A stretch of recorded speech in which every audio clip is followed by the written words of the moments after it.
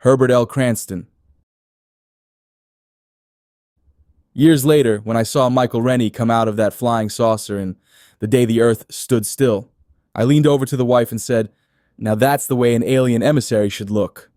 I've always suspected that it was Tachyon's arrival that gave them the idea for that picture. But you know how Hollywood changes things around. I was there, so I know how it really was. For starts, he came down in White Sands, not in Washington. He didn't have a robot, and we didn't shoot him. Considering what happened, maybe we should have, eh?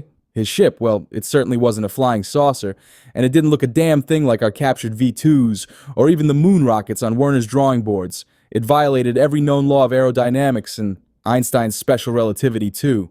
He came down at night, his ship all covered with lights, the prettiest thing I ever saw. It set down plunk in the middle of the proving range, without rockets, propellers, rotors, or any visible means of propulsion whatsoever. The outer skin looked like it was coral, or some kind of porous rock, covered with whorls and spurs, like something you'd find in a limestone cavern or spot while deep-sea diving. I was in the first jeep to reach it. By the time we got there, Tack was already outside. Michael Rennie, now he looked right in that silvery blue spacesuit of his, but Tachyon looked like a cross between one of the Three Musketeers and some kind of circus performer. I don't mind telling you, all of us were pretty scared driving out, the rocketry boys and the eggheads just as much as the GIs. I remembered that Mercury Theater broadcast back in '39, when Orson Welles fooled everybody into thinking that the Martians were invading New Jersey, and I couldn't help thinking maybe this time it was happening for real. But once the spotlights hit him, standing there in front of his ship, we all relaxed. He just wasn't scary. He was short, maybe 5'3", 5'4", and to tell the truth, he looked more scared than us. He was wearing these green tights with the boots built right into them, and this orangey shirt with lace sissy ruffles at the wrist and collar, and some kind of silvery brocade vest real tight. His coat was a lemon yellow number, with a green cloak snapping around in the wind behind him and catching about his ankles.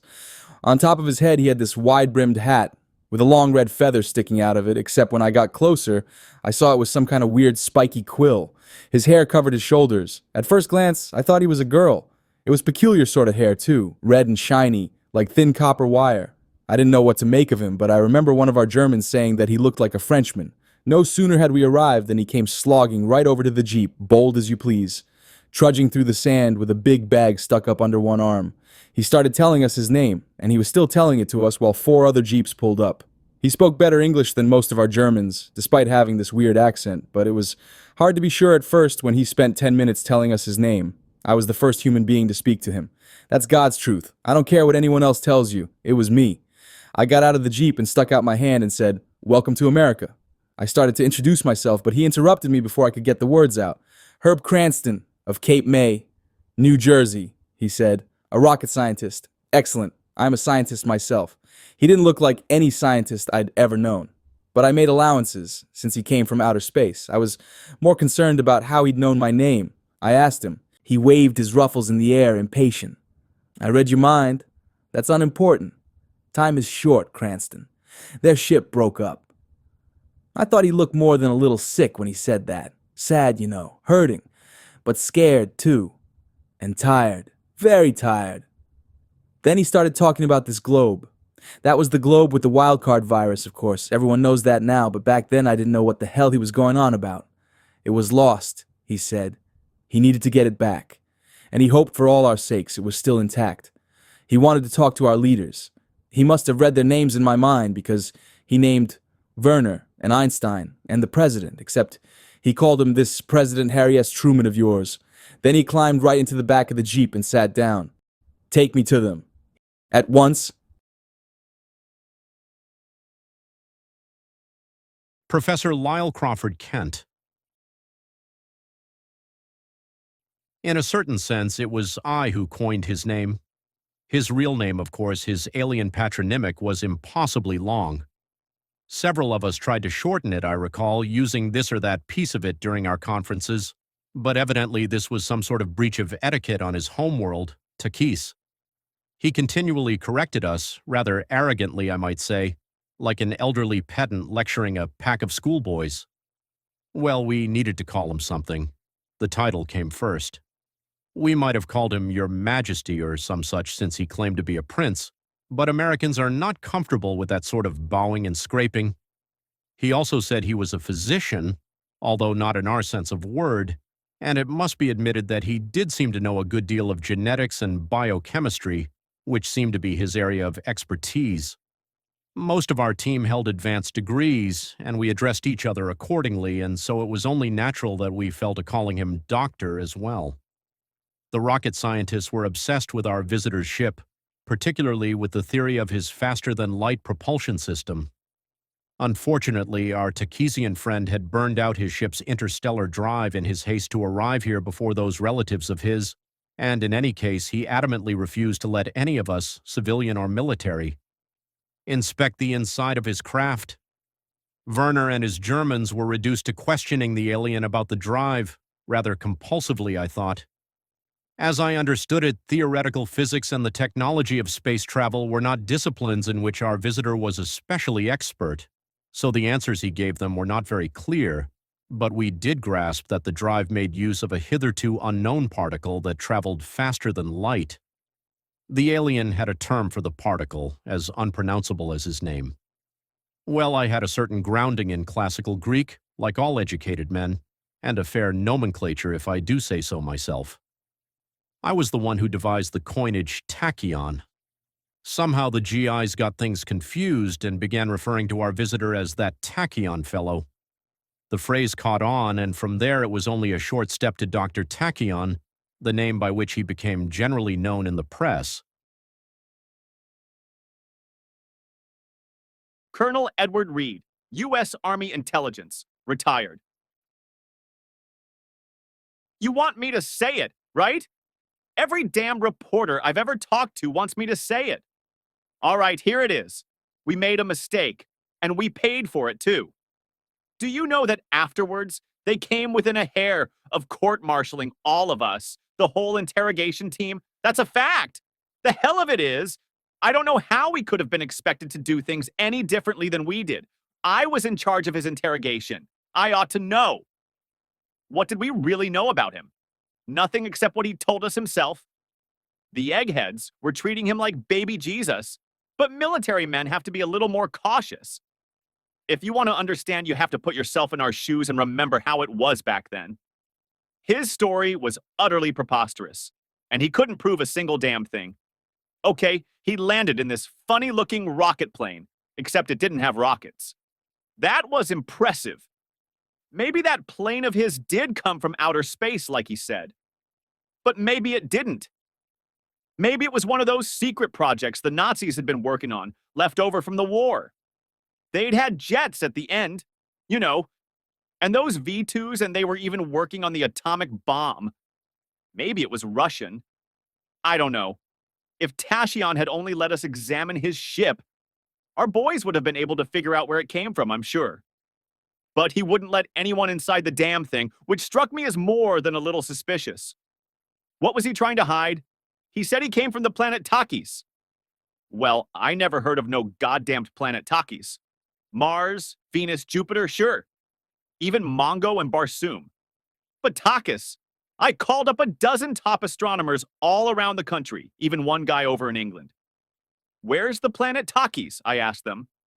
They told me there is no planet Takis. He was supposed to be an alien, right? We examined him. A complete physical, x-rays, a battery of psychological tests, the works. He tested human. Every which way we turned him, he came up human. No extra organs, no green blood, 5 fingers, 5 toes, 2 balls, and 1 cock. The fucker was no different than you and me. He spoke English for Christ's sakes. But get this, he also spoke German, and Russian, and French, and a few other languages I've forgotten. I made wire recordings of a couple of my sessions with him, and played them for a linguist who said the accent was Central European. And the head shrinkers, whoa, you should have heard their reports. Classic paranoid, they said. Megalomania, they said. Schizo, they said. All kinds of stuff. I mean, look, this guy claimed to be a prince from outer space with magic fucking powers who'd come here all alone to save our whole damn planet. Does that sound sane to you? And let me say something about those damned magic powers of his. I'll admit it, that was the thing that bothered me the most. I mean, not only could Tachyon tell you what you were thinking, he could look at you funny and make you jump up on your desk and drop your pants whether you wanted to or not. I spent hours with him every day and he convinced me. The thing was, my reports didn't convince the brass back east. Some kind of trick, they thought. He was hypnotizing us. He was reading body posture, using psychology to make us think he read minds. They were going to send out a stage hypnotist to figure out how he did it, but the shit hit the fan before they got around to it. He didn't ask much. All he wanted was a meeting with the president so he could mobilize the entire American military to search for some crashed rocket ship. Tachyon would be in command, of course. No one else was qualified. Our top scientists could be his assistants. He wanted radar and jets and submarines and bloodhounds and weird machines nobody had ever heard of. You name it, he wanted it. And he didn't want to have to consult with anybody either. This guy was dressed like a fag hairdresser, if you want the truth, but either way he gave orders you would have thought he had 3 stars at least. And why? Oh yeah, his story. That sure was great. On this planet Takis, he said, a couple dozen big families ran the whole show, like royalty. Except they all had magic powers, and they lorded it over everybody else who didn't have magic powers. These families spent most of their time feuding like the Hatfields and McCoys. His particular bunch had a secret weapon they'd been working on for a couple centuries. A tailored artificial virus designed to interact with the genetic makeup of the host organism, he said. He'd been part of the research team. Well, I was humoring him. What did this germ do? I asked him. Now get this. It did everything. What it was supposed to do, according to Tachyon, was goose up these mind powers of theirs. Maybe even give them some new powers, evolve them almost into gods, which would sure as hell give his kin the edge over the others. But it didn't always do that. Sometimes, yeah. Most often, it killed the test subjects. He went on and on about how deadly this stuff was, and managed to give me the creeps. What were the symptoms? I asked. We knew about germ weapons back in '46. Just in case he was telling the truth, I wanted us to know what to look for. He couldn't tell me the symptoms. There were all kinds of symptoms. Everybody had different symptoms. Every single person. You ever hear of a germ worked like that? Not me. Then Tachyon said that sometimes it turned people into freaks instead of killing them. What kind of freaks? I asked. All kinds, he said. I admitted that it sounded pretty nasty and asked him why his folks hadn't used this stuff on the other families. Because sometimes the virus worked, he said. It remade its victims, gave them powers. What kinds of powers? All kinds of powers, naturally. So they had this stuff. They didn't want to use it on their enemies and maybe give them powers. They didn't want to use it on themselves and kill off half the family. They weren't about to forget about it. They decided to test it on us. Why us? Because we were genetically identical to Takisians, he said, the only such race they knew of. And the bug was designed to work on the Takisian genotype. So why were we so lucky? Some of his people thought it was parallel evolution. Others believed that Earth was a lost Takisian colony. He didn't know and didn't care.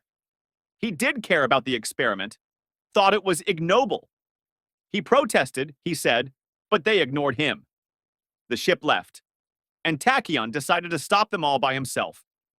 He came after them in a smaller ship, burned out his tachyon drive getting here ahead of them. When he intercepted them, they told him to fuck off.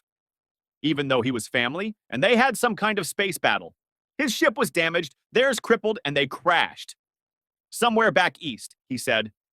He lost them on account of the damage to his ship. So he landed at White Sands, where he thought he could get help.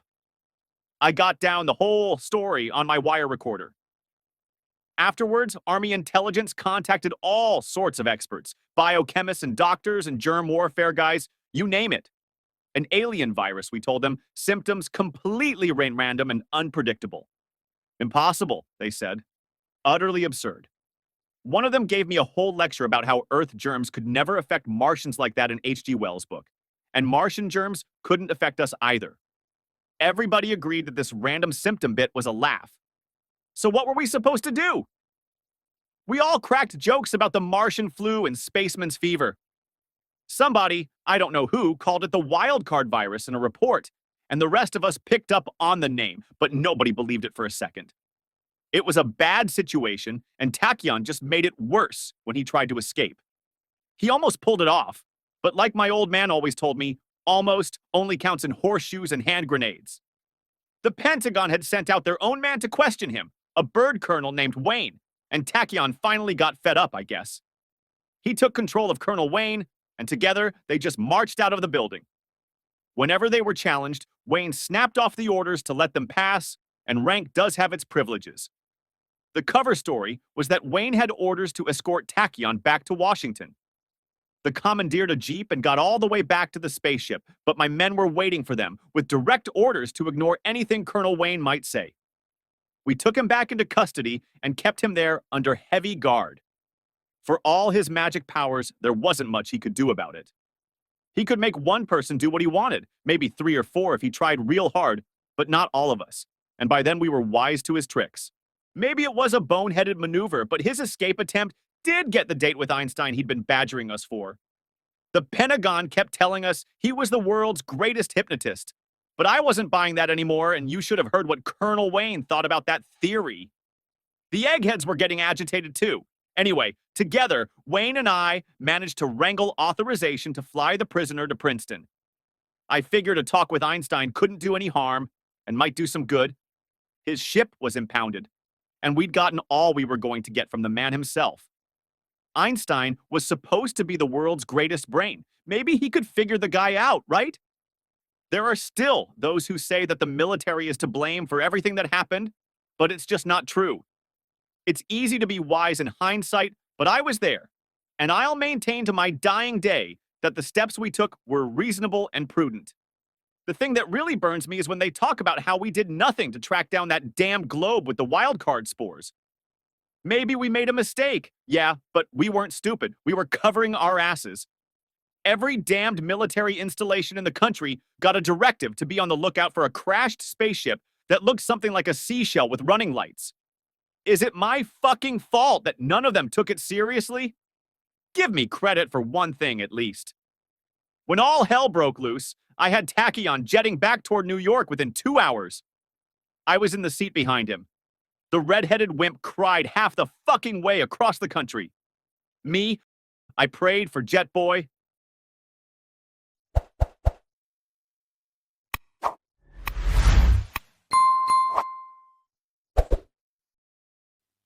"30 Minutes Over Broadway, Jet Boy's Last Adventure" by Howard Waldrop. Bonham's flying service of Shantok, New Jersey was socked in. The small searchlight on the tower barely pushed away the darkness of the swirling fog. There was the sound of car tires on the wet pavement in front of Hangar 23. A car door opened. A moment later it closed. Footsteps came to the employees-only door. It opened. Scoop Swanson came in, carrying his Kodak Autograph Mark II and a bag of flashbulbs and film. Lincoln Traynor raised up from the engine of the surplus P-40 he was overhauling for an airline pilot who had got it voice bid auction for $293. Judging from the shape of the engine, it must have been flown by the Flying Tigers in 1940. A ball game was on the workbench radio. Link turned it down. "Low, Link," said Scoop. "Low." "No word yet." "Don't expect any. The telegram he sent yesterday said he'd be in tonight." "Good enough for me." Scoop lit a Camel with a 3 torches box match from the workbench. He blew smoke towards the absolutely no smoking sign at the back of the hangar. "Hey, what's this?" He walked to the rear. Still in their packing cases were 2 long red wing extensions and 2 300-gallon teardrop underwing tanks. "When these get here?" "Air Corps shipped them yesterday from San Francisco. Another telegram came for him today. You might as well read it. You're doing the story." Link handed him the War Department orders. 2. Jet Boy Tomlin, Robert NMI. 4. Bonma's Flying Service, Hangar 23 Shantok, New Jersey 1. Effective this date 1200 hours. 12. August 46. You are no longer active today. United States Army Air Force. 2. Your aircraft, model experimental, serial number JB1, is hereby decommissioned from active status. United States Army Air Force, and reassigned you as private aircraft. No further material support from USAAF or War Department will be forthcoming. 3. Records, commendations, and awards forwarded under separate cover. 4. Our records show Tomlin, Robert NMI, has not obtained pilot's license. Please contact CAB for courses and certification. 5. Clear skies and tailwinds. From Arnold H. Kofes, USAF reference, Executive Order. Number 2, December 8th, 1941. What's this about him having no pilot's license? Asked the newspaperman. I went through the morgue on him. His file's a foot thick. Hell, he must have flown faster and farther, shot down more planes than anyone. 500 planes, 50 ships. He did it without a pilot's license? Link wiped grease from his mustache. Yep, that was the most plane-crazy kid you ever saw. Back in '39, he couldn't have been more than 12. He heard there was a job out here. He showed up at 4 a.m., lambed out of the orphanage to do it. They came out to get him. But of course, Professor Silverberg had hired him. Squared it with them. Silverberg's the one the Nazis bumped off? The guy who made the jet? Yep. Years ahead of everybody, but weird. I put together the plane for him. Bobby and I put it together by hand. But Silverberg made the jets? Damnedest engines you ever saw. The Nazis, and Italians, and Whittle over in England had started theirs. But the Germans found out something was happening here. How'd the kid learn to fly? He always knew, I think, said Lincoln. One day he's in here helping me bend metal. The next, him and the professor are flying around at 400 miles per, in the dark with those early engines. How'd they keep it secret? They didn't very well. The spies came for Silverberg, wanted him and the plane. Bobby was out with it. I think he and the prof knew something was up. Silverberg put up such a fight, the Nazis killed him. Then, there was this diplomatic stink. In those days, the JB-1 only had 630 cals on it. Where the professor got them, I don't know. But the kid took care of the car full of spies with it, and that speedboat on the Hudson full of embassy people, all on diplomatic visas. Just a sec, Link stopped himself. End of a doubleheader in Cleveland, on the Blue Network. He turned up the metal Philco radio that sat above the tool rack. Sanders to Poppenfuss to Volstad, a double play. That does it. So the Sox dropped 2 to Cleveland. We'll be right. Link turned it off. There goes $5, he said. Where was I? The Krauts killed Silverberg, and Jetboy got even. He went to Canada, right? Joined the RCAF, unofficially. Fought in the Battle of Britain, went to China against the Japs with the Tigers. Was back in Britain for Pearl Harbor. And Roosevelt commissioned him? Sort of. You know, funny thing about his whole career. He fights the whole war, longer than any other American, late 39 to 45. Then right at the end, he gets lost in the Pacific, missing. We all think he's dead for a year. Then they find him on that desert island last month, and now he's coming home. There was a high, thin whine like a prop plane in a dive. It came from the foggy skies outside. Scoop put out his third Camel. How can he land in this soup? He's got an all-weather radar set. Got it off a German night fighter back in '43. He could land that plane in a circus tent at midnight. They went to the door. 2 landing lights pierced the rolling mist. They lowered to the far end of the runway, turned, and came back on the taxi strip. The red fuselage glowed in the gray-shrouded lights of the airstrip. The twin-engine high-wing plane turned toward them and rolled to a stop. Link Trainer put a set of double chocks under each of the 2 rear tricycle landing gears. Half the glass nose of the plane levered up and pulled back. The plane had 4 20mm cannon snouts in the wing roots between the engines, and a 75mm gun port below and to the left of the cockpit rim. It had a high, thin rudder, and the rear elevators were shaped like the tail of a brook trout. Under each of the elevators was the muzzle of a rear-firing machine gun.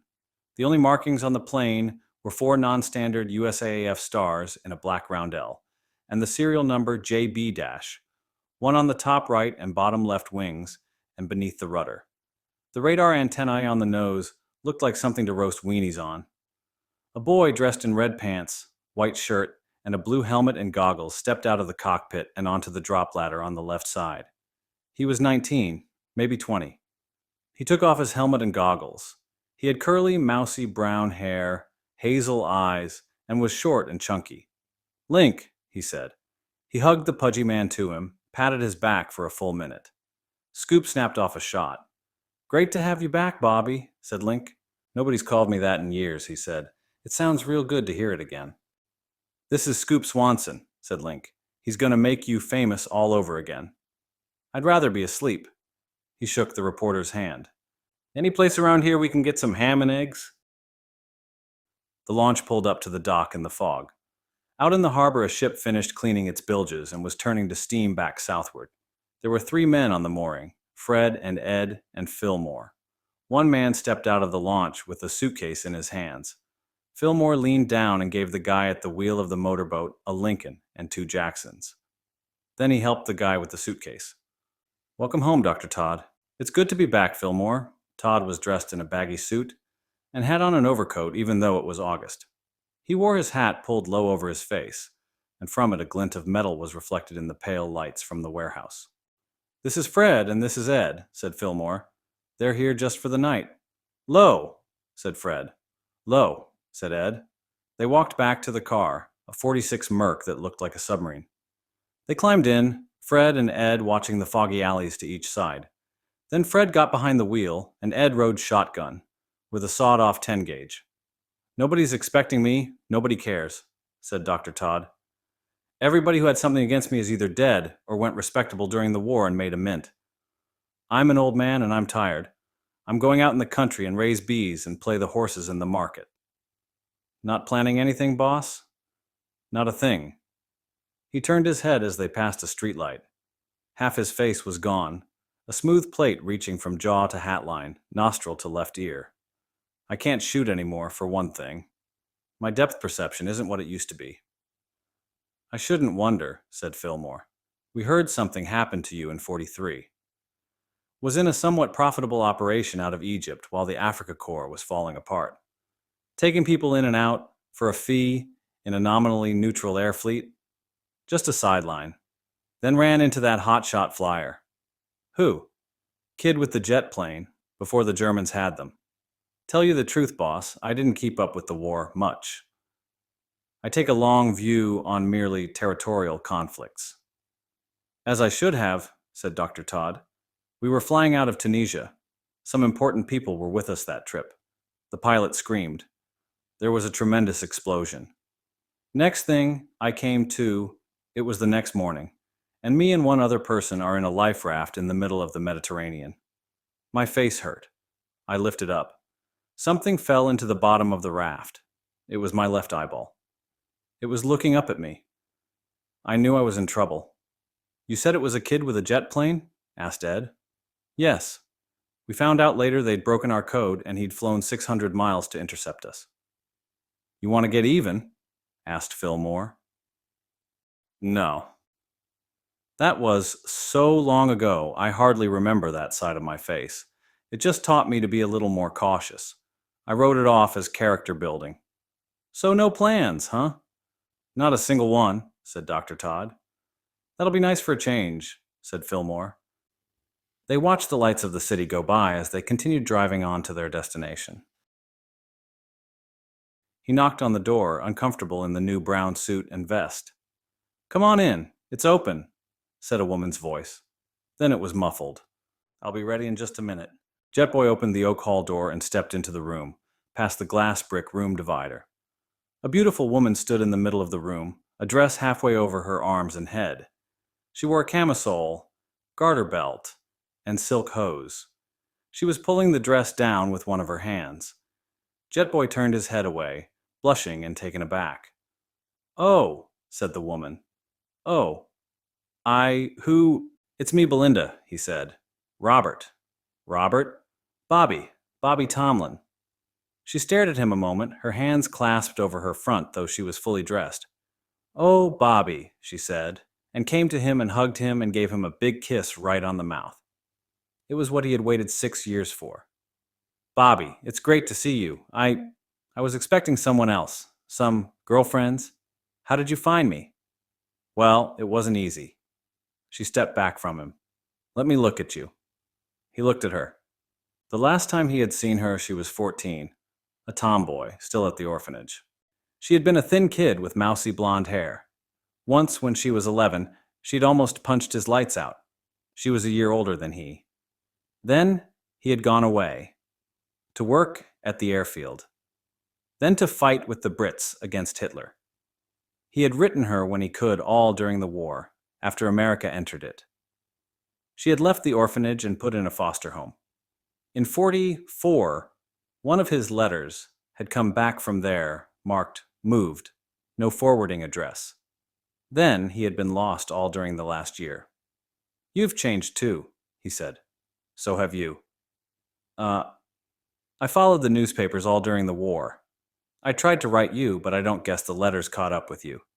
Then they said you were missing at sea, and I sort of gave up. Well, I was, but they found me. Now I'm back. How have you been? Real good. Once I ran away from the foster home, she said. A look of pain came across her face. You don't know how glad I was to get away from there. Oh, Bobby, she said. Oh, I wish things was different. She started to cry a little. Hey, he said, holding her by the shoulders. Sit down. I've got something for you. A present? Yep. He handed her a grimy, oil-stained paper parcel. I carried these with me the last 2 years of the war. They were in the plane with me on the island. Sorry I didn't have time to rewrap them. She tore the English butcher paper. Inside were copies of The House at Pooh Corner and The Tale of the Fierce Bad Rabbit. Oh, said Belinda. Thank you. He remembered her dressed in the orphanage coveralls, just in, dusty and tired from a baseball game, lying on the reading room floor with a Pooh book open before her. The Pooh book's signed by the real Christopher Robin, he said. I found out he was an RAF officer at one of the bases in England. He said he usually didn't do this sort of thing, that he was just another airman. I told him I wouldn't tell anyone. I'd searched high and low to find a copy, and he knew that, though. This other one's got more of a story behind it. I was coming back near dusk, escorting some crippled B-17s. I looked up and saw 2 German night fighters coming in, probably setting up patrol, trying to catch some Lancasters before they went over the channel. To make a long story short, I shot down both of them. They packed in near a small village, but I had run out of fuel and had to set down. Saw a pretty flat sheep pasture with a lake at the far end of it, and went in. When I climbed out of the cockpit, I saw a lady and a sheepdog standing at the edge of the field. She had a shotgun. When she got close enough to see the engines and decals, she said, "Good shooting! Won't you come in for a bite of supper and to use the telephone to call Fighter Command?" We could see the 2 M110s burning in the distance. "You're the famous jet boy," she said. "We have followed your exploits in the sorry paper. I'm Mrs. Heelis." She held out her hand. I shook it. "Mrs. William Heelis? And this is sorry?" "Yes," she said. "You're Beatrix Potter," I said. "I suppose I am," she said. Belinda, she was this stout old lady in a raggedy sweater and a plain old dress. But when she smiled, I swear, all of England lit up. Belinda opened the book. On the flyleaf was written, "To Jet Boy's American friend Belinda, from Mrs. William Heelis, Beatrix Potter. 12th April 1943. Jet Boy drank the coffee Belinda made for him. Where are your friends?" he asked. Well, they should have been here by now. I was thinking of going down the hall to the phone and trying to call them. I can change, and we can sit around and talk about old times. I really can call. "No," said Jet Boy. "Tell you what. I'll call you later on in the week. We can get together some night when you're not busy. That would be fun." "Sure would." Jet Boy got up to go. "Thank you for the books, Bobby. They mean a lot to me. They really do. It's real good to see you again, Bee. Nobody's called me that since the orphanage. Call me real soon, will you?" "Sure will." He leaned down and kissed her again. He walked to the stairs. As he was going down, a guy in a modified zoot suit, pegged pants, long coat, watch chain, bow tie the size of a coat hanger, hair slicked back, reeking of Brill cream and Old Spice, went up the stairs 2 at a time, whistling, "It ain't the meat, it's the motion." Jet Boy heard him knocking at Belinda's door. Outside it had begun to rain. Great, just like in a movie, said Jetboy. The next night was quiet as a graveyard. Then the dogs, all over the Pine Barrens, started to bark. Cats screamed. Birds flew in panic from thousands of trees, circled, swooping this way and that in the dark night. Static washed over every radio in the northeastern United States. New television sets flared out, volume doubling. People gathered around 9-inch Dumonts jumped back at the sudden noise and light, dazzled in their own living rooms and bars and sidewalks outside appliance stores, all over the East Coast. To those out in that hot August night, it was even more spectacular. A thin line of light, high up, moved, brightened, still falling.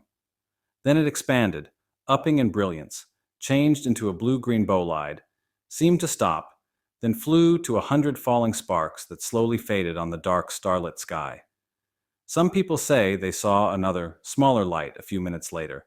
It seemed to hover, then sped off to the west, growing dimmer as it flew. The newspapers had been full of stories of the ghost rockets in Sweden all that summer. It was the silly season.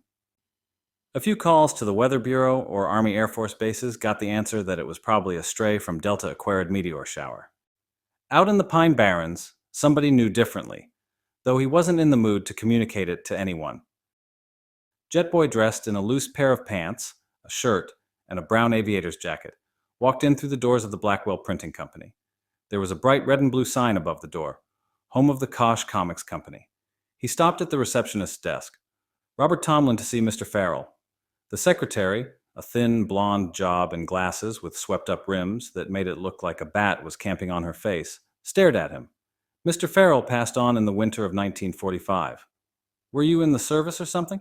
Something. Would you like to speak to Mr. Lowboy? He has Mr. Farrell's job now. Whoever's in charge of Jetboy Comics. The whole place began shaking as printing presses cranked up in the back of the building. On the walls of the office were garish comic book covers, promising things only they could deliver. Robert Tomlin, said the secretary to the intercom. Never heard of him. What was this about? Asked the secretary. Tell him Jetboy wants to see him. Oh, she said, looking at him. I'm sorry, I didn't recognize you. Nobody ever does. Lowboy looked like a gnome with all the blood sucked out. He was as pale as Harry Langdon must have been, like a weed grown under a burlap bag. Jetboy! He held out a hand like a bunch of grubworms. We'd all thought you died until we saw the papers last week. You're a real national hero, you know? I don't feel like one. What can I do for you? Not that I'm not pleased to finally meet you, but you must be a busy man. Well, first, I found out none of the licensing and royalty checks had been deposited in my account since I was reported missing and presumed dead last summer. What, really? The legal department must have put it in escrow or something until somebody came forward with a claim. I'll get them right on it.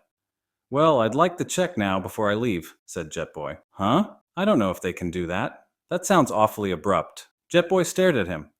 Okay, let me call accounting. He yelled into the telephone. Oh, said Jetboy.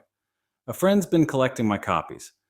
I checked the statement of ownership and circulation for the last 2 years. I know Jetboy Comics have been selling 500,000 copies an issue lately. Lowboy yelled into the phone some more. He put it down. It'll take 'em a little while. Anything else? I don't like what's happening to the funny book, said Jetboy. What's not to like? It's selling 500,000 copies a month. For one thing, the plane's getting to look more and more like a bullet. And the artists have swept back the wings, for Christ's sakes. This is the atomic age, kid. Boys nowadays don't like a plane that looks like a red leg of lamb with coat hangers sticking out of the front. Well, it's always looked like that. And another thing, why's the damn plane blue in the last 3 issues? Not me. I think red's fine, but Mr. Blackwell sent down a memo. Said no more red except for blood. He's a big legionnaire. Tell him the plane has to look right. And be the right color. Also, the combat reports were forwarded. When Farrell was sitting at your desk, the comic was about flying in combat and cleaning up spy rings, real stuff. And there were never more than 2 10-page Jetboy stories an issue. When Farrell was at this desk, the book was only selling 250,000 copies a month, said Lowboy. Robert stared at him again. I know the war's over and everybody wants a new house and eye-bulging excitement, said Jetboy. But look what I find in the last 18 months. I never fought anyone like the Undertaker, any place called the Mountain of Doom. And come on, the Red Skeleton? Mr. Maggot? Professor Bluto? What is this with all the skulls and tentacles? I mean, evil twins named Sturm and Drang Hohenzollern? The arthropod ape? A gorilla with 6 sets of elbows? Where do you get all this stuff? It's not me. It's the writers. They're a crazy bunch, always taking Benzedrine and stuff. Besides, it's what the kids want. What about the flying features and the articles on real aviation heroes? I thought my contract called for at least 2 features an issue on real events and people. We'll have to look at it again. But I can tell you, kids don't want that kind of stuff anymore. They want monsters, spaceships, stuff that'll make them wet the bed. You remember? You were a kid once yourself. Jet Boy picked up a pencil from the desk. I was 13 when the war started, 15 when they bombed Pearl Harbor. I've been in combat for 6 years. Sometimes I don't think I was ever a kid. Lowboy was quiet a moment. Tell you what you need to do, he said. You need to write up all the stuff you don't like about the book and send it to us. I'll have the legal department go over it, and we'll try to do something, work things out. Of course, we print 3 issues ahead, so it'll be Thanksgiving before the new stuff shows up. Or later. Jetboy sighed. I understand. I sure do want you happy, because Jetboy's my favorite comic. No, I really mean that. The others are just a job. My God, what a job. Deadlines, working with drunks and worse, riding herd over printers. You can just imagine. But I like the work on Jetboy. It's special. Well, I'm glad. Sure. Lowboy drummed his fingers on the desk. Wonder what's taking them so long. Probably getting out the other set of ledgers, said Jetboy. Hey, no, we're square here. Lowboy came to his feet. Just kidding. Oh. Say, the paper said you were, marooned on a desert island or something? Pretty tough? Well, lonely. I got tired of catching and eating fish. Mostly it was boring and I missed everything. I don't mean missed. I mean missed out. I was there from April 29th of 45 until last month. There were times when I thought I'd go nuts. I couldn't believe it one morning when I looked up, and there was the USS Reluctant anchored less than a mile offshore. I fired a flare, and they picked me up. It's taken a month to get someplace to repair the plane, rest up, and get home. I'm glad to be back. I can imagine. Hey, lots of dangerous animals on the island? I mean lions and tigers and stuff. Jetboy laughed. It was less than a mile wide and a mile and a quarter long. There were birds and rats and some lizards. Lizards? Big lizards. Poisonous. No, small. I must have eaten half of them before I left. Got pretty good with a slingshot made out of an oxygen hose. Huh? I bet you did. The door opened and a tall guy with an ink-smudged shirt came in. That him? Asked Lowboy. I only seen him once, but it looks like him, said the man. Good enough for me, said Lowboy.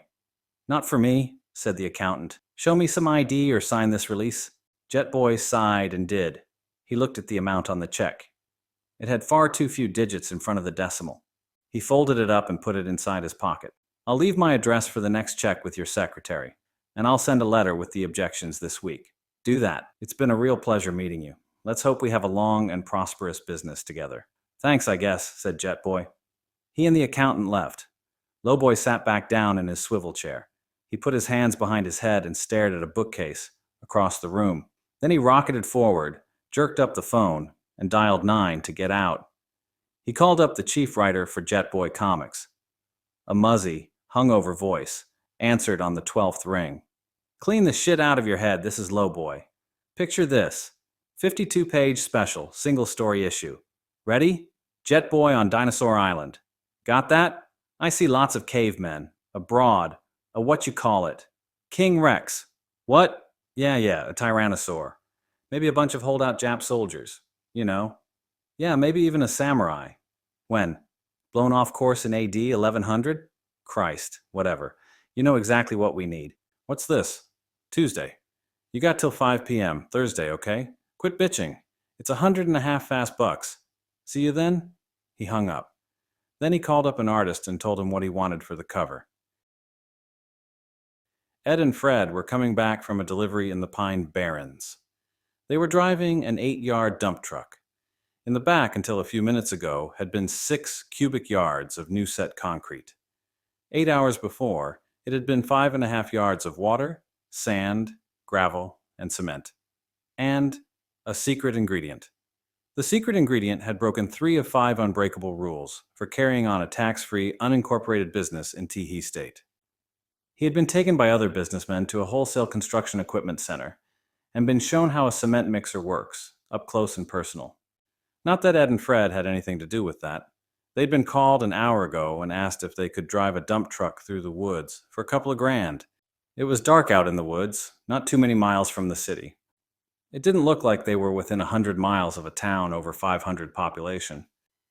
The headlights picked out ditches where everything from old airplanes to sulfuric acid bottles lay in clogged heaps. Some of the dumpings were fresh. Smoke and fire played about a few. Others glowed without combustion. A pool of metal bubbled and popped as they ground by. Then they were back into the sheep pines again, jouncing from rut to rut. "Hey!" yelled Ed. "Stop!" Fred threw on the brakes, killing the engine. "God damn," he said. "What the hell's the matter with you? Back there! I swear I saw a guy pushing a neon cat's eye marble the size of Cleveland." "I'm sure as hell not going back," said Fred. "Nah, come on. You don't see stuff like that every day." "Shit, Ed! Someday you're going to get us both killed." It wasn't a marble. They didn't need their flashlights to tell it wasn't a magnetic mine. It was a rounded canister that glowed on its own with swirling colors on it. It hid the man pushing it. "It looks like a rolled-up neon armadillo," said Fred, who'd been out west. The man behind the thing blinked at them, unable to see past their flashlights. He was tattered and dirty, with a tobacco-stained beard and wild steel-wool hair. They stepped closer. "It's mine," he said to them, stepping in front of the thing, holding his arms out across it. "Easy, old-timer," said Ed. "What you got?" "My ticket to Easy Street. You from the Air Corps?" "Hell no, let's look at this." The man picked up a rock. "Stay back. I found it where I found the plane crash. The Air Corps will pay plenty to get this atomic bomb back." "That doesn't look like any atomic bomb I've ever seen," said Fred. "Look at the writing on the side. It ain't even English." "Course it's not. It must be a secret weapon. That's why they dressed it up so weird." "Who?" "I told you more'n I meant to. Get out of my way." Fred looked at the old geezer. "You piqued my interest," he said. "Tell me more." "Out of my way, boy. I killed a man over a can of lye hominy once." Fred reached in his jacket. He came out with a pistol with a muzzle that looked like a drain pipe. "It crashed last night," said the old man, eyes wild. "Woke me up. Lit up the whole sky. I looked for it all day today. Figured the woods would be crawling with Air Corps people and state troopers, but nobody came. Found it just before dark tonight. Tore all hell up, it did. Knocked the wings completely off the thing when it crashed. All these weird-dressed people all scattered around. Women, too." He lowered his head a minute, shame on his face. "Anyway, they was all dead. Must have been a jet plane. Didn't find no propellers or nothing. And this here atomic bomb was just lying there in the wreck. I figured the Air Corps would pay real good to get it back. Friend of mine found a weather balloon once, and they gave him $1 and a quarter. I figure this is about 1,000,000 times as important as that." Fred laughed. $1.25, huh? I'll give you $10 for it." "I can get 1,000,000. Fred pulled the hammer back on the revolver. "50, said the old man. 20. It ain't fair, but I'll take it." "What are you going to do with that?" asked Ed. "Take it to Dr. Todd," said Fred. "He'll know what to do with it. He's the scientific type." "What if it is an A-bomb?" "Well, I don't think A-bombs have spray nozzles on them." And the old man was right. The woods would have been crawling with Air Force people if they'd lost an atomic bomb. Hell, only 5 of them have ever been exploded. They can't have more than a dozen, and you better believe they know where every one of them is, all the time. "Well, it ain't a mine," said Ed. "What do you think it is?" "I don't care. If it's worth money, Dr. Todd'll split with us. He's a square guy." "For a crook," said Ed. They laughed, and the thing rattled around in the back of the dump truck. The MPs brought the red-haired man into his office and introduced them. "Please have a seat, doctor," said Einstein. He lit his pipe. The man seemed ill at ease, as he should have been after 2 days of questioning by Army intelligence. "They have told me what happened at White Sands, and that you won't talk to anyone but me," said Einstein. "I understand they used sodium pentothal on you, and that it had no effect." "It made me drunk," said the man, whose hair in this light seemed orange and yellow. "But you didn't talk?" "I said things, but not what they wanted to hear. Very unusual. Blood chemistry. Einstein sighed. He looked out the window of the Princeton office. Very well, then. I will listen to your story. I'm not saying I will believe it, but I will listen. All right, said the man, taking a deep breath. Here goes. He began to talk, slowly at first, forming his words carefully, gaining confidence as he spoke. As he began to talk faster, his accent crept back in, one Einstein could not place, something like a Fiji Islander who had learned English from a Swede. Einstein refilled his pipe twice, then left it unlit after filling it the third time. He sat slightly forward, occasionally nodding, his gray hair an aureole in the afternoon light. The man finished. Einstein remembered his pipe, found a match, lit it. He put his hands behind his head. There was a small hole in his sweater near the left elbow. They'll never believe any of that, he said. I don't care as long as they do something, said the man. As long as I get it back.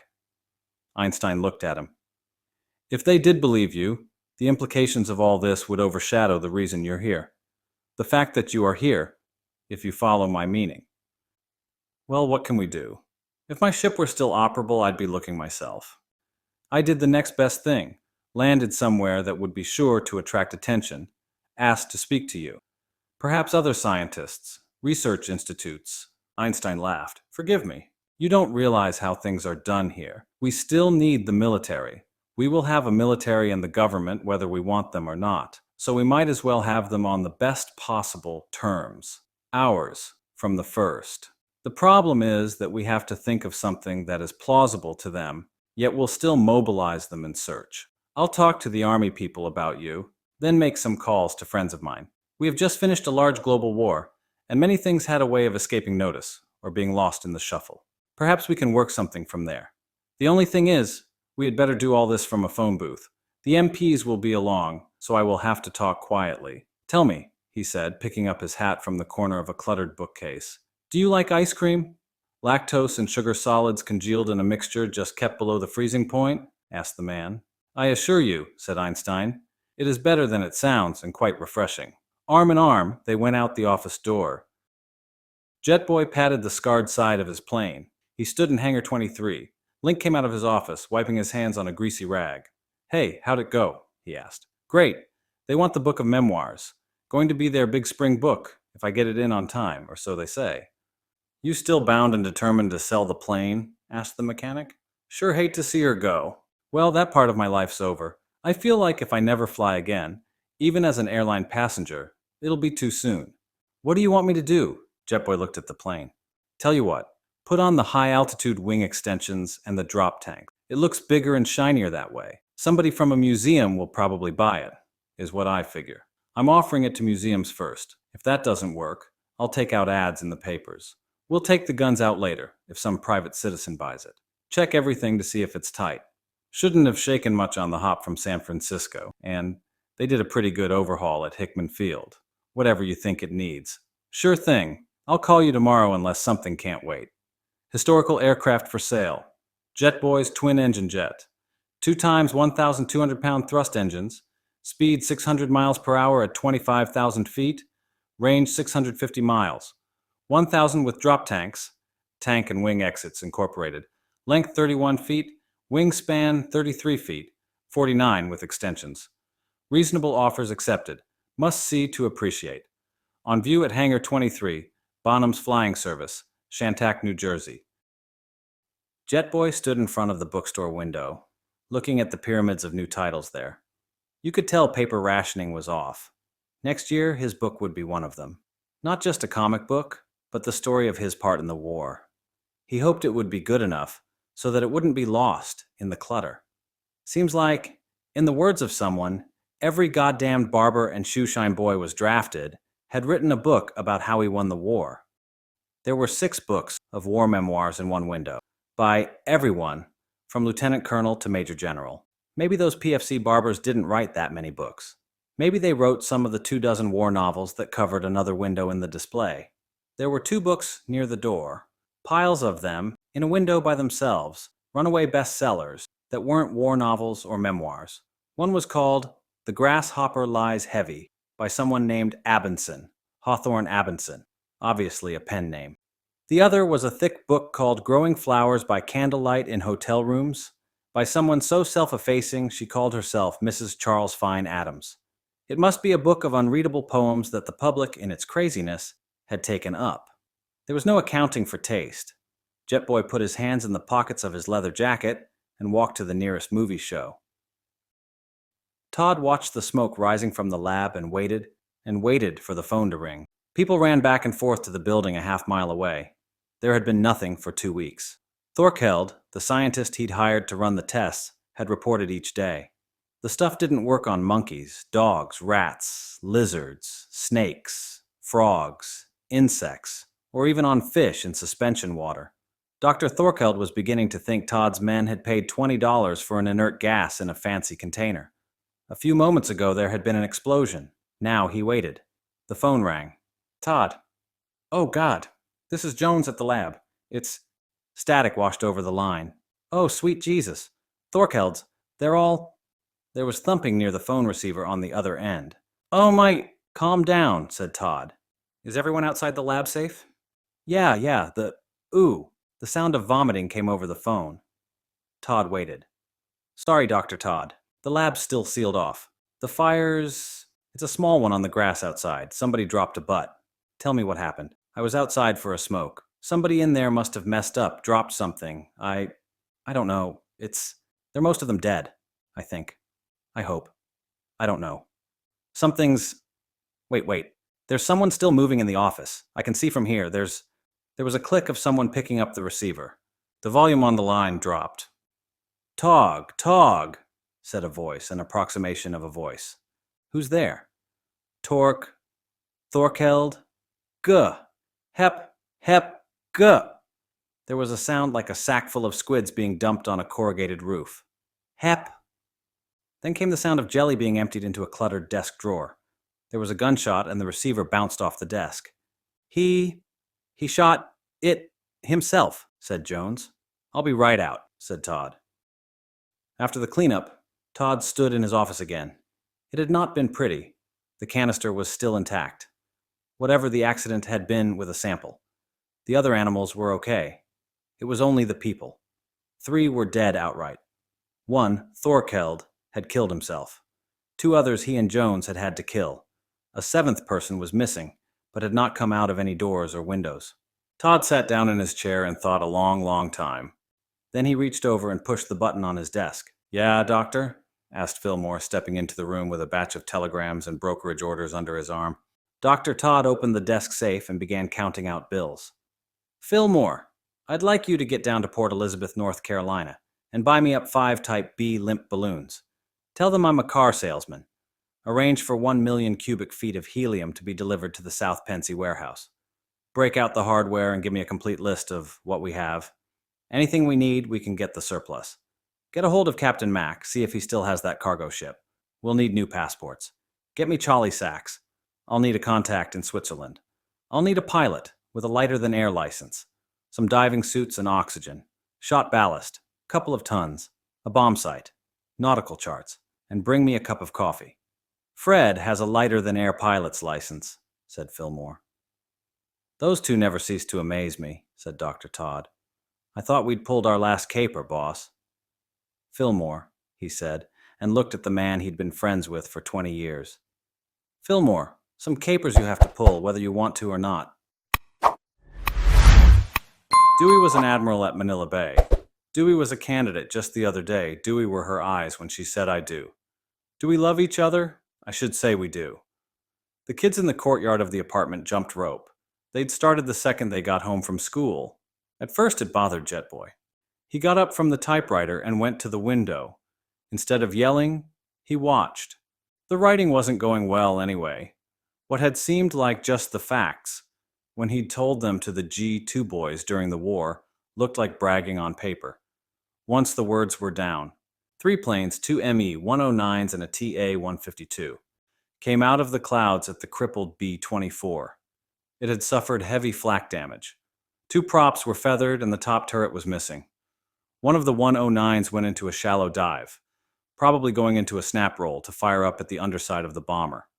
I eased my plane in a long turn and fired a deflection shot. while about 700 yards away and closing. I saw 3 hits, then the 109 disintegrated. The TA-152 had seen me and dived to intercept. As the 109 blew up, I throttled back and hit my air brakes. The 152 flashed by less than 50 yards away. I saw the surprised look on the pilot's face. I fired 1 blast as he flashed by with my 20mm. Everything from his canopy back flew apart in the shower. I pulled up. The last 109 was behind the Liberator. He was firing with his machine guns and cannon. He'd taken out the tail gunner, and the belly turret couldn't get enough elevation. The bomber pilot was wig-wagging the tail so the waist gunners could get a shot, but only the left waist gun was working. I was more than a mile away, but had turned above and to the right. I put the nose down and fired 1 round of the 75mm just before the gunshot flashed across the 109. The whole middle of the fighter disappeared. I could see France through it. The only image I have is that I was looking down on top of an open umbrella, and somebody folded it suddenly. The fighter looked like Christmas tree tinsel as it fell. Then the few gunners left on the B-24 opened up on me, not recognizing my plane. I flashed my IFF code, but their receivers must have been out. There were 2 German parachutes far below. The pilots of the first 2 fighters must have gotten out. I went back to my base. When they ran maintenance, they found one of my 75mm missing and only 12 20mm shells. I'd shot down 3 enemy planes. I later learned the B-24 had crashed in the channel and there were no survivors. Who needs this stuff? Jetboy thought. The war is over. Does anyone really want to read The Jet-Propelled Boy when it's published? Does anybody other than morons even want to read Jetboy comics anymore? I don't even think I'm needed. What can I do now? Fight crime? I can see strafing getaway cars full of bank robbers. That would be a really fair fight. Barnstorming? That went out with Hoover. And besides, I don't want to fly again. This year, more people will fly on airliners on vacation than have ever been in the air altogether in the last 43 years. Male pilots, crop dusters, and wars included. What can I do? Break up a trust?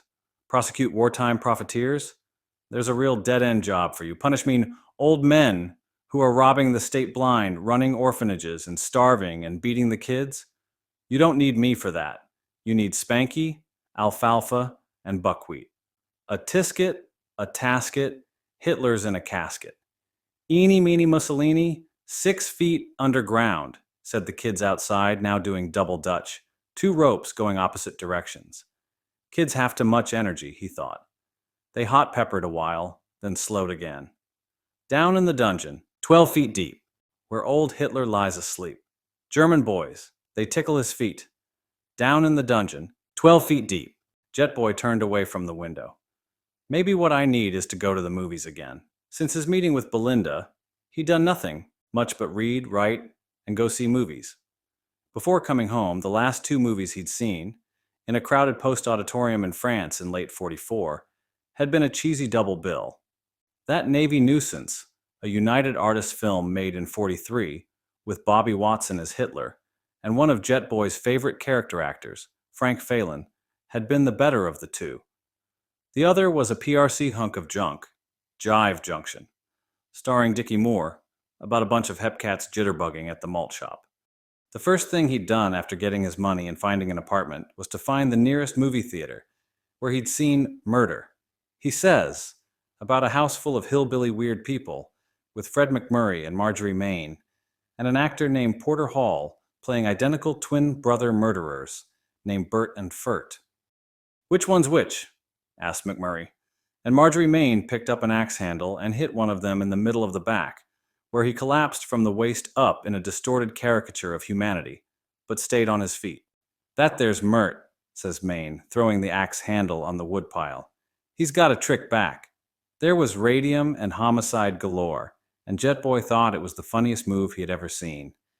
Since then, he'd gone to the movies every day, sometimes going to 3 theaters and seeing from 6 to 8 movies a day. He was adjusting to civilian life, like most soldiers and sailors had, by seeing films. He had seen Lost Weekend with Ray Milland, and Frank Phelan again, this time as a male nurse in a psycho ward. A Tree Grows in Brooklyn, The Man Goes Home, with William Powell at his alcoholic best, Bring on the Girls and It's in the Bag with Fred Allen. Incendiary Blonde, the story of G.I. Joe. Jet Boy had been the subject of one of Pyle's columns back in '43. A horror film called Isle of the Dead with Boris Karloff. A new kind of Italian movie called Open City at an art house. And The Postman Always Rings Twice. And there were other films, Monogram and PRC and Republic Westerns and crime movies. Pictures he'd seen in 24-hour nabbies, but had forgotten about 10 minutes after leaving the theaters. By the lack of star names and the 4F look of the leading men, they'd been bottom halves of double bills made during the war, all clocking in at exactly 59 minutes running time. Jet Boy sighed. So many movies, so much of everything he'd missed during the war. He'd even missed VE and VJ days, stuck on that island, before he and his plane had been found by the crew of the USSS Reluctant. The way the guys on the Reluctant talked, you'd have thought they missed most of the war and movies too. He was looking forward to a lot of films this fall, and to seeing them when they came out, the way everyone else did, the way he'd used to do at the orphanage. Jet Boy sat back down at the typewriter. If I don't work, I'll never get this book done. I'll go to the movies tonight. He began to type up all the exciting things he'd done on July 12th, 1944. In the courtyard, women were calling kids in for supper as their fathers came home from work. A couple of kids were still jumping rope out there, their voices thin in the afternoon air. Hitler looks like this. Mussolini bows like this. Sonia Haney skates like this. And Betty Grable misses like this. The haberdasher in the White House was having a piss ass of a day. It started with a phone call a little after 6 a.m. The nervous Nellies over at the State Department had some new hot rumors from Turkey. The Soviets were moving all their men around on that nation's edges. Well, the plain-speaking man from Missouri said, "Call me when they cross the goddamn border, and not until..." Now this. Independence's first citizen watched the door close. The last thing he saw was Einstein's heel disappearing. It needed half-soling. He sat back in his chair, lifted his thick glasses off his nose, rubbed vigorously. Then the president put his fingers together in a steeple, his elbows resting on the desk. He looked at the small model plow on his desk. It had replaced the model of the M1 Garand that had sat there from the day he took office until VJ Day. There were 3 books on the right corner of the desk, a Bible, a thumbed thesaurus, and a political history of the United States. There were 3 buttons on his desk for calling various secretaries, but he never used them. Now that peace had come, I'm fighting to keep 10 wars from breaking out in 20 places. There's strikes looming in every industry, and that's a damn shame. People are hollering for more cars and refrigerators, and they're as tired as I am of war and war's alarm. And I have to kick the hornet's nest again, get everybody out looking for a damn germ bomb that might go off and infect the whole U.S. and kill half the people or more. We'd have been better off still fighting with sticks and rocks.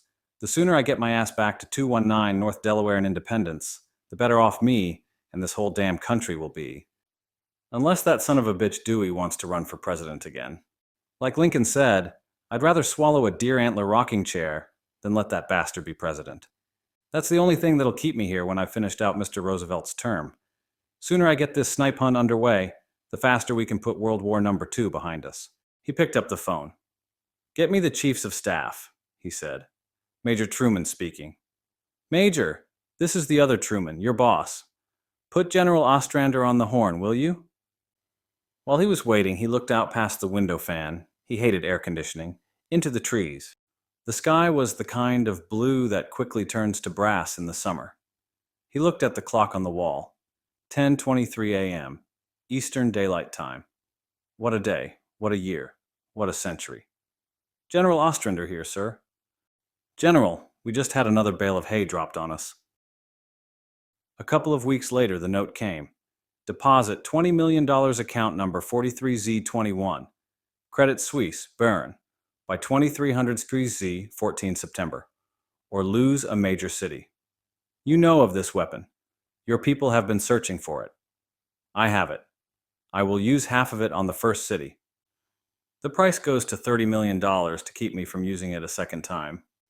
You have my word, it will not be used if the first payment is made, and instructions will be sent on where the weapon can be recovered. The plain-speaking man from Missouri picked up the phone. "Kick everything up to top notch," he said. "Call the cabinet, get the Joint Chiefs together. And Ostrander." "Yes, sir?" "Better get a hold of that kid Flyer." "What's his name?" "You mean Jet Boy, sir? He's not on active duty anymore." "The hell he's not. He is now." "Yes, sir."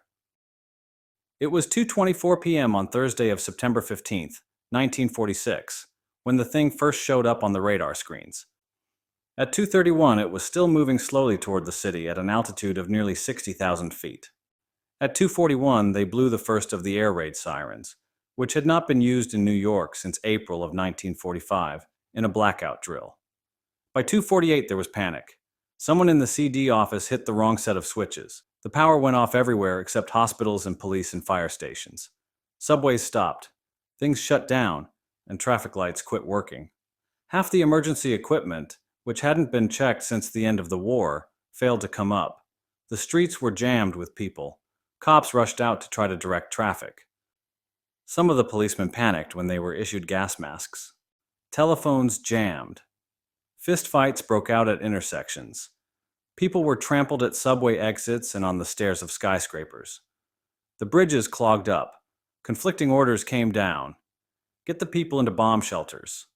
No. Evacuate the island. Two cops on the same corner yelled conflicting orders at the crowds. Mostly people just stood around and looked. Their attention was soon drawn to something in the southeastern sky. It was small and shiny. Flak began to bloom ineffectually 2 miles below it. On and on it came. When the guns over in Jersey began to fire, the panic really started. It was 3 p.m. "It's really quite simple," said Dr. Todd. He looked down toward Manhattan, which lay before him like a treasure trove. He turned to Fillmore and held up a large cylindrical device that looked like the offspring of a pipe bomb and a combination lock. "Should anything happen to me, simply insert this fuse in the holder in the explosives."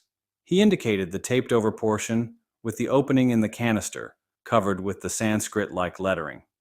"Twist it to the number 500, then pull this lever." He indicated the Bombay door latch. "It'll fall of its own weight." And I was wrong about the bomb sights. Pinpoint accuracy is not our goal. He looked at Fillmore through the grill of his diving helmet. They had all worn diving suits with hoses leading back to a central oxygen supply. "Make sure, of course, everyone's suited with their helmet on. Your blood would boil in this thin air. And these suits only have to hold pressure for the few seconds the bomb doors open." "I don't expect no trouble, boss." "Neither do I. After we bomb New York City, we go out to our rendezvous with the ship, rip the ballast, set down, and head for Europe. They'll be only too glad to pay us the money then. They have no way of knowing we'll be using the whole germ weapon. 7 million or so dead should quite convince them we mean business." "Look at that," said Ed from the co-pilot's seat. "Way down there, Flak." "What's our altitude?" asked Dr. Todd. "Right on 58,000 feet, said Fred. "Target?" Ed sighted, checked a map. 16 miles straight ahead. "You sure called those wind currents just right, Dr. Todd." They had sent him to an airfield outside Washington, D.C., to wait. That way he would be within range of most of the major East Coast cities. He had spent part of the day reading, part asleep, and the rest talking over the war with some of the other pilots. Most of them, though, were too new to have fought in any but the closing days of the war. Most of them were jet pilots, like him, who had done their training in P-59 Air Comets, or P-80 Shooting Stars. A few of them in the ready room belonged to a P-51 prop jet squadron. There was a bit of tension between the blowtorch jockeys and the piston eaters. All of them were a new breed, though. Already there was talk Truman was going to make the Army Air Force into a separate branch, just the Air Force, within the next year. Jet Boy felt, at 19, that time had passed him by. "They're working on something," said one of the pilots. "That'll go through the sonic wall. Bell's behind it. A friend of mine out at Muroc says wait till they get the flying wing in operation. They're already working on an all-jet version of it. A bomber that can go 13,000 miles at 500 per, carries a crew of 13, bunk beds for 7, can stay up for a day and a half," said another. "Anybody know anything about this alert?" asked a very young, nervous guy with second Louis bars. "The Russians up to something." "I heard we were going to Greece," said someone. "Ouzo for me. Gallons of it." More like check potato peel vodka. We'll be lucky if we see Christmas. Jetboy realized he missed ready room banter more than he had thought.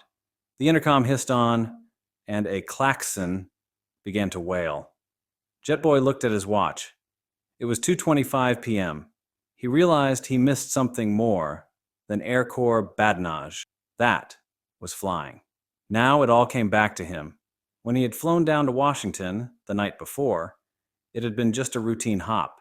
Now it was different. It was like wartime again. He had a vector. He had a target. He had a mission. He also had on an experimental Navy T2 pressure suit. It was a girdle manufacturer's dream, all rubber and laces, pressure bottles, and a real space helmet, like out of Planet Comics, over his head. They had fitted him for it the night before, when they saw his high-altitude wings and drop tanks on the plane. "We'd better tailor this down for you," the flight sergeant said. "I've got a pressurized cabin," said Jetboy. "Well, in case they need you, and in case something goes wrong then." The suit was still too tight, and it wasn't pressurized yet. The arms were built for a gorilla, and the chest for a chimpanzee. "You'll appreciate the extra room if that thing ever inflates in an emergency," said the sergeant. "You're the boss," said Jetboy. They'd even painted the torso white and the legs red to match his outfit. His blue helmet and goggles showed through the clear plastic bubble. As he climbed with the rest of the squadron, he was glad now that he had the thing. His mission was to accompany the flight of P-80s in, and to engage only if needed. He had never exactly been a team player. The sky ahead was blue as the background curtain in Bronzino's Venus, Cupid, Folly, and Time, with a 2/5 cloud to the north. The sun stood over his left shoulder. The squadron angled up. He wigwagged the wings. They spread out in a staggered box and cleared their guns. Chunder, chunder, chunder, went his 20mm cannons. Tracers arced out ahead of the 650 cals on each P-80. They left the prop planes far behind and pointed their noses toward Manhattan. They looked like a bunch of angry bees circling under a hawk. The sky was filled with jets and prop fighters climbing like the clouds of a hurricane. Above was a lumpy object that hung and moved slowly on toward the city. Where the eye of the hurricane would be was a torrent of flak, thicker than Jetboy had ever seen over Europe or Japan. It was bursting far too low, only at the level of the highest fighters. Fighter control called them. Clark Gable command to all squadrons. Target at 550. Repeat, 550 Angels. Moving east-northeast at 25 knots. Flak unable to reach. "Call it off," said the squadron leader. "We'll try to fly high enough for deflection shooting. Squadron Hodiak, follow me." Jetboy looked up into the high blue above. The object continued its slow track. "What's it got?" he asked Clark Gable command. "Command to Jetboy." "Some type of bomb is what we've been told. It has to be a lighter-than aircraft of at least 500,000 cubic feet to reach that altitude. Over. I'm beginning a climb. If the other planes can't reach it, call them off too." There was silence on the radio. Then, "Roger." As the P-80s glinted like silver crucifixes above him, he eased the nose up. "Come on, baby," he said. "Let's do some flying." The shooting stars began to fall away, side-slipping in the thin air. Jetboy could hear only the sound of his own pressure breathing in his ears, and the high, thin whine of his engines. "Come on, girl," he said. "You can make it." The thing above him had resolved itself into a bastard aircraft made of half a dozen blimps, with a gondola below it. The gondola looked as if it had once been a PT boat shell. That was all he could see. Beyond it, the air was purple and cold. Next stop, outer space. The last of the P-80s slid sideways on the blue stairs of the sky. A few had made desultory firing runs, some snap-rolling as fighters used to do underneath bombers in the war. They fired as they nosed up. All their tracers fell away under the balloons. One of the P-80s fought for control, dropping 2 miles before leveling out. Jetboy's plane protested, whining. It was hard to control. He eased the nose up again, had to fight it. "Get everybody out of the way," he said to Clark Gable command. "Here's where we give you some fighting room," he said to his plane. He blew the drop tanks. They fell away like bombs behind him. He pushed his cannon button. They went. Then again, he fired 4 more bursts until his cannon ran dry. And again, his tracers arced toward target. Then they fell away. Then he cleaned out the twin 50s in the tail. But it didn't take long for all 100 rounds to be spent. He nosed over and went into a shallow dive, like a salmon sounding to throw a hook, gaining speed. A minute into the run, he nosed up, putting the JB-1 into a long, circling climb. "Feels better, huh?" he asked. The engines bit into the air. The plane, relieved of the weight, lurched up and ahead. Below him was Manhattan with its 7 million people. They must be watching down there, knowing these might be the last things they ever saw. Maybe this is what living in the atomic age would be like, always looking up and thinking, "Is this it?" Jetboy reached down with one of his boots and slammed a lever over. A 75mm cannon shell slid into the breech. He put his hand on the autoload bar and pulled back a little more on the control wheel. The red jet cut the air like a razor. He was closer now, closer than the others had gotten, and still not close enough. He only had 5 rounds to do the job. The jet climbed, beginning to stagger in the thin air, as if it were some red animal clawing its way up a long blue tapestry that slipped a little each time the animal lurched. He pointed the nose up. Everything seemed frozen, waiting. A long, thin line of machine gun tracers reached out from the gondola for him like a lover. He began to fire his cannon. Francis the Talking Cop, oh hooey. From the statement of Patrolman Francis V, September 15th, 1946, 6:45 p.m. We was watching from the street over at 6th Avenue, trying to get people from shoving each other in a panic. Then, they calmed down, as they was watching the dogfights and stuff up above. Some birdwatcher had his pair of binocs, so I confiscated 'em. I watched pretty much the whole thing. Them jets wasn't having no luck, and the anti-aircraft from over in the Bowery wasn't doing no good either. I still say the Army ought to be sued, 'cause them air defense guys got so panicky, they forgot to set the timers on them shells. And I heard that some of them came down in the Bronx and blew up a whole block of apartments. Anyway, this red plane, that is Jetboy's plane, was climbing up, and he fired all his bullets, I thought, without doing any damage to the balloon thing. I was out on the street, and this fire truck pulls up with its sirens on, and the whole precinct and auxiliaries were on it, and the lieutenant was yelling for me to climb on. We'd been assigned to the west side to take care of a traffic smash-up and riot. So, I jumped on the truck, and I tried to keep my eyes on what's happening up in the skies. The riot was pretty much over. The air raid sirens was still wailing, but everybody was just standing around gawking at what was happening up there. The lieutenant yells to at least get the people in the buildings. I pushed a few in some doors. Then I took another gander in the field glasses. I'll be damned if Jetboy hasn't shot up some of the balloons. I hear he used his howitzer on them. And the thing looks bigger. It's dropping some. But he's out of ammo and not as high as the thing is and starts circling. I forgot to say, all this time this blimp thing has got so many machine guns going it looks like a 4th of July sparkler. And Jetboy's plane taking these hits the whole time. Then he just takes his plane around and comes right back and crashes right into the the gondola. That's it, on the blimps. They just sort of merged together. He must have been going awful slow by then, like stalling, and the plane just sort of mashed into the side of the thing. And the blimp deal looked like it was coming down a little. Not a lot, just some. Then the lieutenant took the glasses away from me, and I shaded my eyes and watched as best I could. There was this flare of light. I thought the whole thing had blown up at first, and I ducked up under a car.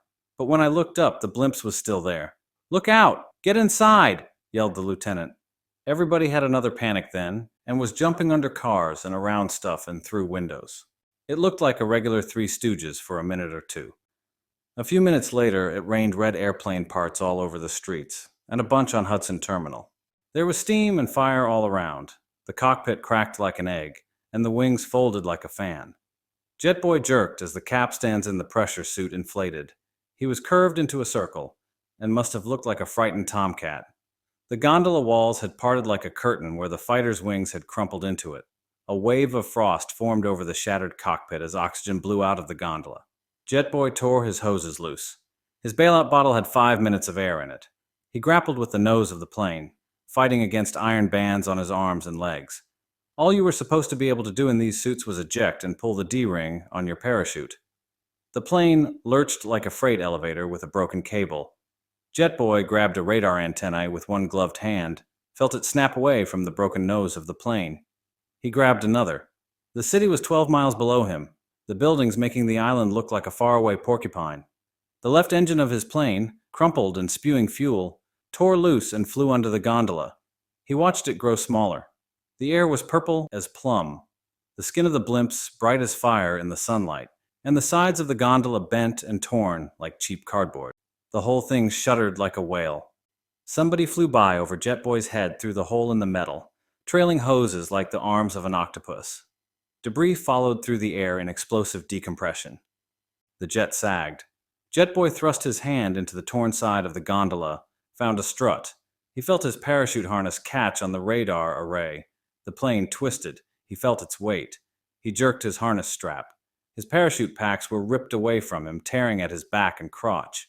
His plane bent in the middle like a snake with a broken back, then dropped away, the wings coming up and touching above the shattered cockpit, as if it were a dove trying to beat its pinions. Then it twisted sideways, falling to pieces. Below it was the dot of the man who had fallen out of the gondola, spinning like a yard sprinkler toward the bright city far below. Jetboy saw the plane fall away beneath his feet. He hung in space 12 miles up by one hand. He gripped his right wrist with his left hand, chinned himself up until he got a foot through the side, then punched his way in. There were 2 people left inside. One was at the controls. The other stood in the center behind a large round thing. He was pushing a cylinder into a slot in it. There was a shattered machine gun turret on one side of the gondola. Jetboy reached for the Service 38 strapped across his chest. It was agony reaching for it, agony trying to run toward the guy with the fuse. They wore diving suits. The suits were inflated. They looked like 10 or 12 balls stuffed into suits of long underwear. They were moving as slow as he was. Jetboy's hands closed in a claw over the handle of the 38. He jerked it from its holster. It flew out of his hand, bounced off the ceiling, and went out through the hole he had come in. The guy at the controls got off one shot at him. He dived toward the other man, the one with the fuse. His hand clamped on the diving-suited wrist of the other, just as the man pushed the cylindrical fuse into the side of the round canister. Jetboy saw that the whole device sat on a hinged door plate. The man had only half a face. Jetboy saw smooth metal on one side through the grid-plated diving helmet. The man twisted the fuse with both hands. Through the torn ceiling of the pilot house, Jetboy saw another blimp begin to deflate. There was a falling sensation. They were dropping toward the city. Jetboy gripped the fuse with both hands. Their helmets clanged together as the ship lurched. The guy at the controls was putting on a parachute harness and heading toward the rent in the wall. Another shudder threw Jetboy and the man with the fuse together. The guy reached for the door lever behind him as best he could in the bulky suit. Jetboy grabbed his hands and pulled him back. They slammed together, draped over the canister, their hands entangled on each other's suits and the fuse to the bomb. The man tried again to reach the lever. Jetboy pulled him away. The canister rolled like a giant beach ball as the gondola listed. He looked directly into the eye of the man in the diving suit. The man used his feet to push the canister back over the bomb door. His hand went for the lever again. Jetboy gave the fuse a half twist the other way. The man in the diving suit reached behind him. He came up with a .45 automatic. He jerked a heavy-gloved hand away from the fuse, worked the slide. Jetboy saw the muzzle swing at him. "Die, Jetboy, die," said the man. He pulled the trigger 4 times. Statement of Patrolman. Francis V. September 15, 1946, 6:45 p.m. Continued. So when the pieces of the metal quit falling, we all ran out and looked up. I saw the white dot below the blimp thing. I grabbed the binoculars away from the lieutenant. Sure enough, it was a parachute. I hoped it was Jetboy had bailed out when his plane crashed into the thing. I don't know much about such stuff, but I do know that you don't open a parachute that high up, or you get in serious trouble. Then while I was watching, the blimps and stuff all blew up, all at once, like they was there. Then there was this explosion, and there was only smoke and stuff way up in the air. The people all around started cheering. The kid had done it. He'd blown the thing up before it could drop the A-bomb on Manhattan Island. Then the lieutenant said to get in the truck, we'd try to get the kid. We jumped in and tried to figure out where he was going to land. Everywhere we passed, people was standing in the middle of the car wrecks and fires and stuff, looking up and cheering the parachute. I noticed the big smudge in the air after the explosion when we'd been driving around for 10 minutes. Then other jets that had been with Jetboy was back, flying all around through the air, and some Mustangs and Thunderjugs too. It was like a regular air show up there. Somehow we got out near the bridge before anybody else did. Good thing, because when we got to the water, we saw this guy pile right in about 20 feet from shore. Went down like a rock.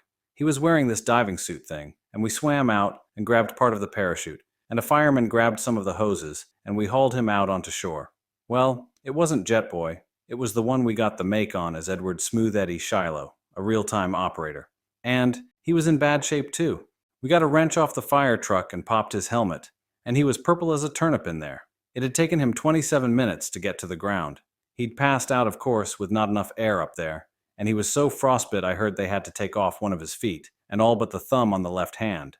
But he had jumped out of the thing before it blew. We looked back up, hoping to see Jetboy shoot or something, but there wasn't one. Just that misty big smudge up there, and all those planes zooming around. We took Shiloh to the hospital. That's my report.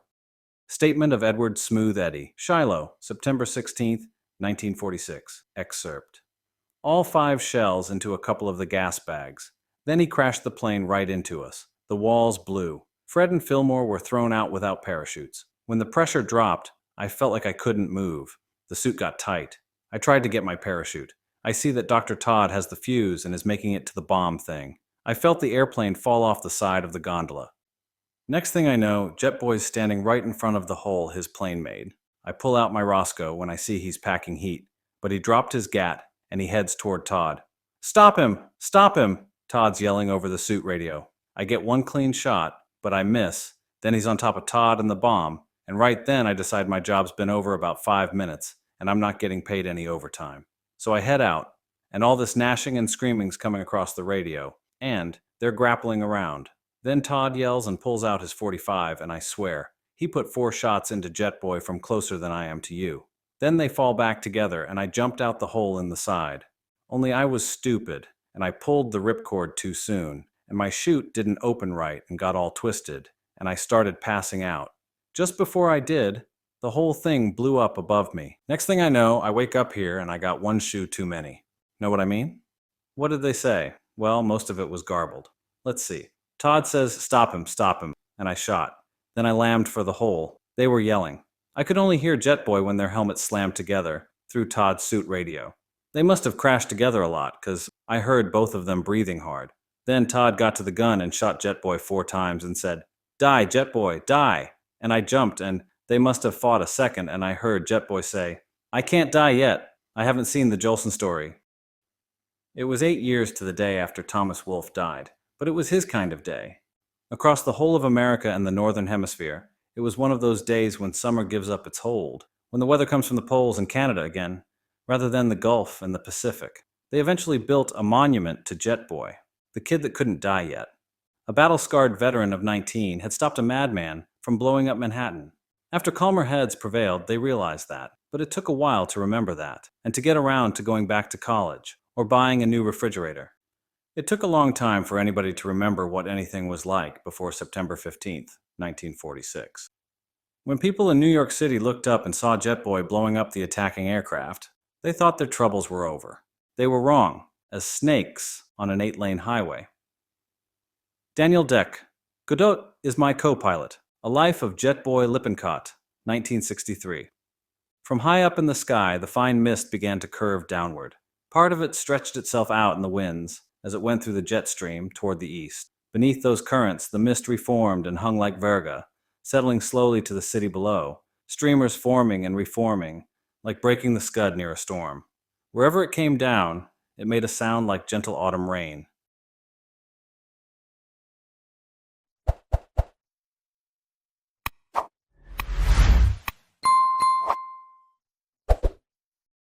The Sleeper, Part 1, The Long Walk Home. He was 14 years old when sleep became his enemy, a dark and terrible thing he learned to fear as others feared death. It was not, however, a matter of neurosis generally possesses irrational elements. While his fear proceeded from a specific cause and followed a course as logical as geometrical theorem, not that there was no irrationality in his life, quite the contrary. But this was a result, not the cause, of his condition. At least this is what he told himself later. Simply put, sleep was his bane, his nemesis. It was his hell on an installment plan. Croyd Crenson had completed 8 grades of school and didn't make it through the 9th. This was not because of any fault of his own. While not at the top of his class, he was not at the bottom either. He was an average kid of average build, freckly-faced, with blue eyes and straight brown hair. He had liked to play war games with his friends until the real war ended. Then they played cops and robbers more and more often. When it was war, he had waited, not too patiently, for his chance to the ace fighter pilot Jetboy. After the war, in Cops and Robbers, he was usually a robber. He'd started 9th grade, but, like many others, he never got through the first month. September 1946. "What are you looking at?" He remembered Miss Martson's question, but not her expression, because he didn't turn away from the spectacle. It was not uncommon for kids in his class to glance out the window with increasing frequency once 3 o'clock came within believable distance. It was uncommon for them not to turn away quickly, though, when addressed, feigning a final bout of attention while waiting for the dismissal bell. Instead, he had replied, "The blimps." In that 3 other boys and 2 girls who had also had a good line of sight were looking in the same direction. Miss Martson, her own curiosity aroused, crossed to the window. She halted there and stared. They were quite high, 5 or 6 of them, it seemed, tiny things at the end of an alleyway of cloud, moving as if linked together. And there was an airplane in the vicinity making rapid pass at them. Black and white memories of flashing newsreels, still fresh, came to mind. It actually looked as if the plane were attacking the silver minnows. Miss Martson watched for several moments, then turned away. "All right, class," she began, "it's only—" Then the sirens sounded. Involuntarily, Miss Martson felt her shoulders rise and tighten. "Air raid," called a girl named Charlotte in the first row. "Is not," said Jimmy Walker, teeth braces flashing. "They don't have them anymore. The war's over." "I know what they sound like," Charlotte said. "Every time there was a blackout." "There's no more war," Bobby Tremson stated. "That will be enough, class," Miss Martson said. "Perhaps they're testing them." But she looked back out the window and saw a small flash of fire in the sky before a reef of cloud blocked her view of the aerial conflict. "Stay in your seats," she said then, as several students had risen and were moving toward the window. "I'm going to check in the office and see whether there's a drill that hadn't been announced. I'll be right back. You may talk if you do it quietly." She departed, banging the door behind her. Croyd continued to stare at the cloud screen, waiting for it to part again. "It's Jetboy," he said to Bobby Tremson, across the aisle. "Ah, come on," Bobby said. "Or what would he be doing up there? The war's over." "It's a jet plane. I've seen it in newsreels, and that's how it goes. And he's got the best one." "You're just making that up," Liza called from the rear of the room. Croyd shrugged. "There's somebody bad up there, and he's fighting them," he said. "I saw the fire. They're shooting." The sirens continued to wail. From the street outside came the sound of screeching brakes, followed by the brief hoot of an auto horn and the dull thud of collision. "Accident!" Bobby called, and everyone was getting up and moving to the window. Croyd rose then, not wanting his view blocked, and because he was near he found a good spot. He did not look at the accident, however, but continued to stare upward. "Caved in his trunk," Joe Sarzano said. "What?" a girl asked. Croyd heard the distant booming sounds now. The plane was no longer in sight. "What's the noise?" Bobby asked. "Anti-aircraft fire," Croyd said. "Oh, sir, you're nuts." "They're trying to shoot the things down, whatever they are." "Yeah, sure, just like in the movies." The clouds began to close again, but as they did, Croyd thought that he glimpsed the jet once more, sweeping in on a collision course with the blimps. His view was blocked then, before he could be sure. "Damn," he said. "Get him, jet boy." Bobby laughed, and Croyd shoved him hard. "Hey, watch who you're pushing." Croyd turned toward him, but Bobby did not seem to want to pursue the matter. He was looking out of the window again, pointing. "Why are all those people running?" "I don't know." "Is it the accident?" "Nah. Look, there's another." A blue Studebaker had swung rapidly around the corner, swerved to miss the 2 stopped vehicles, and clipped an oncoming Ford. Both cars were turned at an angle. Other vehicles braked and halted to avoid colliding with them. Several horns began to sound.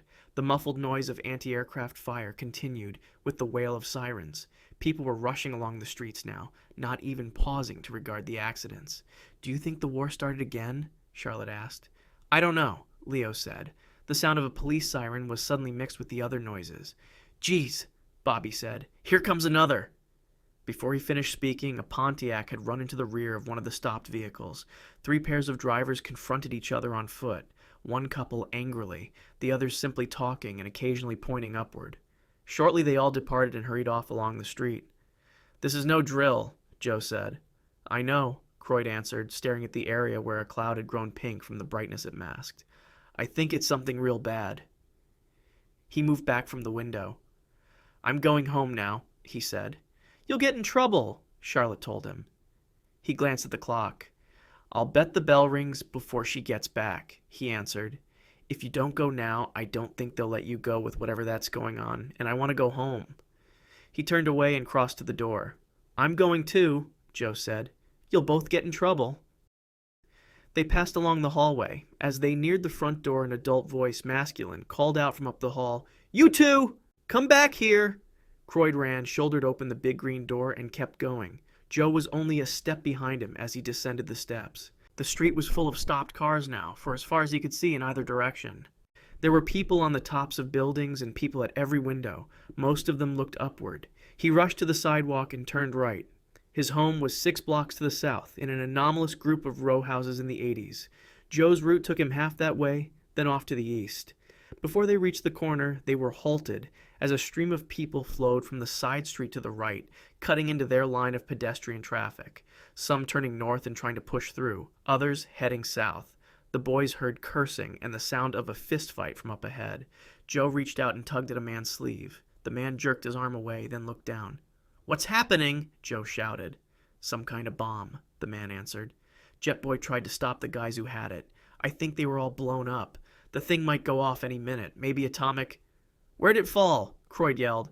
The man gestured to the northwest. "That way." Then the man was gone, having seen an opening and pushed his way through. "Croyd, we can get past on the street if we go over the hood of that car," Joe said. Croyd nodded and followed the other boy across the still warm hood of the gray Dodge. The driver swore at them, but his door was blocked by the press of bodies, and the door on the passenger side could only open a few inches before hitting the fender of a taxi. They made their way around the cab and passed through the intersection at its middle, traversing 2 more cars on the way. Pedestrian traffic eased near to the center of the next block, and it looked as if there was a large open area ahead. They sprinted toward it, then halted abruptly. A man lay upon the pavement. He was having convulsions. His head and hands had swollen enormously, and they were dark red, almost purple in color. Just as they caught sight of him, blood began to rush from his nose and mouth. It trickled from his ears. It oozed from his eyes and about his fingernails. "Holy Mary," Joe said, crossing himself as he drew back. "What's he got?" "I don't know," Croyd answered. "Let's not get too close. Let's go over some more cars." It took them 10 minutes to reach the next corner. Somewhere along the way, they noticed that the guns had been silent for a long time, though the air raid sirens, police sirens, and auto horns maintained a steady din. "I smell smoke," Croyd said. "Me too. If something's burning, no fire truck's gonna get to it. Whole damn town could burn down. Maybe it's not all like this." "Bet it is." They pushed ahead, were caught in a press of bodies, and swept about the corner. "We're not going this way," Croyd yelled.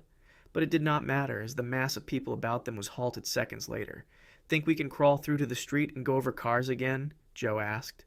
"Might as well try." They made it. Only this time, as they worked their way back toward the corner, it was slower, as others were taking the same route.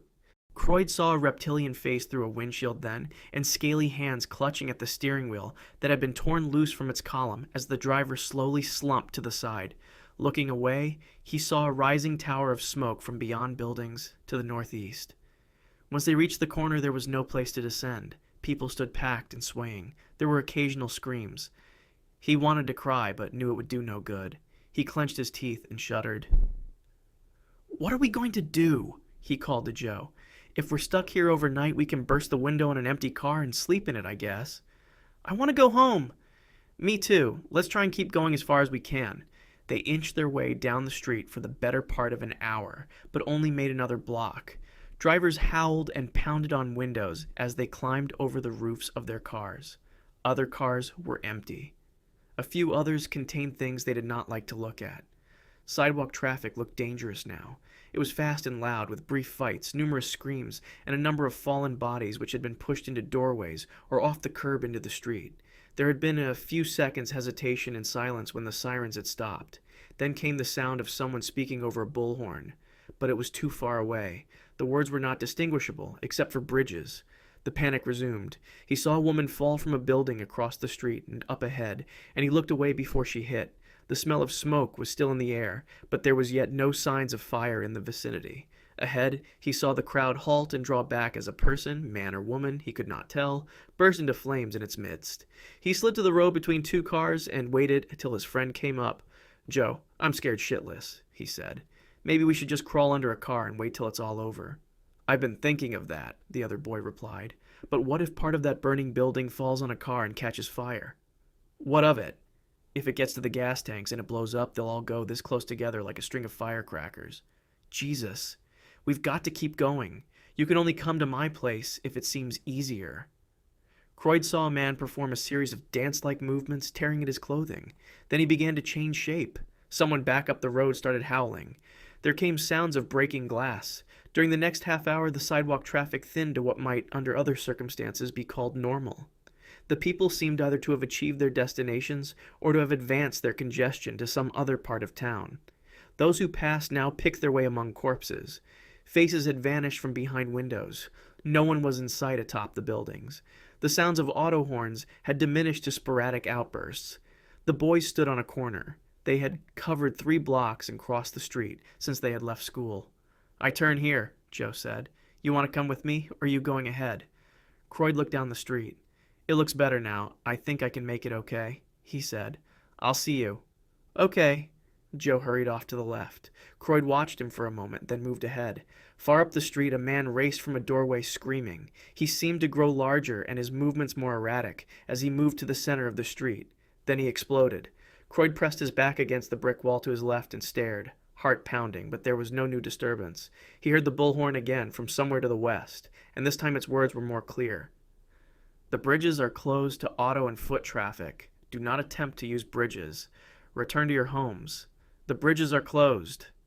He moved ahead again. A single siren wailed somewhere to the east. A low-flying plane passed overhead. There was a crumpled body in a doorway to his left. He looked away and quickened his pace. He saw smoke across the street, and he looked for the flames and saw that it rose from the body of a woman seated on a doorstep, her head in her hands. She seemed to shrink as he watched, then fell to her left with a rattling sound. He clenched his fists and kept going. An army truck rolled from the side street at the corner ahead of him. He ran to it.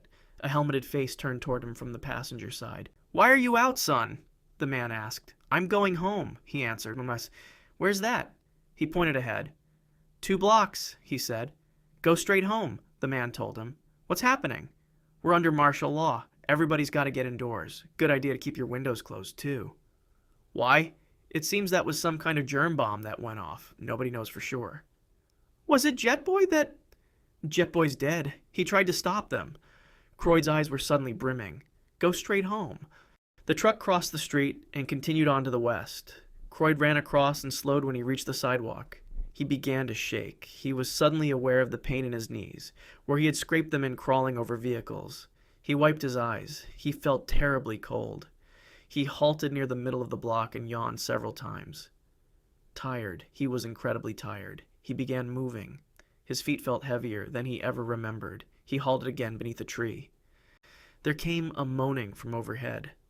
When he looked up, he realized that it was not a tree. It was tall and brown, rooted and spindly, but there was an enormously elongated human face near its top, and it was from there that the moaning came. As he moved away, one of the limbs plucked at his shoulder, but it was a weak thing, and a few more steps bore him out of its reach. He whimpered. The corner seemed miles away.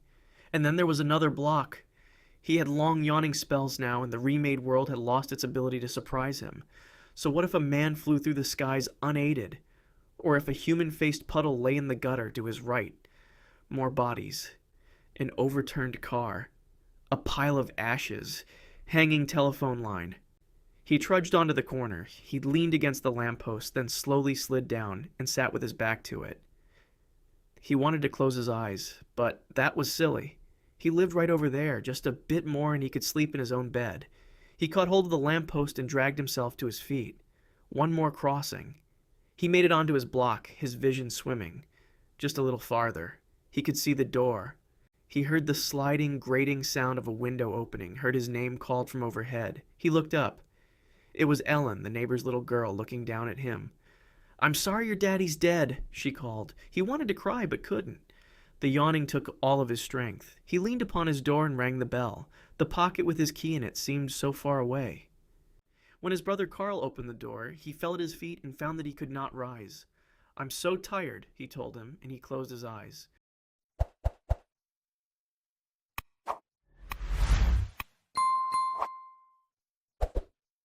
The Sleeper Part 2, The Killer at the Heart of the Dream.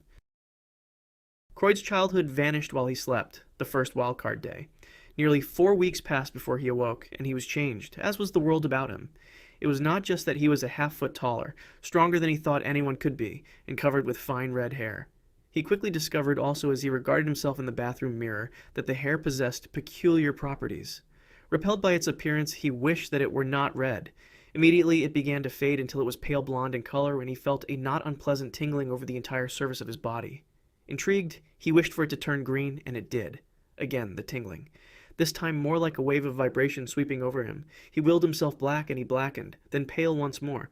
Only this time he did not halt at the light blonde. Paler, paler, chalky, albino, paler still. What was the limit? He began to fade from sight. He could see the tiled wall behind him now, through his faint outline in the mirror. Paler, gone. He raised his hands before his face and saw nothing. He picked up his damp washcloth and held it to his chest. It, too, became translucent, was gone, though he still felt its wet presence. He returned himself to pale blonde. It seemed the most socially acceptable. Then he squeezed into what had been his loosest jeans and put on a green flannel shirt that he could not button all the way. The pants only reached to his shins now. Silently, he padded down the stairs on bare feet and made his way to the kitchen. He was ravenous. The hall clock told him it was close to 3. He had looked in on his mother, brother, and his sister, but had not disturbed their slumber. There was a half loaf of bread in the bread box, and he tore it apart, stuffing great chunks into his mouth, barely chewing before he swallowed. He bit his finger at one point, which slowed him only slightly. He found a piece of meat and a wedge of cheese in the refrigerator, and he ate them. He also drank a quart of milk. There were 2 apples on the countertop, and he ate them as he searched the cupboards, a box of crackers. He munched them as he continued his search. 6 cookies. He gulped them. A half jar of peanut butter. He ate it without a spoon. Nothing. He could find nothing more, and he was still terribly hungry. Then the enormity of his feast struck him. There was no more food left in the house. He remembered the mad afternoon of his return from school. What if there were a food shortage? What if they were back on rationing? He had just eaten everyone's food. He had to get more, for the others, as well as himself. He went to the front room and looked out the window. The street was deserted. He wondered about the martial law he had heard of on the way home from school. How long ago? How long had he slept anyway? He had a feeling it had been a long while. He unlocked the door and felt the coolness of the night. One of the unbroken streetlights shone through the bare branches of a nearby tree. There had still been a few leaves on the roadside trees on the afternoon of the troubles. He removed the spare key from the table in the hall, stepped outside, and locked the door behind him. The steps, which he knew must be cold, did not feel particularly chill on his bare feet. He halted then, retreated into shadow. It was frightening not knowing what was out there. He raised his hands and held them up to the streetlight. Pale, pale, pale. They faded until the light shone through them. They continued to fade. His body tingled. When they were gone, he lowered his eyes. Nothing of him seemed to remain but the tingle. Then he hurried up the street, feeling an enormous energy within him. The odd tree-like being was gone from the next block. The streets were clear for traffic now, though there was considerable debris in the gutters, and almost every parked vehicle he saw had sustained some damage. It seemed that every building he passed had at least one window blocked with cardboard or wood. Several roadside trees were now splintered stumps, and the metal signpost at the next corner was bent far to one side. He hurried, surprised at the rapidity of his progress, and when he reached his school, he saw that it remained intact, save for a few missing panes of glass. He passed on. The grocery stores he came to were boarded up and displayed "closed until further notice" signs. He broke into the third one. He located a light switch and threw it. Seconds later, he flipped it off. The place was a shambles. It had been thoroughly looted. He proceeded uptown, passing the shells of several burned-out buildings. He heard voices, one gruff, one high and fluting, from within these. Moments later, there came a flash of white light and a scream. Simultaneous with this, a portion of a brick wall collapsed, spilling across the sidewalk at his back. He saw no reason to investigate. It also seemed on occasion that he heard voices from beneath sewer gratings. He wandered for miles that night, not becoming aware until he was nearing Times Square that he was being followed. At first he thought that it was simply a large dog moving in the same direction he was headed, but when it drew nearer and he noted the human lines to its features, he halted and faced it. It sat down at a distance of about 10 feet and regarded him. "You're one too," it growled. "You can see me?" "No. Smell." "What do you want?" "Food. Me too." "I'll show you where. For a cut." "Okay. Show me." It led him to a roped-off area where army trucks were parked. Croyd counted 10 of them. Uniformed figures stood or rested among them. "What's going on?" Croyd asked. "Talk later. Food packages in the 4 trucks to the left." It was no problem to pass the perimeter, enter the rear of a vehicle, gather an armload of packages, and withdraw in the other direction. He and the dogman retreated to a doorway 2 blocks away. Croyd phased back to visibility, and they proceeded to gorge themselves. Afterward, his new acquaintance, who wished to be called Bentley, told him of the events during the weeks following Jetboy's death while Croyd had slept. Croyd learned of the rush to Jersey, of the rioting, of the martial law, of the Takesians, and of the 10,000 deaths their virus had caused, and he heard of the transformed survivors, the lucky ones and unlucky ones. You're a lucky one, Bentley concluded. I don't feel lucky, Croyd said. At least you stayed human. So have you been to see that doctor? Tachyon yet. No, he's been so damn busy. I will, though. I should, too. Maybe. What do you mean, maybe? Why should you want to change? You got it made. You can have whatever you want. You mean stealing? Times are tough. You get by however you can. Maybe so. I can put you onto some clothes that will fit you. Where? Just around the corner. Okay. It was not difficult for Croyd to break into the rear of the clothing store to which Bentley led him. He faded again after that and returned for another load of food parcels. Bentley patted beside him as he headed home. Mind if I keep you company? No. I want to see where you live. I can put you onto lots of good things. Yeah? I'd like a friend that can keep me fed. Think we can work something out? Yes. In the days that followed, Croyd became his family's provider. His older brother and sister did not ask whence he acquired the food, or finally the money he obtained with seeming facility during his nightly absences. Neither did his mother, distracted in her grief over his father's death, think to inquire. Bentley, who slept somewhere in the neighborhood, became his guide and mentor in those enterprises, as well as his confidant in other matters. Maybe I should see that doctor you mentioned, said Croyd, lowering the case of canned goods he had removed from a warehouse and perching himself upon it. Tachyon? Bentley asked, stretching himself in an undog-like fashion. Yeah. What's wrong? I can't sleep. It's been 5 days since I woke up this way, and I haven't slept at all since then. So? What's wrong with that? More time to do what you want. But I'm finally starting to get tired and I still can't sleep. It'll catch up with you in time. Not worth bothering Tachyon over. Anyway, if he tries to cure you, your chances are only like 1 in 3 or 4. How do you know that? I went to see him. Oh. Croyd ate an apple. Then, you going to try it? He asked. If I can get up the nerve, Bentley answered. Who wants to spend his life as a dog? And not a very good dog at that. By the way, when we go past a pet shop, I want you to break in and get me a flea collar. Sure, I wonder, if I do go to sleep, will I sleep a long time like before? Bentley tried to shrug, gave up. Who knows? Who'll take care of my family? Who'll take care of you? I see the point. If you stop coming out at nights, I guess I wait a while and then go and try the cure. For your family, you'd better pick up a bunch of money. Things will loosen up again and money always talks. You're right. You're damn strong. Think you could tear open a safe? Maybe. I don't know. We'll try one on the way home, too. I know a good place. Okay. And some flea powder. It was getting on toward morning, as he sat reading and eating, that he began to yawn uncontrollably. When he rose, there was a certain heaviness to his limbs that had not been present earlier. He climbed the stairs and entered Carl's room. He shook his brother by the shoulder until he awoke. What's the matter, Croyd? He asked. I'm sleepy. So go to bed. It's been a long time. Maybe I'll sleep a long time again, too. Oh. So here's some money to take care of everybody in case that's what happens. He opened the top drawer of Carl's dresser and stuffed a huge wad of bills in under the socks. Croyd, where'd you get all that money? None of your business. Go back to sleep. He made it to his room, undressed, and crawled into bed. He felt very cold. When he awoke, there was frost on the window panes. When he looked outside, he saw that there was snow on the ground beneath a laden sky. His hand on the sill was wide and swarthy, the fingers short and thick. Examining himself in the bathroom, he discovered that he was about 5.5 feet tall and powerfully built, with dark hair and eyes, and that he possessed hard scar-like ridges on the front of his legs, the outside of his arms, across his shoulders, down his back, and up his neck. It took him another 15 minutes to learn he could raise the temperature of his hand to the point where the towel he was holding caught fire. It was only a few more minutes before he discovered that he could generate heat all over until his body glowed, though he felt badly about the footprint he had burned into the linoleum and the hole his other foot made in the throw rug. This time, there was plenty of food in the kitchen, and he ate steadily for over an hour before his hunger pangs were eased. He'd put on sweatpants and a sweatshirt, reflecting on the variety of clothing he would have to keep about if he were going to change in form each time that he slept. There was no pressure on him this time to forage for food. The enormous number of deaths that had occurred following the release of the virus had resulted in a surplus in local warehouses, and the stores were open again with distribution routines back to normal. His mother was spending most of her time in church, and Carl and Claudia were back in school, which had reopened recently. Croyd knew that he would not be returning to school himself.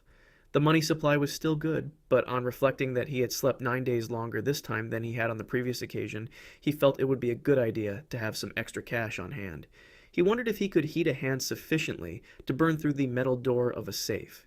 He had had a very hard time tearing open that one, had almost given up actually, and Bentley had assured him that it was a tin can. He went outside and practiced on a piece of galvanized pipe. He tried to plan the job carefully, but his judgment was bad. He had to open 8 safes that week before he obtained much in the way of money. Most of them just held papers. He knew that he set off alarms also, and this made him nervous. He hoped that his fingerprints changed too when he slept. He worked as quickly as he could and wished that Bentley were back. The dogman would have known what to do, he felt. He had hinted on several occasions that his normal occupation had involved something somewhat less than legal. The days passed more quickly than he would have wished. He purchased a large, all-purpose wardrobe. Nights he walked the city, observing the signs of damage that still remained and the progress of repair work. He caught up on the news of the city, the world. It was not hard to believe in a man from outer space when the results of his virus were all about him. He asked a bullet dome man with webbed fingers where he might find Dr. Takshian. The man gave him an address and phone number. He kept them in his wallet and did not call or visit. What if the doctor examined him, told him there was no problem, and cured him?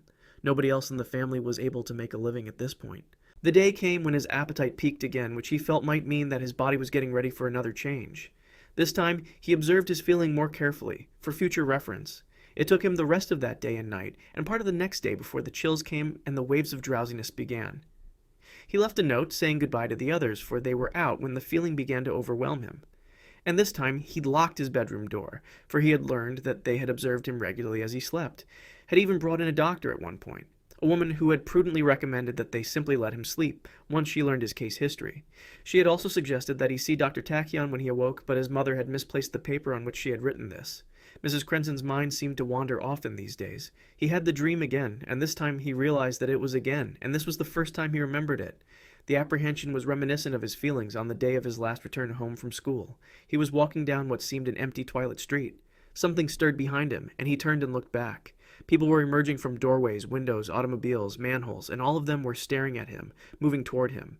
He continued on his way, and there came something like a collective sigh at his back. When he looked again, they were all hurrying after him in a menacing fashion, expression of hatred on their faces. He began to run with the certainty that they intended his destruction. They pursued him. When he awoke, he was hideous, and he had no special powers. He was hairless, snouted, and covered with gray-green scales. His fingers were elongated and possessed of extra joints, his eyes yellow and slitted. He developed pains in his thighs and lower back if he stood upright for too long. It was far easier to go about his room on all fours. When he exclaimed aloud over his condition, there was a pronounced sibilance to his speech. It was early evening, and he heard voices from downstairs. He opened the door and called out, and Claudia and Carl both hurried to his room. He opened the door the barest crack, and remained behind it. "Croyd, are you all right?" Carl asked. "Yes and no," he hissed. "I'll be okay. Right now I'm starving. Bring me food. Lots of it." "What's the matter?" Claudia asked. "Why won't you come out?" "Later. Talk later. Food now." He refused to leave his room or to let his family see him. They brought him food, magazines, newspapers. He listened to the radio and paced quadrupedally. This time, sleep was something to be courted rather than feared. He lay back on the bed, hoping it would come soon. But it was denied him for the better part of a week. The next time he awoke, he found himself slightly over 6 feet tall, dark-haired, slim, and not unpleasantly featured. He was as strong as he had been on earlier occasions, but after a while he concluded that he possessed no special powers until he slipped on the stair in his rush to the kitchen and saved himself by levitating. Later, he noticed a note in Claudia's handwriting tacked to his door. It gave a phone number and told him he could reach Bentley there. He put it in his wallet. He had another call to make first. Dr. Takshian looked up at him and smiled faintly. "It could be worse," he said. Croyd was almost amused at the judgment. "How?" he asked. "Well, you could have drawn a joker." "Just what did I draw, sir?" "Yours is one of the most interesting cases I've seen so far. In all the others, it simply run its course and either killed the person or changed him, for better or worse. With you, well, the nearest analogy is an earth disease called malaria. The virus you harbor seems to reinfect you periodically." "I drew a joker once." "Yes, and it could happen again. But unlike anyone else to whom it's happened, all you have to do is wait. You can sleep it off." "I don't ever want to be a monster again." "Is there some way you could change just that much of it?" "I'm afraid not. It's part of your total syndrome. I can only go after the whole thing." "And the odds against a cure are 3 or 4 to 1? Who told you that?" "A joker named Bentley. He looked sort of like a dog. Bentley was one of my successes. He's back to normal now. Just left here fairly recently, in fact." "Really? It's good to know that someone made it." Takshian looked away. "Yes," he answered a moment later. "Tell me something." "What?" "If I only change when I sleep, then I could put off a change by staying awake, right?" "I see what you mean. Yes, a stimulant would put it off a bit. If you feel it coming on while you're out somewhere, the caffeine and a couple of cups of coffee would probably hold it off long enough for you to get back home. Isn't there something stronger, something that would put it off for a longer time? Yes, there are powerful stimulants, amphetamines, for example, but they can be dangerous if you take too many or take them for too long. In what ways are they dangerous? Nervousness, irritability, combativeness. Later on, a toxic psychosis with delusions, hallucinations, and paranoia. Crazy? Yes. Well, you could just stop them if it gets near that point, couldn't you? I don't believe it's that easy. I'd hate to be a monster again, or, you didn't say it, but isn't it possible that I could just die during one of the comas? There is that possibility. It's a nasty virus, but you've come through several attacks now, which leads me to believe that your body knows what it is doing. I wouldn't worry myself unduly on that. It's the Joker part that really bothers me. That is a possibility you simply have to live with. All right, thank you, Doctor. I wish you would come to Mount Sinai the next time you feel it coming on. I'd really like to observe the process in you. I'd rather not, Taxion nodded. Or right away after you awaken. Maybe, Croyd said, and he shook his hand.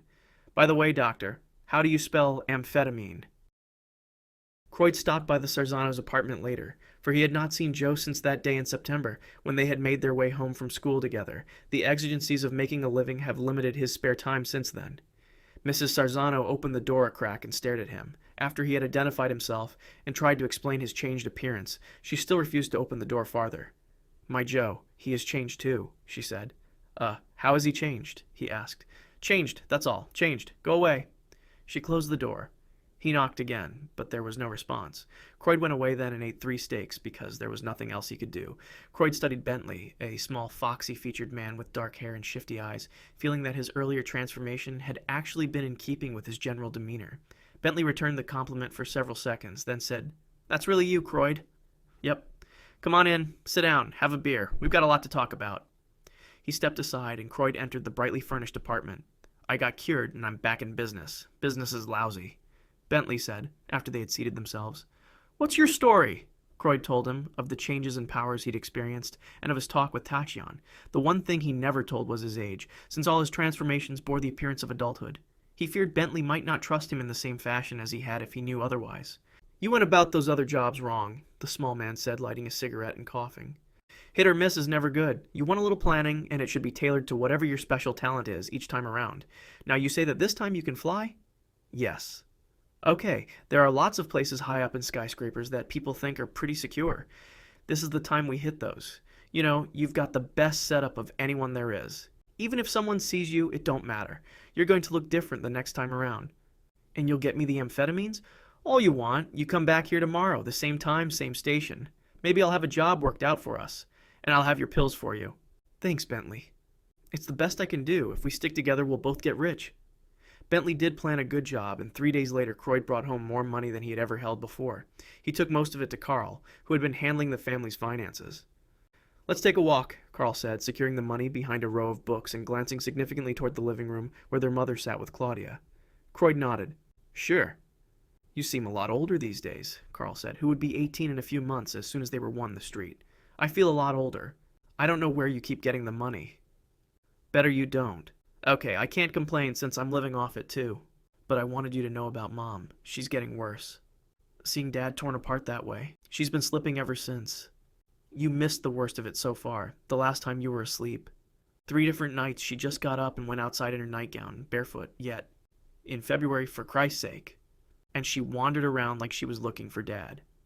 Fortunately, someone we knew spotted her each time and brought her back. She kept asking her, Mrs. Brandt, if she'd seen him. Anyhow, what I'm trying to say is she's getting worse. I've already talked to a couple of doctors. They think she should be in a rest home for a while. Claudia and I think so too. We can't watch her all the time, and she might get hurt. Claudia's 16 now. The 2 of us can run things while she's away, but it's going to get expensive. I can get more money, Croyd said. When he finally got hold of Bentley the following day and told him that they had to do another job soon, the small man seemed pleased, for Croyd had not been eager for a quick follow-up to the last one. Give me a day or so to line something up and work out the details, Bentley said. I'll get back to you. Right. The next day, Croyd's appetite began to mount, and he found himself yawning occasionally. So he took one of the pills. It worked well, better than well, actually. It was a fine feeling that came over him. He could not recall the last time he'd felt quite that good. Everything seemed as if it were going right for a change, and all of his movements felt particularly fluid and graceful. He seemed more alert, more aware than usual also. And most importantly, he was not sleepy. It was not until nighttime, after everyone else had retired, that those feelings began to wear off. He took another pill. When it began to work, he felt so fine that he went outside and levitated high above the city, drifting in the cold March night between the bright constellations of the city and those far above, feeling as if he possessed a secret key to the inner meaning of it all. Briefly he thought of Jetboy's battle in the sky, and he flew over the remains of the Hudson terminal, which had burned when pieces of Jetboy's plane fell upon it. He had read of a plan to build a monument to him there. Was this how it felt when he fell? He descended to swoop among buildings, sometimes resting atop one, leaping, falling, saving himself at the last moment. On one such occasion he beheld two men watching him from a doorway. For some reason he did not understand. This irritated him. He returned home and began cleaning the house.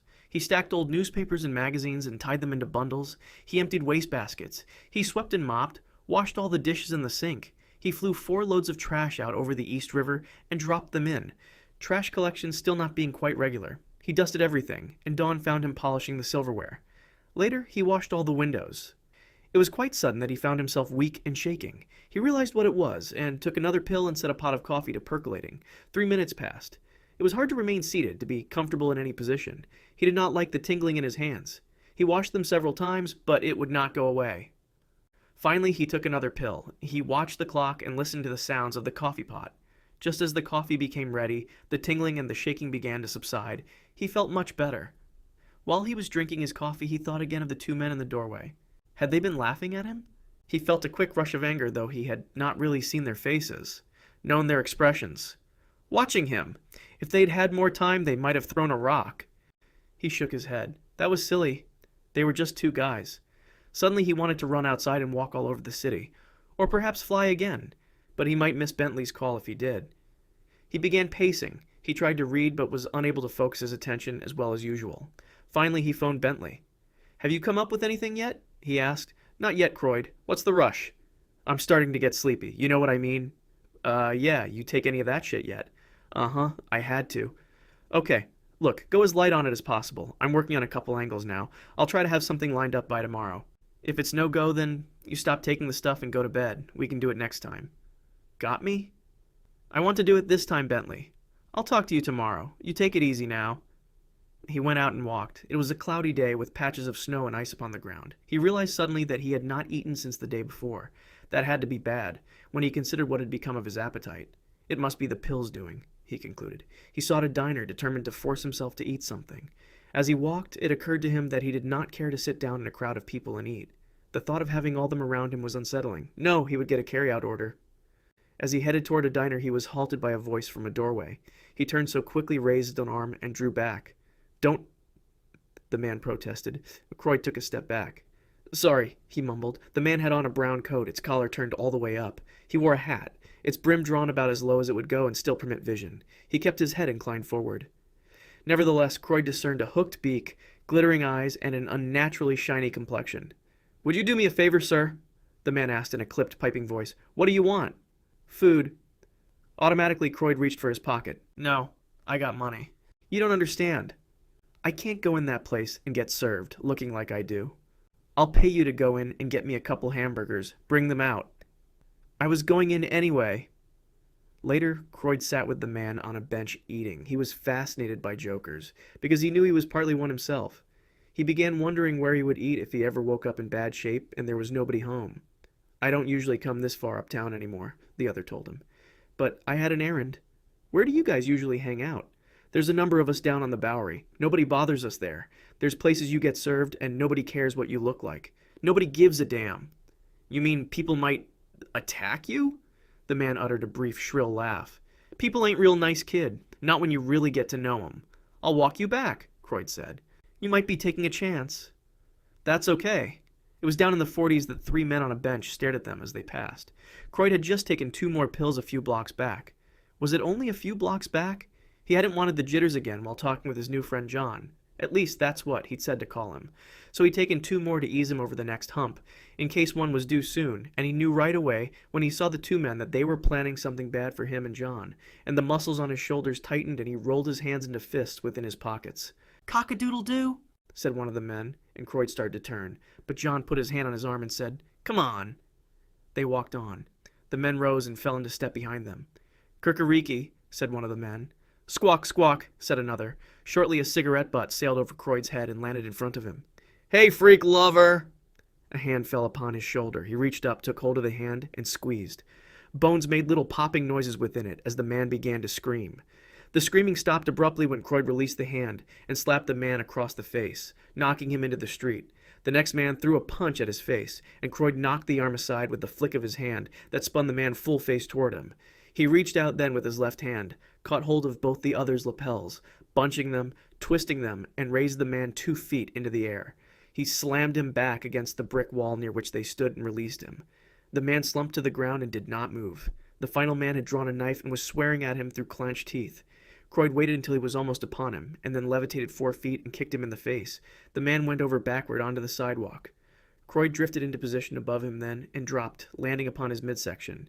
He kicked the fallen knife into the gutter, turned away, and walked on with John. "You're an ace," the smaller man said after a while. "Not always," Croyd replied. "Sometimes I'm a joker. I change every time I sleep." "You didn't have to be that rough on them." "Right. I could have been a lot rougher. If it's really going to be like this, we should take care of each other." "Yeah, thanks. Listen, I want you to show me the places on the Bowery where you say nobody bothers us. I may have to go there someday." "Sure, I'll do that." "Croyd Crenson. Crenson. Remember it, okay? If you see me again, I'll look different, that's why." "I'll remember." John took him to several dives and pointed out places where some of them stayed. He introduced him to 6 jokers they encountered, all of them savagely deformed. Remembering his lizard phase, Croyd shook appendages with all of them and asked if there was anything they needed, but they shook their heads and stared. He knew that his appearance was against him. "Good evening," he said and flew away. His fear that the uninfected survivors were watching him, waiting to jump him, grew as he flew up along the course of the East River. Even now, someone with a rifle with telescopic sights might be taking aim. He moved faster. On one level, he knew that his fear was ridiculous, but he felt it too strongly to put it aside. He landed on the corner, ran to his front door, and let himself in. He hurried upstairs and locked himself in his bedroom. He stared at the bed. He wanted to stretch out on it, but what if he slept? It would be all over. The world would end for him. He turned on the radio and began to pace. It was going to be a long night. When Bentley called the next day and said that he had a hot one but that it was a little risky, Croyd said he didn't care. He would have to carry explosives, which meant he would have to learn to use them between now and then because this safe would be too tough, even for his enhanced strength. Also, there was the possibility of an armed guard. He didn't mean to kill the guard, but the man had frightened him when he came in with a drawn gun that way. And he must have miscalculated on the fuse, because the thing blew before it should have, which is how the piece of flying metal took off the first 2 fingers of his left hand. But he wrapped the hand in his handkerchief and got the money and got out. He seemed to remember, right after they split the take, Bentley saying, "For Christ's sake, kid, go home and sleep it off." He levitated then and headed in the proper direction, but he had to descend and break into a bakery where he ate 3 loaves of bread before he could continue, his mind reeling. There were more pills in his pocket, but the thought of them tied his stomach into a knot. He slid open the bedroom window, which he had left unlatched, and crawled inside. He staggered up the hall to Carl's room and dumped the sack of money onto his sleeping form. Shaking then, he returned to his own room and locked the door. He switched on the radio. He wanted to wash his injured hand in the bathroom, but it just seemed too far away. He collapsed onto the bed and did not rise. In his dream, he was walking down what seemed an empty twilight street. Something stirred behind him, and he turned and looked back. People were emerging from doorways, windows, automobiles, manholes, and all of them were staring at him, moving toward him. He continued on his way, and there came something like a collective sigh at his back. When he looked again, they were all hurrying after him, expressions of hatred on their faces. He turned upon them, seized hold of the nearest man, and strangled him. The others halted, drew back. He crushed another man's head. The crowd turned, began to flee. He pursued.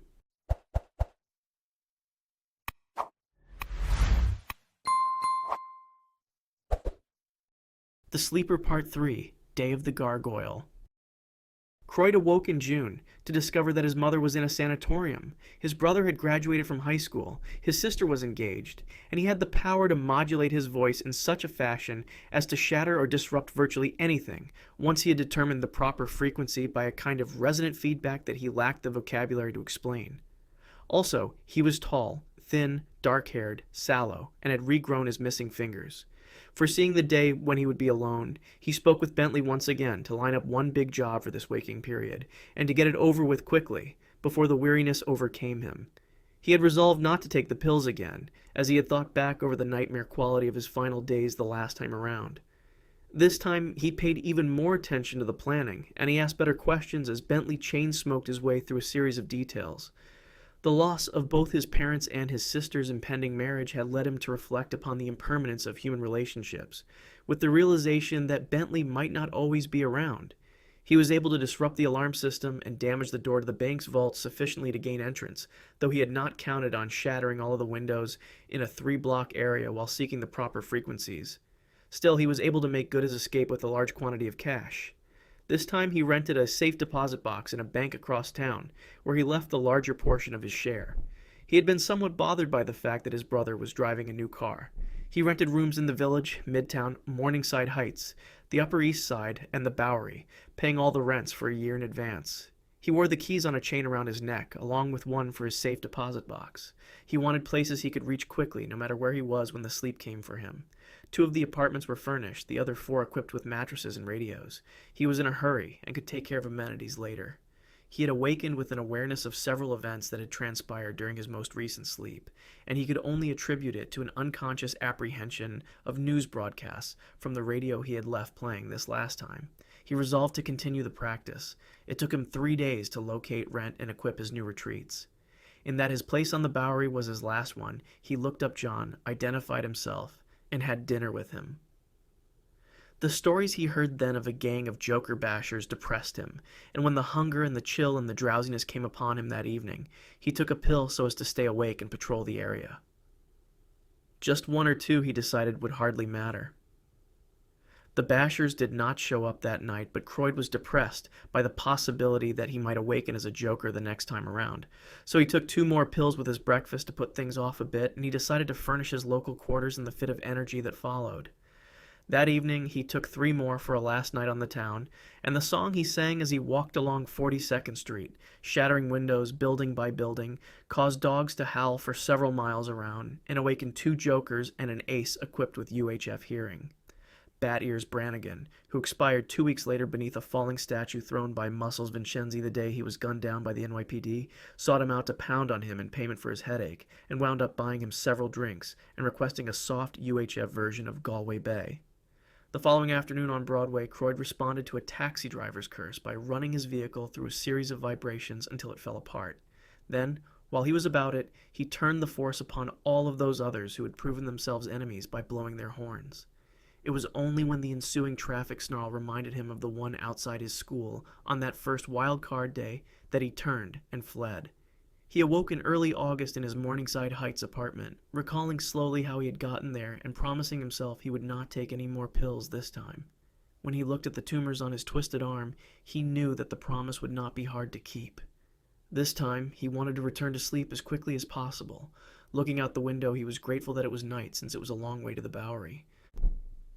On a Wednesday in mid-September, he woke to find himself dark blonde, of medium height, build and complexion, and possessed of no visible marks of his wild card syndrome. He ran himself through a variety of simple tests that experience had taught him were likely to reveal a hidden ability. Nothing in the way of a special power came to light. Puzzled, he dressed himself in his best-fitting clothing he had on hand and went out for his usual breakfast. He picked up several newspapers along the way and read them while he devoured plate after plate of scrambled eggs, waffles, and pancakes. It had been a chill morning when he entered the street. When he left the diner, it was near to 10 o'clock and balmy. He rode the subways to Midtown, where he entered the first decent-looking clothing store he saw, and completely refitted himself. He bought a pair of hot dogs from a street vendor and ate them as he walked to the subway station. He got off in the 70s, walked to the nearest delicatessen, and ate 2 corned beef sandwiches with potato pancakes. Was he stalling? He asked himself then. He knew that he could sit here all day and eat. He could feel the process of digestion going on like a blast furnace in his midsection. He rose, paid, and departed. He would walk the rest of the way. How many months had it been? He wondered, scratching his forehead. It was time to check in with Carl and Claudia, time to see how Mom was doing, to see whether anybody needed any money. When Croyd came to his front door, he halted, key in his hand. He returned the key to his pocket and knocked. Moments later, Carl opened the door. "Yes," he said, "it's me, Croyd." "Croyd! Geez, come in. I didn't recognize you. How long's it been?" "Pretty long." Croyd entered. "How is everybody?" he asked. "Mom's still the same, but you know they told us not to get our hopes up." "Yeah, need any money for her?" "Not till next month, but a couple of grand would come in handy then." Croyd passed him an envelope. "I'd probably just confuse her if I went to see her, looking this different." Carl shook his head. "She'd be confused even if you looked the same as you did, Croyd." "Oh. Want something to eat?" "Yeah, sure." His brother led him to the kitchen. "Lots of roast beef. Makes a good sandwich." "Great. How's business?" "Oh, I'm getting established now. It's better than it was at first." "Good. And Claudia?" "It's good you turned up when you did. She didn't know where to send the invitation." "What invitation?" "She's getting married Saturday." "That guy from Jersey?" "Yeah, Sam, the one she was engaged to. He manages a family business, makes pretty good money." "Where'll the wedding be?" "In Ridgewood. You come with me for it. I'm driving over." "Okay. I wonder what kind of present they'd like." "They've got this list. I'll find it." "Good." Croyd went out that afternoon and bought a Dumont television set with a 16-inch screen, paid cash, and arranged for its delivery to Ridgewood. He visited with Bentley then, but declined a somewhat risky-sounding job because of his apparent lack of special talent this time around.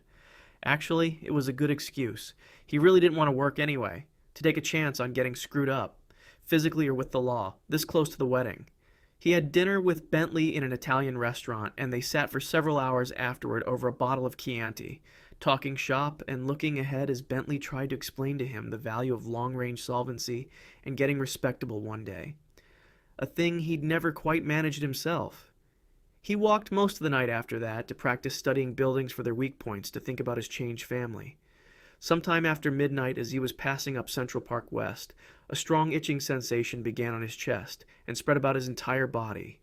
After a minute, he had to halt and scratch himself violently. Allergies were becoming very fashionable about this time, and he wondered whether his new incarnation had brought him a sensitivity to something in the park. He turned west at the first opportunity and left the area as quickly as possible. After about 10 minutes, the itching waned. Within a half hour, it had vanished completely. His hands and face felt as if they were chapped, however. At about 4 in the morning, he stopped in an all-night diner off Times Square, where he ate slowly and steadily and read a copy of Time magazine which someone had left in a booth. Its medical section contained an article on suicide among jokers, which depressed him considerably. The quotations it contained reminded him things he had heard said by many people with whom he was acquainted, causing him to wonder whether any of them were among the interviewees. He understood the feelings too well, though he could not share them fully, knowing that no matter what he drew, he would always be dealt a new wild card next time around, and that more often than not it was an ace. All of his joints creaked when he rose, and he felt a sharp pain between his shoulder blades. His feet felt swollen also. He returned home before daybreak, feeling feverish. In the bathroom, he soaked a washcloth to hold against his forehead. He noted in the mirror that his face seemed swollen. He sat in the easy chair in his bedroom until he heard Carl and Claudia moving about. When he rose to join them for breakfast, his limbs felt leaden, and his joints creaked again as he descended the stairway. Claudia, slim and blonde, embraced him when he entered the kitchen. She studied his new face. "You look tired, Croyd," she said. "Don't say that," he responded. "I can't get tired this soon. It's 2 days till your wedding, and I'm going to make it. You can rest without sleeping, though, can't you?" He nodded. "Then take it easy." "I knew it must be hard." "Come on, let's eat." As they were sipping their coffee, Carl asked, "You want to come into the office with me, see the setup I've got now?" "Another time," Croyd answered. I've got some errands." "Sure, maybe tomorrow." "Maybe so." Carl left shortly after that. Claudia refilled Croyd's cup. "We hardly see you anymore," she said. "Yeah, well, you know how it is. I sleep, sometimes months. When I wake up, I'm not always pretty. Other times, I have to hustle to pay the bills." "We've appreciated it," she said. "It's hard to understand. You're the baby, but you look like a grown man. You act like one. You didn't get your full share of being a kid." He smiled. "So what are you, an old lady? Here you are, just 17, and you're getting married." She smiled back. He's a nice guy, Croyd. I know we're going to be happy. Good, I hope so. Listen, if you ever want to reach me, I'm going to give you the name of the place where you can leave a message. I can't always be prompt, though. I understand. What is it that you do, anyway? I've been in and out of a lot of different businesses. Right now, I'm between jobs. I'm taking it easy this time for your wedding. What's he like, anyhow? Oh, very respectable and proper. Went to Princeton. Was a captain in the Army. Europe? The Pacific? Washington. Oh, well connected. She nodded. Old family, she said. Well, good, he said. You know I wish you happiness. She rose and embraced him again. I've missed you, she said. Me too. I've got errands to run too now. I'll see you later. Yes. You take it easy today. When she left, he stretched his arms as far as they would go, trying to relieve the ache in his shoulders. His shirt tore down the back as he did this. He looked in the hall mirror. His shoulders were wider today than they had been yesterday. In fact, his entire body looked wider, huskier. He returned to his room and stripped. Most of his torso was covered with a red rash. Just looking at it made him want to scratch, but he restrained himself. Instead, he filled the bathtub and soaked in it for a long while. The water level had lowered itself visibly by the time he got out. When he studied himself in the bathroom mirror, he seemed even larger. Could he have absorbed some of the water through his skin? At any rate, the inflammation seemed to have vanished, though his skin was still rough in those areas where it had been prominent. He dressed himself in clothing he had left from an earlier time when he had been larger. Then he went out and rode the subways to the clothing store he had visited the previous day. There, he re-outfitted himself completely and rode back, feeling vaguely nauseous as the car jounced and swayed. He noted that his hands looked dry and rough. When he rubbed them, flakes of dead skin fell off like dandruff. After he left the subway, he walked on until he came to the Sarzanos' apartment building. The woman who opened the door was not Joe's mother, Rose, however. What do you want? She asked. I'm looking for Joe Sarzano, he said. Nobody here by that name. Must be someone who moved out before we moved in. So you wouldn't know where they went? No, ask the manager. Maybe he knows. She closed the door. He tried the manager's apartment, but there was no answer, so he made his way home, feeling heavy and bloated. The second time that he yawned, he was abruptly fearful. It seemed too soon to be going back to sleep. This transformation was more puzzling than usual. He put a fresh pot of coffee on the stove and paced while he waited for it to percolate. While there was no certainty that he would awaken with a special power on each occasion, the one thing that had been constant was change. He thought back over all the changes he had undergone since he had been infected. This was the only one where he had seemed neither Joker nor Ace, but normal. Still. When the coffee was ready, he sat down with a cup and became aware that he had been scratching his right thigh, half unconsciously. He rubbed his hands together and more dry skin flaked off. He considered his increased girth. He thought of all the little twinges and creaks, of the fatigue. It was obvious that he was not completely normal this time, but as to what his abnormality actually constituted, he was uncertain. Could Dr. Tachyon help him? He wondered, or at least give him some idea as to what was going on. He called the number that he had committed to memory. A woman with a cheerful voice told him that Tachyon was out but would be back that afternoon. She took Croyd's name, seemed to recognize it, and told him to come in at 3. He finished the pot of coffee. The itching had increased steadily all over his body as he sat drinking the final cup.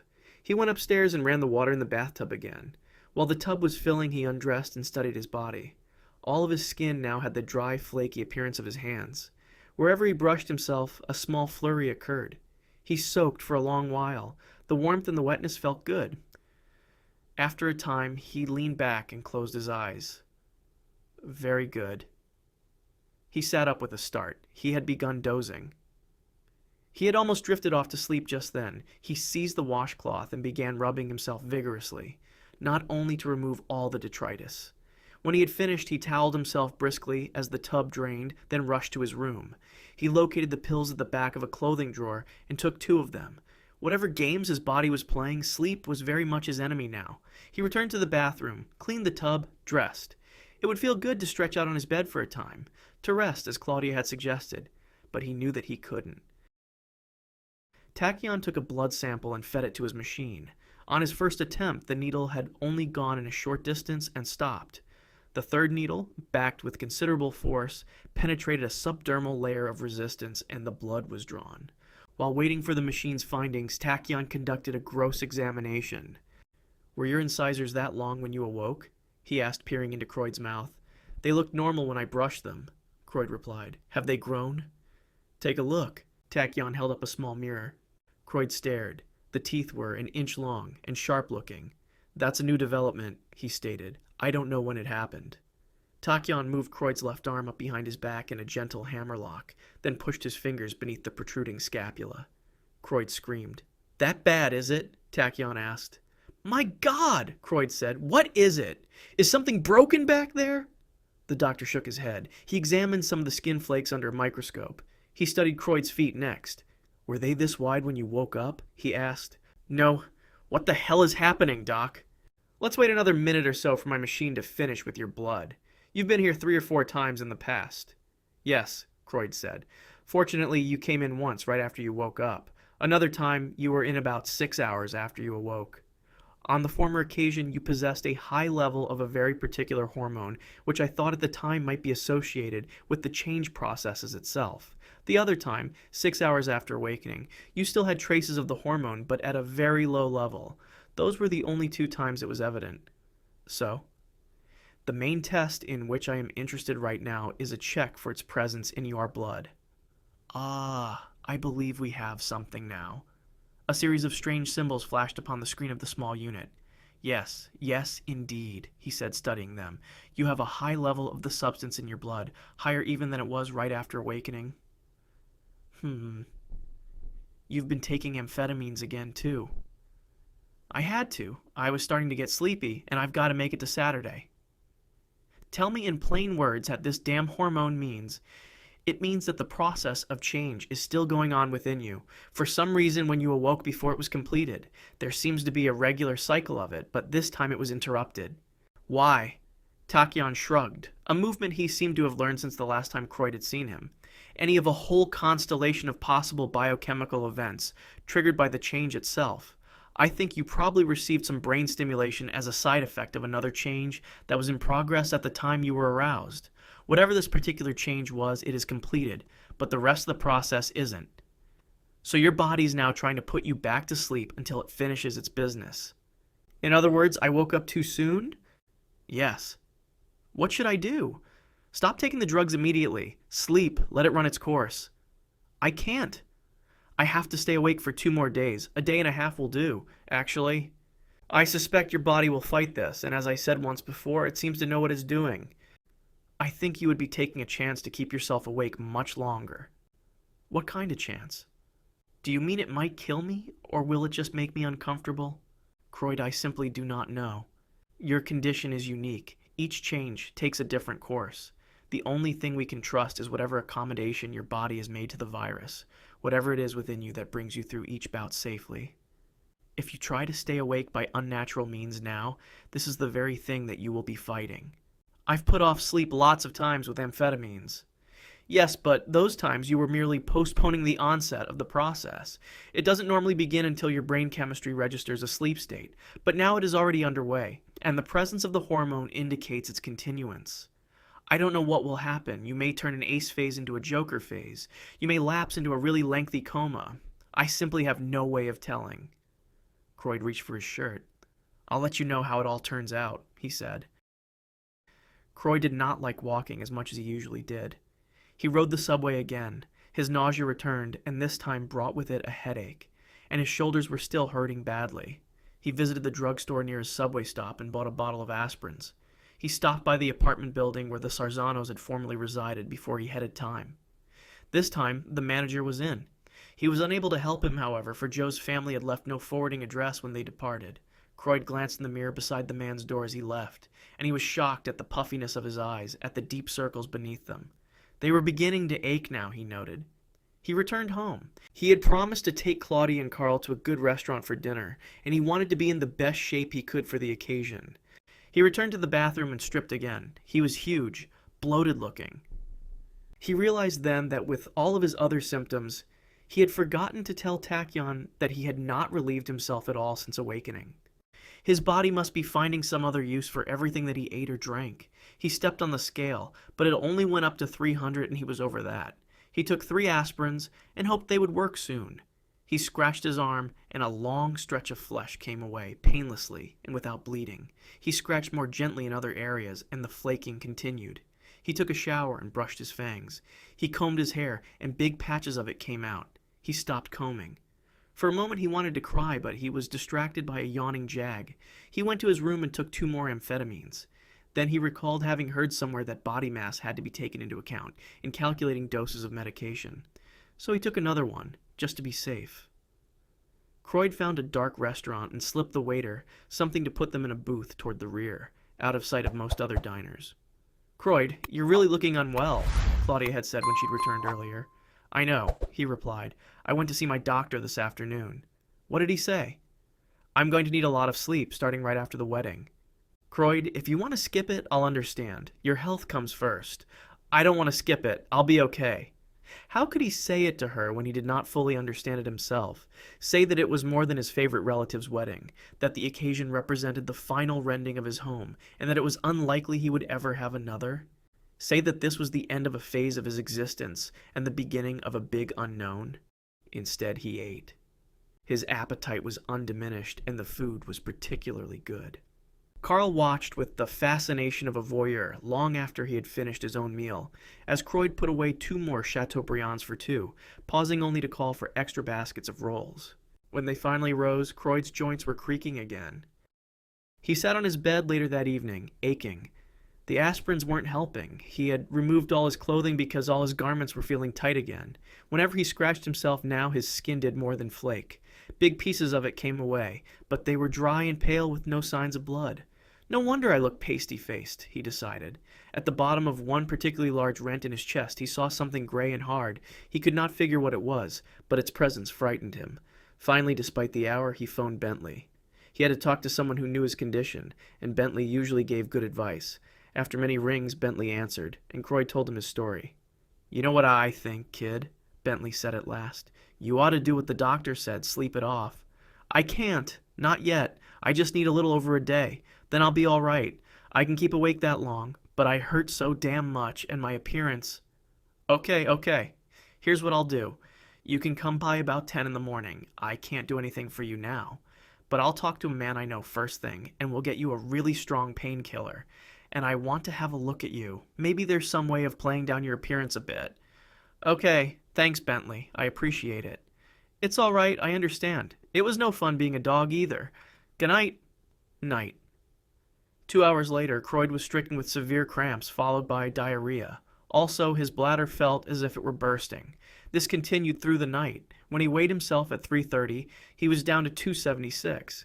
By 6 o'clock, he was 242 pounds. He gurgled constantly. Its only benefit, he reflected, is it kept his mind off the itching and the aches in his shoulders and joints. Also, it was sufficient to keep him awake without additional amphetamines. By 8 o'clock, he weighed 216, and he realized, when Carl called him, that he had finally lost his appetite.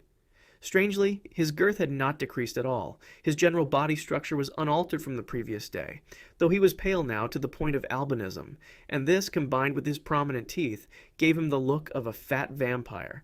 At 9 o'clock he called Bentley because he was still gurgling and running to the John. He explained that he had the shits and couldn't come for the medicine. Bentley said that he'd bring it by himself as soon as the man dropped it off.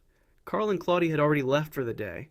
Croyd had avoided them this morning, claiming an upset stomach. He now weighed 198. It was near 11 o'clock when Bentley came by. Croyd had lost another 20 pounds by then, and had scratched off a large flap of skin from his lower abdomen. The area of exposed tissue beneath it was gray and scaly. "My God," Bentley said when he saw him. "Yeah. You've got big bald patches." "Right.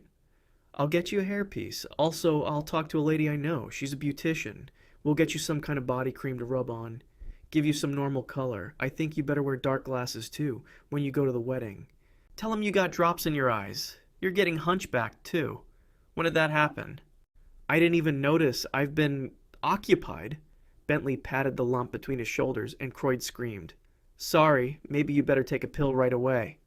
"Yeah. You're going to need to wear a big overcoat, too." "What size do you take?" "I don't know now."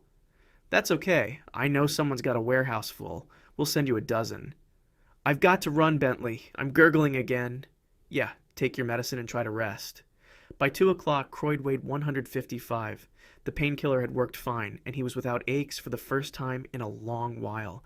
Unfortunately, it had also made him sleepy, and he had to take amphetamines again. On the plus side, this combination gave him his first good feeling since the whole business had started, even though he knew it was fake. When the load of coats was delivered at 3:30, he was down to 132 pounds and felt very light on his feet. Somewhere deep within him, his blood seemed to be singing. He found a coat that fit him perfectly and took it back to his room, leaving the others on the sofa. The beautician, a tall lacquered blonde who chewed gum, came by at 4 o'clock. She combed out most of his hair, shaved the rest, and fitted him with a hairpiece. She made up his face then, instructing him in the use of the cosmetics as she went along. She also advised him to keep his mouth closed as much as possible to hide his fangs. He was pleased with the results and gave her $100. She observed then that there were other services she might perform for him, but he was gurgling again and had to bid her a good afternoon. By 6 o'clock, his guts began to ease up on him. He was down to 116 by then, and still feeling very good. The itching had finally stopped also, though he had scratched more skin from his thorax, forearms, and thighs. When Carl came in, he yelled upstairs, "What the hell are all these coats doing here?" "It's a long story," Croyd answered. "Michael, you can have them if you want." "Hey, they're cashmere." "Yeah, this one's my size. So take it. How you feeling?" "Better, thanks." That evening he felt his strength returning, and he took one of his long walks. He raised the front end of a parked car high into the air to test it. Yes, he seemed to be recovering now. With the hair and the makeup, he looked like a garden variety fat man, so long as he kept his mouth closed. If only he'd had a little more time, he'd have sought a dentist to do something about the fangs. He did not eat anything that night or in the morning. He did feel a peculiar pressure on the sides of his head, but he took another pill and it did not turn to pain. Before he and Carl left for Ridgewood, Croyd indulged in another soak. More of his skin had come away, but that was all right. His clothes would cover his patchwork body. His face, at least, had remained intact. He applied his makeup carefully and adjusted the hairpiece. When he was fully dressed and had put on a pair of sunglasses, he thought that he looked presentable. And the overcoat did minimize the bulging of his back somewhat. The morning was brisk and overcast. His intestinal problems seemed ended. He took another pill as a prophylactic, not knowing where there was really any remaining pain to be masked. This necessitated another amphetamine. But that was all right. He felt fine, if a bit nervous. As they were passing through the tunnel, he found himself rubbing his hands. To his dismay, a large flap of skin came loose on the back of his left hand. But even that was all right. He had remembered to bring gloves. He did not know whether it was the pressure in the tunnel, but his head was beginning to throb again. It was not a painful sensation, merely a vicinity of heavy pressure in his ears and temples. His upper back also throbbed, and there was a movement within it. He bit his lip, and a piece of it came loose. He cursed. "What's the matter?" his brother asked. "Nothing. At least it wasn't bleeding. If you're still sick, I can take you back. Hate to have you get ill at the wedding, especially with a stodgy beanunch like Sam's gang." "I'll be okay." He felt light. He felt the pressure at many points within his body. The sense of strength from the drug overlaid his genuine strength. Everything seemed to be flowing perfectly. He hummed a tune and tapped his fingers on his knee. "Coats must be worth quite a bit," Carl was saying. "They're all new. Sell 'em somewhere and keep the money," he heard himself saying. "They hot?" "Probably." "You in the rackets, Croyd?" "No, but I know people." "I'll keep quiet." "Good." "You sort of look the part, though, you know, with that black coat and the glasses." Croyd did not answer him. He was listening to his body, which was telling him that something was coming free in his back. He rubbed his shoulders against the back of the seat. This made him feel better. When he was introduced to Sam's parents, William and Marcia Kendall, a rugged-looking gray-haired man gone slightly to fat and a well-preserved blonde woman, Croyd remembered to smile without opening his mouth and to make a few comments through barely moving lips. They seemed to study him carefully, and he felt certain they would have had more to say, save that there were others waiting to be greeted. "I want to talk to you at the reception," were William's final words. Croyd sighed as he moved away. He'd passed. He had no intention of attending the reception. He'd be in a taxi heading back to Manhattan as soon as the service ended, be sleeping in a matter of hours. Sam and Claudia would probably be in the Bahamas before he awoke. He saw his cousin Michael from Newark and almost approached him. The hell with it. He'd have to explain his appearance then, and it wasn't worth it. He entered the church and was shown to a pew in the front, to the right. Carl would be giving Claudia away. At least he had awakened too late to be impressed as an usher himself. There was that much to be said about his timing. As he sat waiting for the ceremony to begin, he regarded the altar decorations, the stained glass windows at either hand, the arrangements of flowers. Other people entered and they were seated. He realized that he was sweating. He glanced about. He was the only one wearing an overcoat. He wondered whether the others would think that strange. He wondered whether the perspiration was causing his makeup to run. He unbuttoned his coat, let it hang open. The sweating continued, and his feet began to hurt. Finally, he leaned forward and loosened the shoelaces. As he did, he heard his shirt tear across his back. Something also seemed to have loosened even further in the vicinity of his shoulders. Another flap of skin, he supposed. When he straightened, he felt a sharp pain. He could not lean all the way back in the pew. His hump seemed to have grown, and any pressure on it was painful. So he assumed a position partway forward, bowed slightly as if in prayer. The organist began playing. More people entered and were seated. An usher conducted an elderly couple past his row and gave him a strange look as he went by. Soon everyone was seated, and Croyd continued to sweat. It ran down his sides and his legs, was absorbed by his clothing, which became blotchy, then drenched. He decided that it might be a bit cooler if he slipped his arms out of the coat sleeves and just let it hang about his shoulders. This was a mistake, for as he struggled to free his arms, he heard his garments tear in several more places. His left shoe burst suddenly, and his toes protruded grayly from its sides. A number of people glanced his way as these sounds occurred. He was grateful that he was incapable of blushing. He did not know if it was the heat or something psychological that set off the itching again. Not that it mattered. It was a real itch, whatever had brought it on. He had painkillers and amphetamines in his pocket, but nothing for skin irritation. He clasped his hands tightly, not to pray but to keep from scratching, though he threw in a prayer too, since the circumstances seemed about as appropriate as they came. It didn't work. Through perspiration-beaded lashes, he saw the priest enter. He wondered why the man was staring at him so. It was as if he did not approve of the non-Episcopalians sweating in his church. Croyd clenched his teeth. If only he still had the power to make himself invisible, he mused. He'd fade for a few minutes, scratch like mad, then phase back and sit quietly. By dint of sheer will, he was able to hold himself steady through Mendelssohn's march. He was unable to focus on what the priest was saying after that, but he was now certain that he was not going to be able to remain seated through the entire ceremony. He wondered what would happen if he left right then. Would Claudia be embarrassed? On the other hand, if he stayed, he was certain that she would be. He must look ill enough to justify it. Still, would it become one of those incidents that people would talk about for years afterward? Her brother walked out. Perhaps he could stay a little longer. There was movement on his back. He felt his coat stirring. He heard female gasps from behind him. Now he was afraid to move, but the itching became overpowering. He unclasped his hands to scratch, but in a final act of resistance, he seized hold of the back of the pew before him. To his horror, there came a loud cracking noise as the wood splintered within his grip. There followed a long moment of silence. The priest was staring at him. Claudia and Sam had both turned to stare at him, where he sat, clutching a 6-foot length of broken pew back, and knowing that he couldn't even smile or his fangs would show. He dropped the wood and clasped himself with both arms. There were exclamations from behind as his coat slipped away. With his full strength, he dug his fingers into his sides and scratched crossbody. He heard his clothes tear and felt his skin rip all the way up to the top of his head. He saw the hairpiece fall away to his right.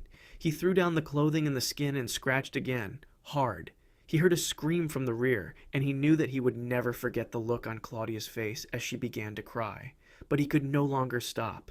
Not until his great bat-like wings were unfurled, the high pointed veins of his ears freed, and the last remnants of clothing and flesh removed from his dark, scaled frame. The priest began speaking again, something that sounded like an exorcism. There came shrieks and sounds of rapid footfalls. He knew that he couldn't exit through the door where everyone else was headed, so he leapt into the air, circled several times to get a feeling of his new limbs, then covered his eyes with his left forearm and crashed out through the stained glass window on his right. As he beat his way back toward Manhattan, he felt that it would be a long time before he saw his in-laws again. He hoped that Carl wouldn't get married for a long while. He wondered then whether he'd ever meet the right girl himself. Catching an updraft, he soared, the breezes sobbing about him. The church looked like a disturbed anthill when he glanced back. He flew on.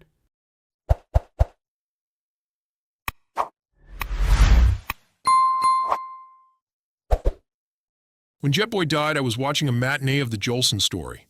I wanted to see Larry Park's performance, which everyone said was so remarkable. I studied it carefully and made mental notes. Young actors do things like that. The picture ended. but I was feeling comfortable and had no plans for the next few hours, and I wanted to see Larry Parks again. I watched the movie a second time. Halfway through, I fell asleep, and when I woke, the titles were scrolling up. I was alone in the theater. When I stepped into the lobby, the usherettes were gone and the doors were locked. They'd run for it and forgotten to tell the projectionist. I let myself out into a bright, pleasant autumn afternoon and saw that 2nd Avenue was empty. 2nd Avenue is never empty. The newsstands were closed. The few cars I could see were parked. The theater marquee had been turned off. I could hear angry auto horns some distance off, and over it, the rumble of high-powered airplane engines. There was a bad smell from somewhere. New York had the eerie feeling that towns sometimes got during an air raid, deserted and waiting and nervous. I'd been in air raids during the war, usually on the receiving end, and I didn't like the feeling at all. I began walking from my apartment, just 1.5 blocks away. In the first 100 feet, I saw what had been making the bad smell. It came from a reddish-pink puddle that looked like several gallons of oddly colored ice cream melting on the sidewalk and oozing down the gutter. I looked closer. There were a few bones inside the puddle, a human jawbone, part of a tibia, an eye socket. They were dissolving into a light pink froth. There were clothes beneath the puddle, an usherette's uniform. Her flashlight had rolled into the gutter, and the metal parts of it were dissolving along with her bones. My stomach turned over as adrenaline slammed into my system. I started to run. By the time I got to my apartment, I figured there had to be some kind of emergency going on, and I turned on the radio to get information. While I was waiting for the Philco to warm up, I went to check the canned food in the cupboard. A couple of cans of Campbell's was all I could find. My hands were shaking so much I knocked one of the cans out of the cupboard, and it rolled off the sideboard behind the icebox.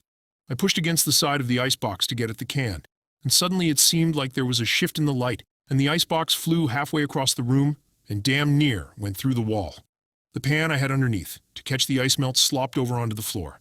I got the can of soup. My hands were still trembling. I moved the icebox back, and it was light as a feather. The light kept doing weird shifts. I could pick up the box with one hand. The radio warmed, finally, and I learned about the virus. People who felt sick were to report to emergency tent hospitals set up by the National Guard all over the city. There was one in Washington Square Park near where I was living. I didn't feel sick, but on the other hand, I could juggle the icebox, which was not exactly normal behavior. I walked to Washington Square Park. There were casualties everywhere. Some were just lying in the street. I couldn't look at a lot of it. It was worse than anything I'd seen in the war.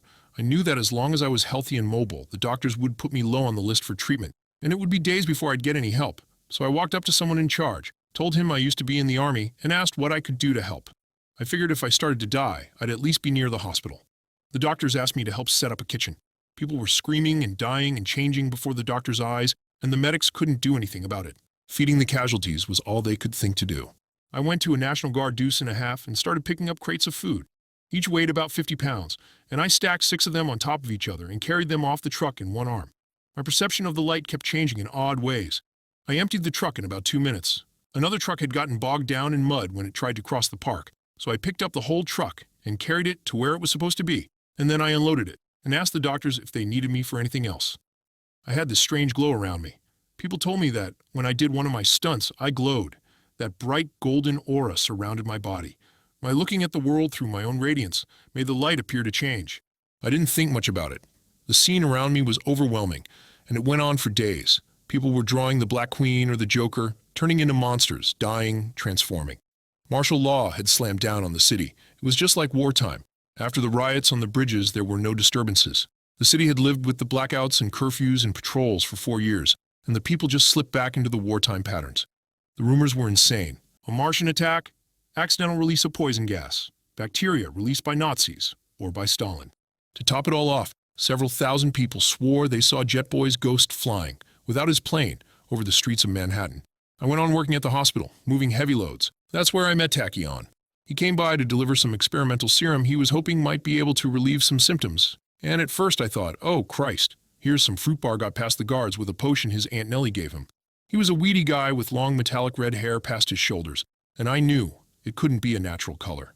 He dressed as if he got his clothes from the Salvation Army in the theater district, wearing a bright orange jacket like a band leader might wear, a red Harvard sweater, a Robin Hood hat with a feather, +4s with Argyle socks, and two-tone shoes that would have looked out of place on a pimp. He was moving from bed to bed with a tray full of hypos, observing each patient and sticking needles in people's arms. I put down the X-ray machine I was carrying and ran to stop him before he could do any harm. And then I noticed that the people following him included a 3-star general, a National Guard bird colonel who ran the hospital, and Mr. Archibald Holmes, who was one of FDR's old crowd at Agriculture, and who I recognized right away. He'd been in charge of a big relief agency in Europe following the war, but Truman had sent him to New York as soon as the plague hit. I sidled up behind one of the nurses and asked her what was going on. "That's a new kind of treatment," she said. "That Dr. Tack something brought it." "It's his treatment?" I asked. "Yeah." She looked at him with a frown. "He's from another planet." I looked at the +4s and Robin Hood hat. "No kidding?" I said. "No, really, he is." Closer up, you could see the dark circles under his weird purple eyes, the strain that showed on his face. He'd been pushing himself hard since the catastrophe, like all the doctors here, like everyone except me. I felt full of energy in spite of only getting a few hours sleep each night. The bird colonel from the National Guard looked at me. "Here's another case," he said. "This is Jack Braun." Tachyon looked up at me. "Your symptom?" he asked. He had a deep voice, a vaguely mid-European accent. "I'm strong. I can pick up trucks. I glow gold when I do it." He seemed excited. "A biological force field. Interesting. I'd like to examine you later." An expression of distaste crossed his face. "Present crisis over." "Sure, Doc. Whatever you like." He moved on to the next bed. Mr. Holmes, the relief man, didn't follow. I stuck my thumbs into my belt and tried to look useful. "Can I help you with something, Mr. Holmes?" I asked. He seemed mildly surprised. "You know my name?" he said. "I remember you coming to Fayette, North Dakota, back in '33, I said. "Just after the New Deal came in. You were at Agriculture then." "A long time ago. What are you doing in New York, Mr. Braun?" "I was an actor till the theaters shut down." "Ah," he nodded. "We'll have the theaters running again soon.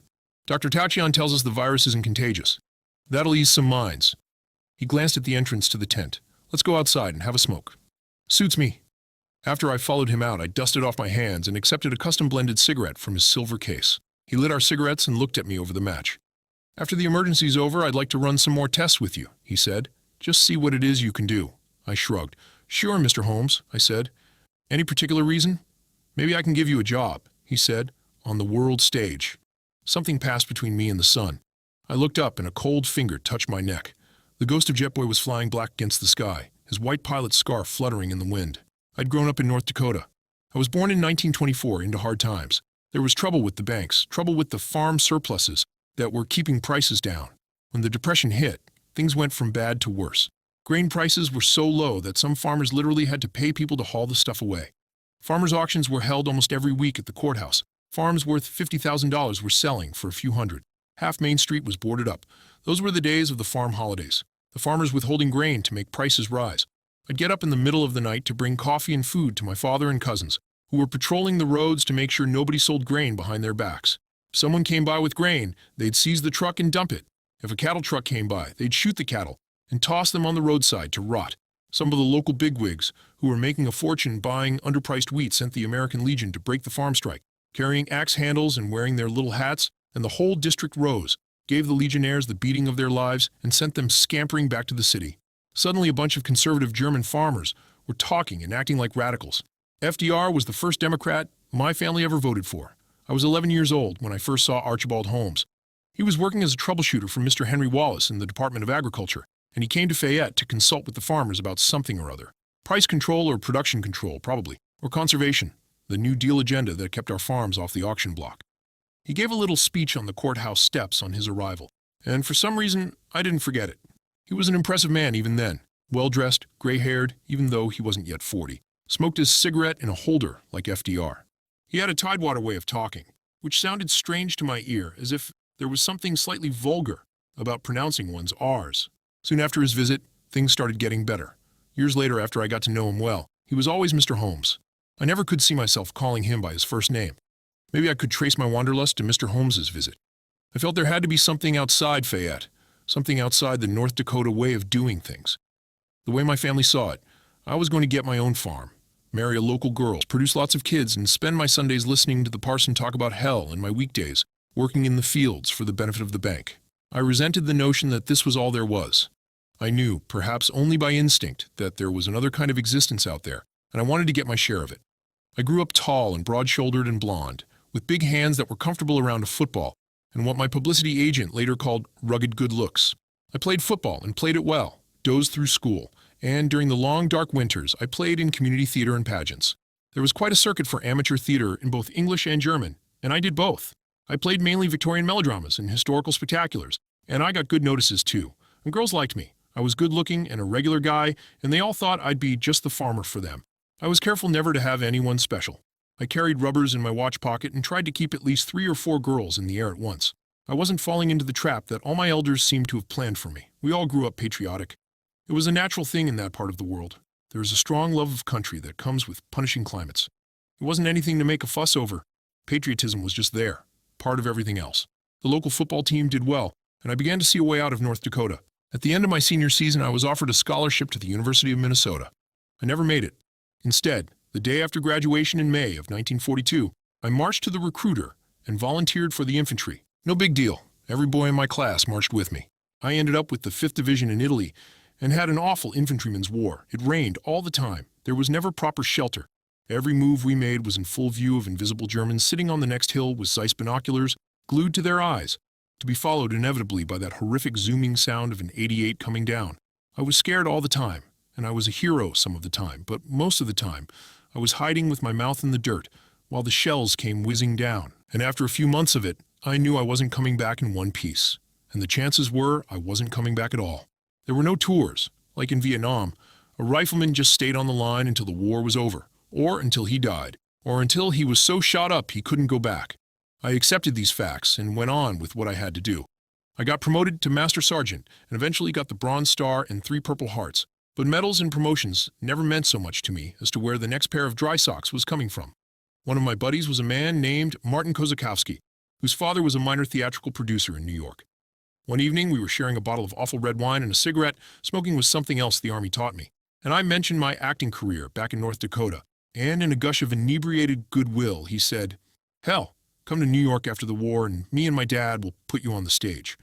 It was a pointless fantasy, since at that point, none of us really thought we were coming back, but it stuck, and we talked about it afterward. And by, as some dreams have a way of doing, it came true. After VE Day, I went to New York and Kozakowski. The elder got me a few parts while I worked. An assortment of part-time jobs, all of which were easy compared to farming in the war. Theater circles were full of intense, intellectual girls who didn't wear lipstick. Not wearing lipstick was supposed to be sort of daring, and they would take you home with them if you listened to them talk about Anouilh or Pirandello or their psychoanalysis. And the best thing about them was that they didn't want to get married and make little farmers. Peacetime reflexes began to come back. North Dakota started to fade away, and after a while I began to wonder if maybe the war didn't have its consolations after all. An illusion, of course. Because some nights I'd still wake up with the 88s whistling in my ears, terror squirming in my guts, the old wound in my calf throbbing, and I'd remember lying on my back in a shell hole with mud creeping down my neck, waiting for the morphine to hit while I looked up into the sky to see a flight of silver thunderbolts with the sun gleaming off their stubby wings, the planes hopping the mountains with more ease than I could hop out of a jeep.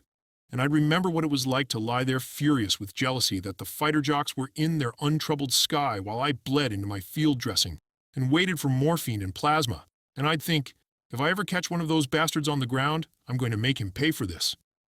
When Mr. Holmes started his tests, he proved exactly how strong I was, which was stronger than anyone had ever seen, or even imagined.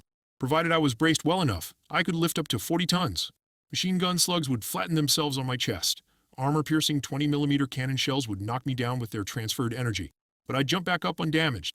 They were scared to try anything bigger than a 20mm on their tests. So was I. If I were hit with a real cannon, instead of just a big machine gun, I'd probably be oatmeal. I had my limits. After a few hours of it, I'd begin to get tired. I would weaken. Bullets began to hurt. I'd have to go off and rest. Tachyon had guessed right when he talked about a biological force field. When I was in action, it surrounded me like a golden halo. I didn't exactly control it. If someone shot a bullet into my back by surprise, the force field would turn on by itself. When I started to get tired, the glow would begin to fade. I never got tired enough for it to fade entirely, not when I wanted it on. I was scared of what would happen then, and I always took care to make sure I got my rest when I needed it. When the test results came in, Mr. Holmes called me to his apartment on Park Avenue South. It was a big place, the entire 5th floor, but a lot of the rooms had that unused smell to them. His wife had died of pancreatic cancer back in '40, and since then, he'd given up most of his social life. His daughter was off to school. Mr. Holmes gave me a drink and a cigarette and asked me what I thought about fascism and what I thought I could do about it. I remembered all those stiff-necked SS officers and Luftwaffe paratroopers and considered what I could do about them now that I was the strongest thing on the planet. I imagined that now I'd make a pretty good soldier, I said. He gave me a thin smile. Would you like to be a soldier again, Mr. Braun? I saw right away what he was driving at. There was an emergency going on. Evil lived in the world. It was possible I could do something about it. And here was a man who had sat at the right hand of Franklin Delano Roosevelt, who in turn sat at the right hand of God, as far as I was concerned. And he was asking me to do something about it. Of course I volunteered. It probably took me all of 3 seconds. Mr. Holmes shook my hand. Then he asked me another question. How do you feel about working with a colored man? I shrugged. He smiled. Good, he said. In that case, I'll have to introduce you to Jetboy's ghost. I must have stared. His smile broadened. Actually, his name is Earl Sanderson. He's quite the fellow. Oddly enough, I knew the name. The Sanderson who used to play ball for Rutgers? Hell of an athlete. Mr. Holmes seemed startled. Maybe he didn't follow sports. Oh, he said. I think you'll find he's a lot more than that. Earl Sanderson Jr. was born into a life far different from mine, in Harlem, New York City. He was 11 years older than I, and maybe I never caught up to him. Earl Sr. was a railway car porter, a smart man, self-educated, an admirer of Frederick Douglass and Du Bois. He was a charter member of the Niagara Movement, which became the NAACP, and later the Brotherhood of Sleeping Car Porters. A tough, smart man, thoroughly at home in the combustive Harlem at the time. Earl Jr. was a brilliant youth, and his father urged him not to waste it. In high school, he was outstanding as a scholar and athlete, and when he followed Paul Robeson's footsteps to Rutgers in 1930, he had his choice of scholarships. 2 years into college, he joined the Communist Party. When I knew him later, he made it sound like the only reasonable choice. The Depression was only getting worse, he told me. The cops were shooting union organizers all over the country, and white people were finding out what it was like to be as poor as the colored.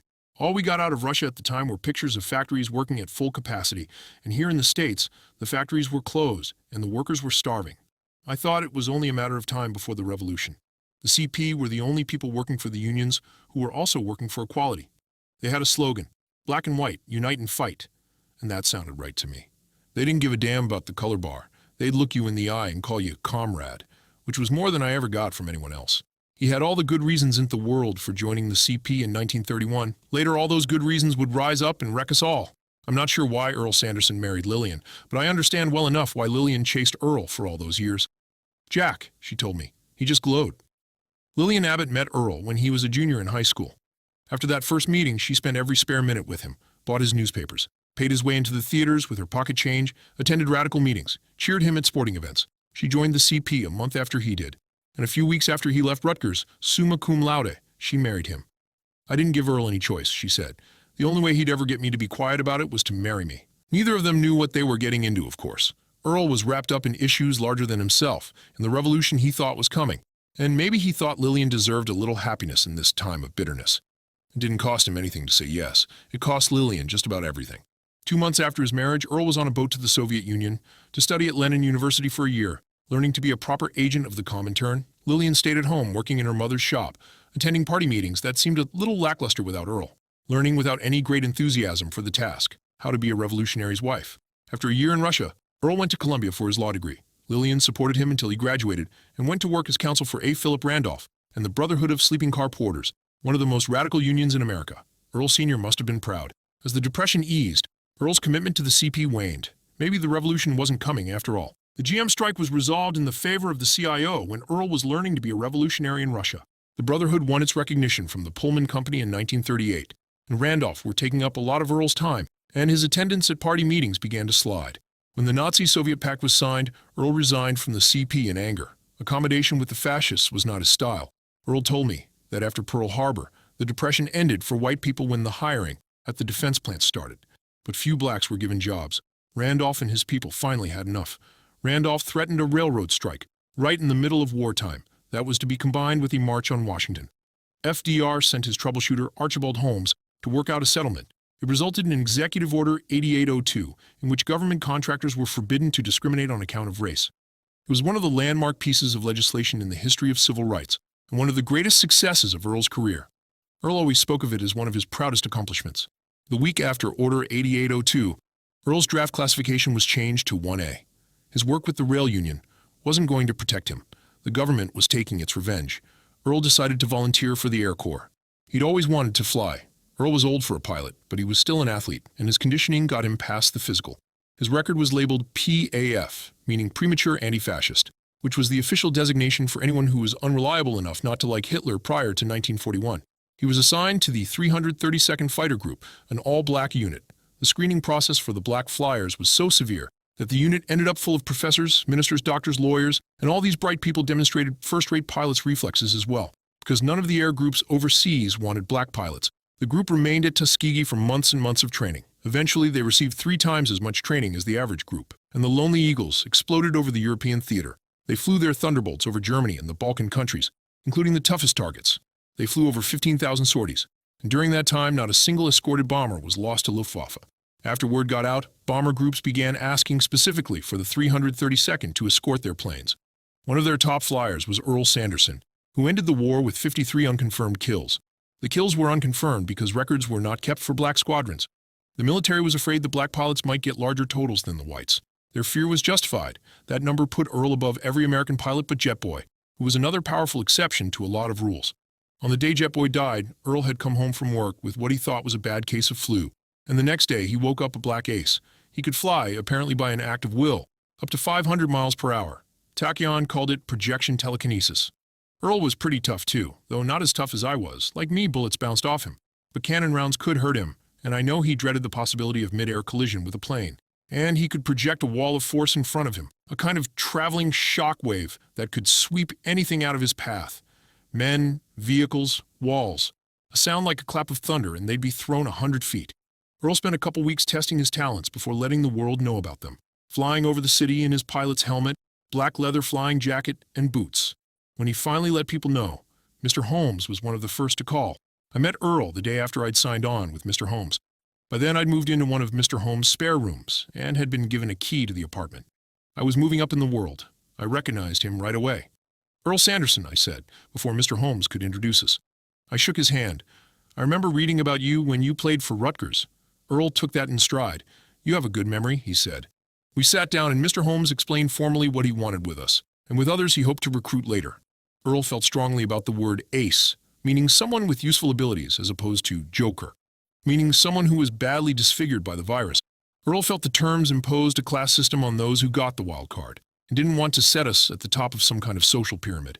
Mr. Holmes officially named our team the Exotics for Democracy. We were to become visible symbols of American post-war ideals, to lend credit to the American attempt to rebuild Europe and Asia, to continue the fight against fascism and intolerance. The U.S. was going to create a post-war golden age, and was going to share it with the rest of the world. We were going to be its symbol. It sounded great. I wanted in. With Earl, the decision came a little harder. Holmes had talked to him before and had asked him to make the same kind of deal that Branch Rickey later asked of Jackie Robinson. Earl had to stay out of domestic politics. He had to announce that he'd broken with Stalin and Marxism, that he was committed to peaceful change. He was asked to keep his temper under control, to absorb the inevitable anger, racism, and condescension, and to do it without retaliation. Earl told me later how he struggled with himself. He knew his powers by then, and he knew he could change things simply by being present where important things were going on. Southern cops wouldn't be able to smash up interrogation meetings if someone present could flatten whole companies of state troopers. Strikebreakers would go flying before his wave of force. If he decided to integrate somebody's restaurant, the entire Marine Corps couldn't throw him out without destroying the building anyway. But Mr. Holmes had pointed out that if he used his powers in that way, it wouldn't be Earl Sanderson who would pay the penalty. If Earl Sanderson were seen reacting violently to provocation, innocent blacks would be strung from oak limbs throughout the country. Earl gave Mr. Holmes the assurance he wanted. Starting the very next day, the two of us went on to make a lot of history. The EFD was never part of the U.S. government. Mr. Holmes consulted with the State Department, but he paid Earl and me out of his own pocket, and I lived in his apartment. The first thing was to deal with Perón. He'd gotten himself elected president of Argentina in a rigged election, and was in the process of turning himself into a South American version of Mussolini in Argentina, into a refuge for fascists and war criminals. The Exotics for Democracy flew south to see what we could do about it. Looking back on things, I'm amazed at our assumptions. We were bent on overthrowing the constitutional government of a large foreign nation, and we didn't think anything about it. Even Earl went along without a second thought. We'd just spent years fighting fascists in Europe, and we didn't see anything remarkably different in moving south and smashing them up there. When we left, we had another man with us. David Harstein just seemed to talk himself aboard the plane.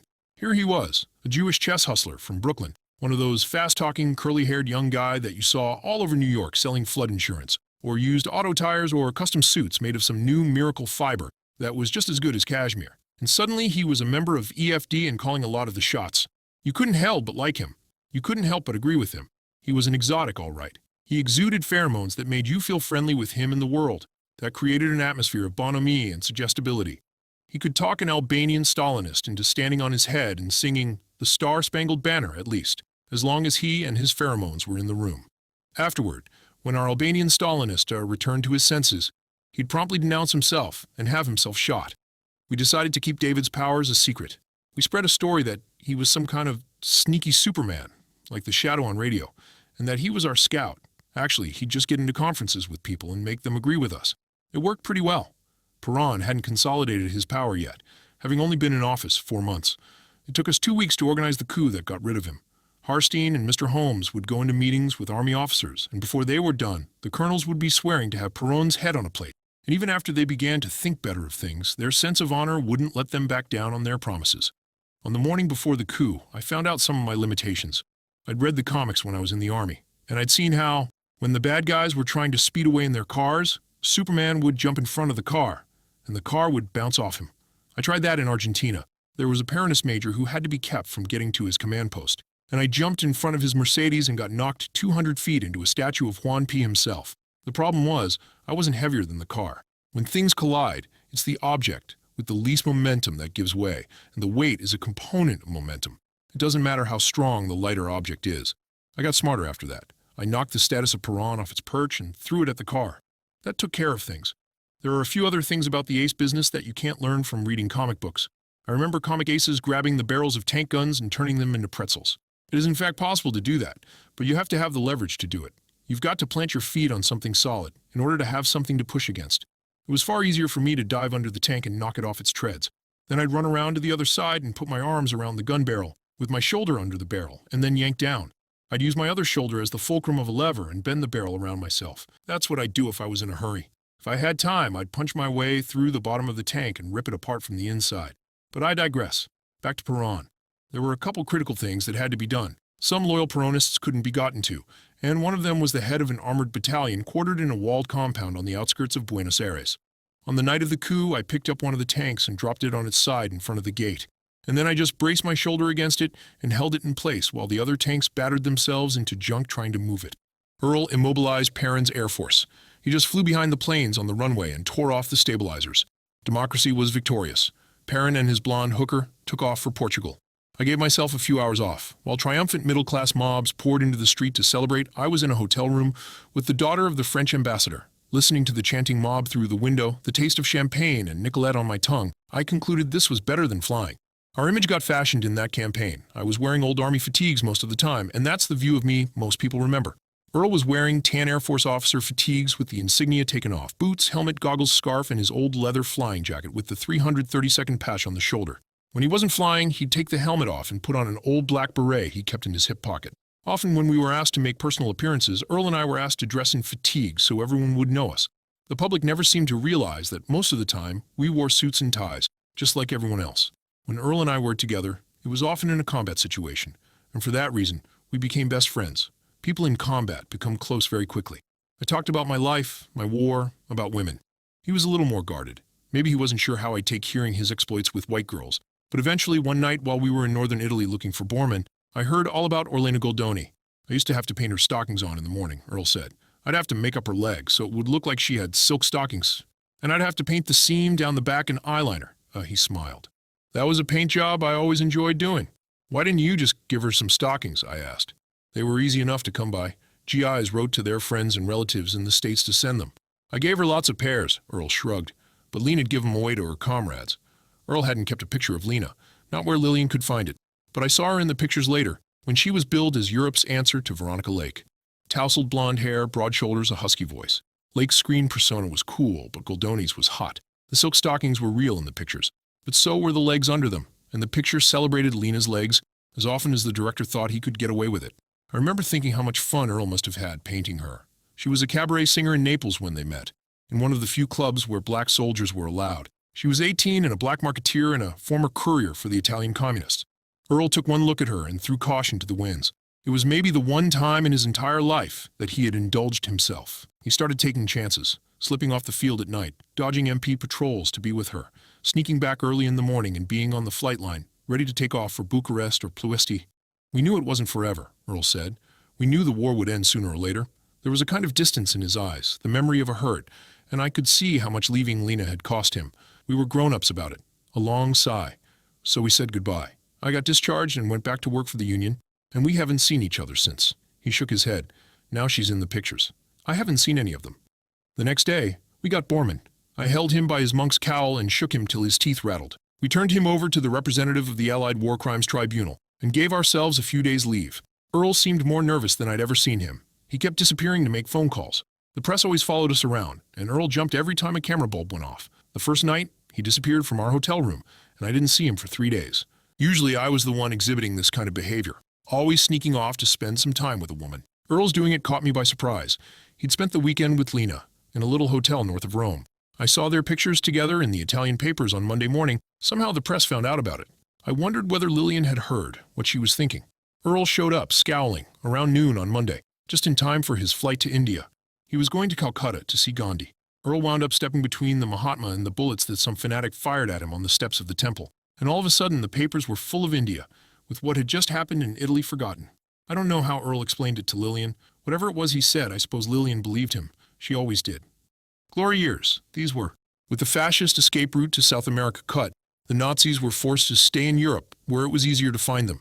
After Earl and I had dug Bormann out of his monastery, we plucked Mengele from a farm attic in Bavaria, and we got so close to Eichmann in Austria that he panicked and ran out into the arms of a Soviet patrol, and the Russians shot him out of hand. David Harstein walked into the Escorial on a diplomatic passport and talked Franco into a live radio address in which he resigned and called for elections, and then David stayed with him on the plane all the way to Switzerland. Portugal called for elections right afterward, and Perron had to find a new home in Nanking, where he became a military advisor to the Generalissimo.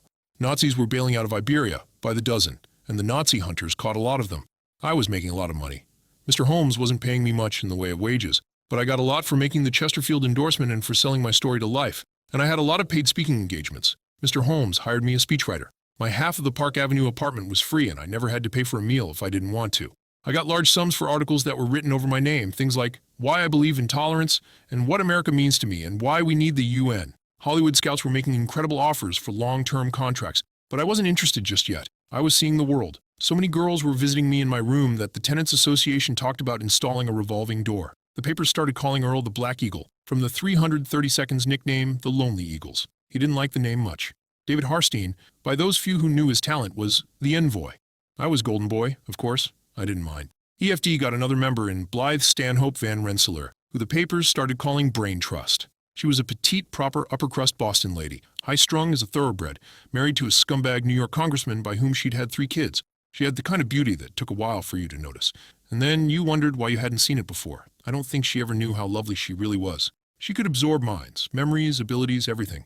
Blythe was older than me, by about 10 years, but that didn't bother me, and before long I started flirting with her. I had plenty of other female companionship, and everyone knew that, so if she knew anything about me at all, and maybe she didn't, because my mind wasn't important enough to absorb, she didn't take me seriously. Eventually her awful husband, Henry, threw her out, and she came by our apartment to look for a place to stay. Mr. Holmes was gone, and I was feeling no pain after a few shots of his 20-year-old brandy, and I offered her a bed to stay in, mine, in fact. She blew up at me, which I deserved, and stormed out. Hell, I hadn't intended her to take the offer as a permanent one.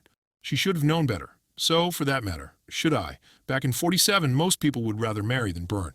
I was an exception, and Blythe was too high-strung to fool with. She was on the edge of nervous collapse half the time, with all the knowledge in her head, and one thing she didn't need was a Dakota farm boy pawning at her on the night her marriage ended. Soon, Blythe and Tachyon were together. It didn't do my self-esteem any good to be turned down for a being from another planet, but I'd gotten to know Tachyon fairly well, and I'd decided he was okay in spite of his liking for brocade and satin. If he made Blythe happy, that was fine with me. I figured he had to have something right with him to persuade a blue-stocking like Blythe to actually live in sin. The term ace caught on just after Blythe joined the EFD, so suddenly we were the 4 aces. Mr. Holmes was democracy's ace in the hole, or the 5th ace. We were good guys, and everyone knew it. It was amazing, the amount of adulation we received. The public simply wouldn't allow us to do anything wrong. Even die-hard bigots referred to Earl Sanderson as our colored flyboy. When he spoke out on segregation, or Mr. Holmes on populism, people listened. Earl was consciously manipulating his image, I think. He was smart, and he knew how the machinery of the press worked. The promise he'd given with such struggle to Mr. Holmes was fully justified by events. He was consciously molding himself into a black hero, an untarnished figure of aspiration. Athlete, scholar, union leader, war hero, faithful husband, ace. He was the first black man on the cover of Time, the first on Life. He had replaced Robeson as the foremost black ideal, as Robeson wryly acknowledged when he said, "I can't fly," but then Earl Sanderson can't sing. Robeson was wrong, by the way. Earl was flying higher than he ever had. He hadn't realized what happens to idols when people find out about their feet of clay. The Four Aces failures came the next year in '48. When the communists were on the verge of taking over Czechoslovakia, we flew over Germany in a big rush, and then the whole thing was called off. Someone at the State Department had decided the situation was too complicated for us to fix, and he'd asked Mr. Holmes not to intervene. I heard a rumor later that the government had been recruiting some ace talents of their own for covert work, and that they'd been sent in and made a bungle of it. I don't know if that's true or not. Then, 2 months after the Czechoslovakian fiasco, we were sent into China to save 1 billion-odd people for democracy. It was not apparent at the time, but our side had already lost. On paper, things seemed retrievable. The Generalissimos Kuomintang still held all the major cities. Their armies were well equipped, compared to Mao and his forces. And it was well known that the Generalissimo was a genius. If he weren't, why had Mr. Luce made him Times Man of the Year twice? On the other hand, the communists were marching south at a steady rate of 23.5 miles per day, rain or shine, summer or winter, redistributing land as they went. Nothing could stop them, certainly not the Generalissimo. By the time we were called in, the Generalissimo had resigned. He did that from time to time, just to prove to everyone that he was indispensable. So the Four Aces met with the new KMT president, a man named Chen, who was always looking over his shoulder lest he be replaced once the great man decided to make another dramatic entrance to save his country. The U.S. position by then was prepared to concede North China and Manchuria, which the KMT had already lost, barring the big cities. The idea was to save the South while they organized for an eventual reconquest. And the communists would get the northern cities without having to fight for them. We were all there. The Four Aces, and Holmes, Blythe, was included as a scientific advisor and ended up giving little speeches about sanitation, irrigation, and inoculation. Mao was there, and Zhou Enlai, and President Chen. The Generalissimo was off in Canton, sulking in his tent, and the People's Liberation Party was laying siege to Mukden in Manchuria, and otherwise marching steadily south 23.5 miles per day under Lin Biao. Earl and I didn't have much to do. We were observers, and mostly what we observed were the delegates. The KMT people were astonishingly polite. They dressed well. They had uniformed servants who scuttled about on their errands. Their interaction with one another looked like a minuet. The PLA people looked like soldiers. They were smart, proud, military in the way that real soldiers are military, without all the white-glove prissy formality of the KMT. The PLA had been to war, and they weren't used to losing. I could tell that at a glance. It was a shock. All I knew about China was what I'd read in Pearl Buck. That and the certified genius of the Generalissimo. "These guys are fighting those guys?" I asked Earl. "Those guys," Earl was indicating the KMT crowd, "aren't fighting anyone. They're ducking for cover and running away. That's part of the problem." "I don't like the looks of this," I said. Earl seemed a little sad. "I don't either," he said. He spat. "The KMT officials have been stealing land back from the peasants. The communists are giving the land back, and that means they've got popular support. But once they've won the war, they'll take it all back, just like Stalin did." Earl knew his history. Me, I just read the papers. Over a period of 2 weeks, Mr. Holmes worked out a basis for negotiation, and then David Harstein came into the room, and soon Chen and Mao were grinning at each other like old school buddies at a reunion. And in a marathon negotiating session, China was formally partitioned. The KMT and the PLA were ordered to be friends and lay down their arms. It all fell apart within days. The Generalissimo, who had no doubt been told of our perfidy by ex-Colonel Perron, denounced the agreement and returned to save China. Lin Biao never stopped marching south. And after a series of colossal battles, the certified genius of the Generalissimo ended up on an island guarded by the U.S. fleet, along with Juan Perón and his blonde hooker, who had to move again. Mr. Holmes told me that when he flew back across the Pacific with the partition in his pocket, while the agreement unraveled behind him, and the cheering crowds in Hong Kong and Manila and Oahu and San Francisco grew even smaller, he kept remembering Neville Chamberlain and his little piece of paper, and how Chamberlain's Peace in Europe turned into conflagration, and Chamberlain into history's dupe, the sad example of a man who meant well, but who had too much hope, and trusted too much in men more experienced in treachery than he. Mr. Holmes was no different. He didn't realize that while he'd gone on living and working for the same ideals, for democracy and liberalism and fairness and integration, the world was changing around him, and that because he didn't change with the world was going to hammer him into dust. At this point, the public were still inclined to forgive us, but they remembered that we'd disappointed them. Their enthusiasm was a little lessened, and maybe the time for the Four Aces had passed. The big war criminals had been caught, fascism was on the run, and we had discovered our limitations in Czechoslovakia and China. When Stalin blockaded Berlin, Earl and I flew in. I was in my combat fatigues again, Earl in his leather jacket. He flew patrols over the Russian wire, and the army gave me a jeep and driver to play with. Eventually, Stalin backed down, but our activities were shifting toward personal. Blythe was going off to scientific conferences all over the world, and spent most of the rest of her time with Tachyon. Earl was marching in civil rights demonstrations and speaking all over the country. Mr. Holmes and David Harstein went to work, in that election year, for the candidacy of Henry Wallace. I spoke alongside Earl at the Urban League meetings, and to help out Mr. Holmes, I said a few nice things for Mr. Wallace, and I got paid a lot of money for driving the latest model Chrysler, and for talking about Americanism. After the election, I went to Hollywood to work for Louis Mayer. The money was more incredible than anything I'd ever dreamed, and I was getting bored kicking around Mr. Holmes' apartment. I left most of my stuff in the apartment, figuring it wouldn't be long before I'd be back. I was pulling down $10,000 per week, and I'd acquired an agent and an accountant and a secretary to answer the phone, and someone to handle my publicity. All I had to do at this point was take acting and dancing lessons. I didn't actually have to work yet, because they were having script problems with my picture. They'd never had to write a screenplay around a blonde Superman before. The script they eventually came up with was based loosely on our adventures in Argentina, and it was called Golden Boy. They paid Clifford Odets a lot of money to use that title, and considering what happened to Odets and me a year later, that linking had a certain irony. When they gave the script to me, I didn't care for it. I was the hero, which was just fine with me. They actually called me John Brown, but the Harstein character had been turned into a minister's son from Montana, and the Archibald Holmes character, instead of being a politician from Virginia, and had become an FBI agent. The worst part was the Earl Sanderson character. He'd become a cipher, a black flunky, who was only in a few scenes, and then only to take orders from John Brown and reply with a crisp, "Yes, sir," and a salute. I called up the studio to talk about this.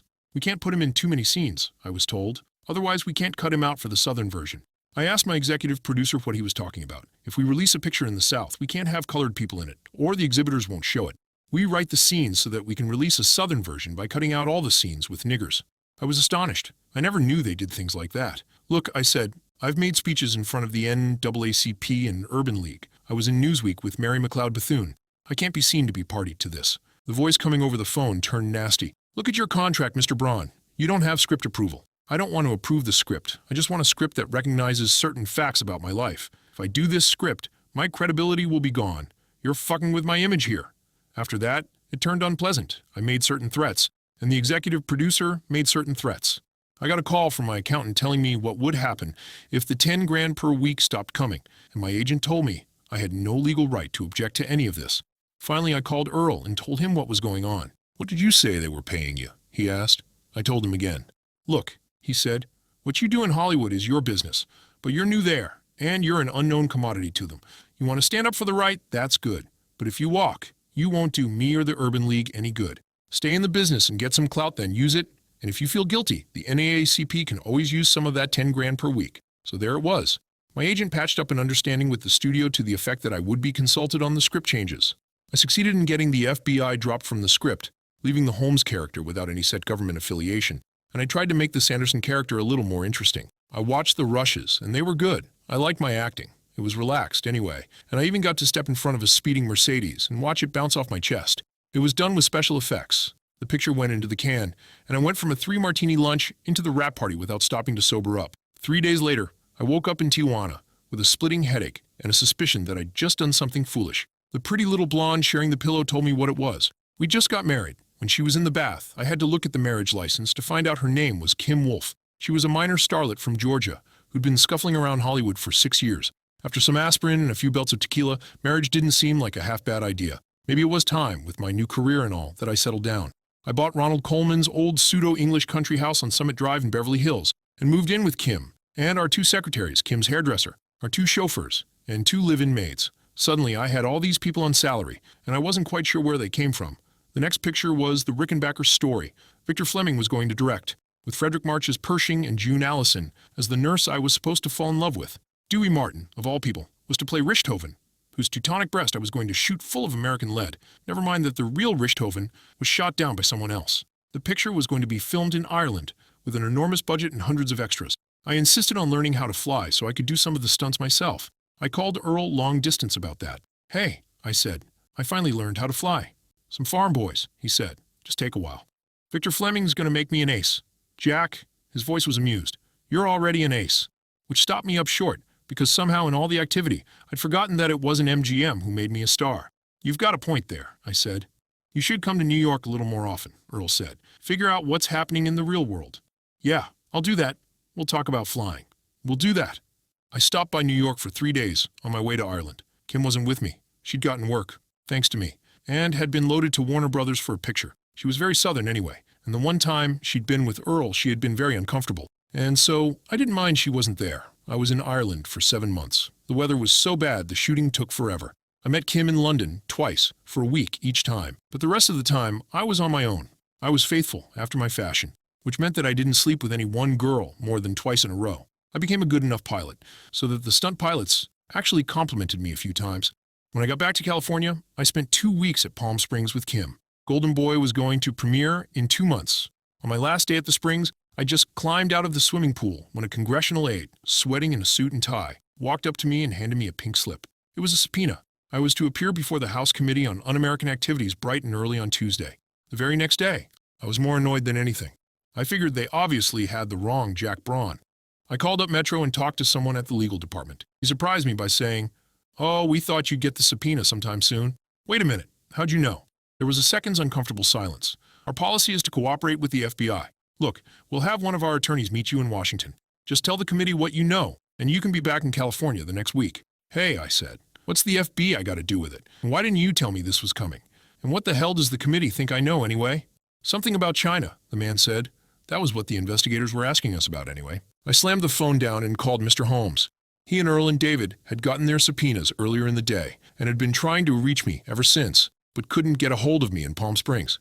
"They're going to try and break the aces, farm boy," Earl said. "You'd better get the first flight east. We've got to talk." I made arrangements. And then Kim walked in, dressed in her tennis whites, just back from her lesson. She looked better in sweat than any woman I'd ever known. "What's wrong?" she asked. I just pointed at the pink slip. Kim's reaction was fast, and it surprised me. "Don't do what the 10 did," she said quickly.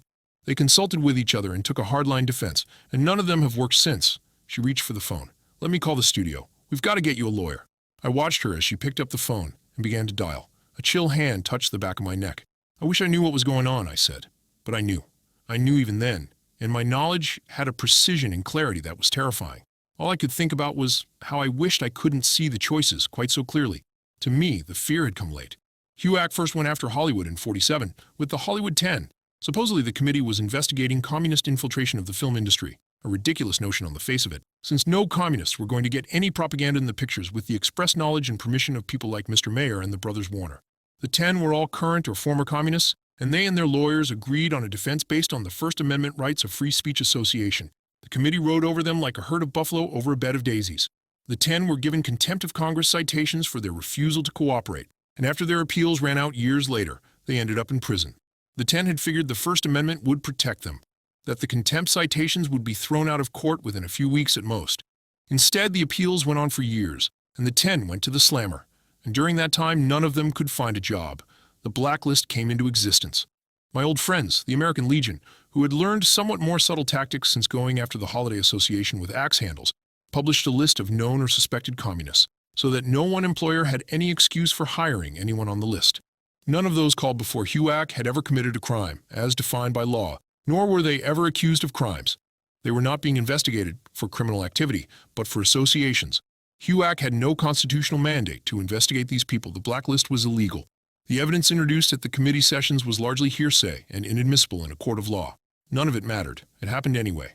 HUAC had been silent for a while, partly because their chairman, Parnell, had gotten tossed in the slammer for padding his payroll, partly because Hollywood 10 appeals were still going through the court.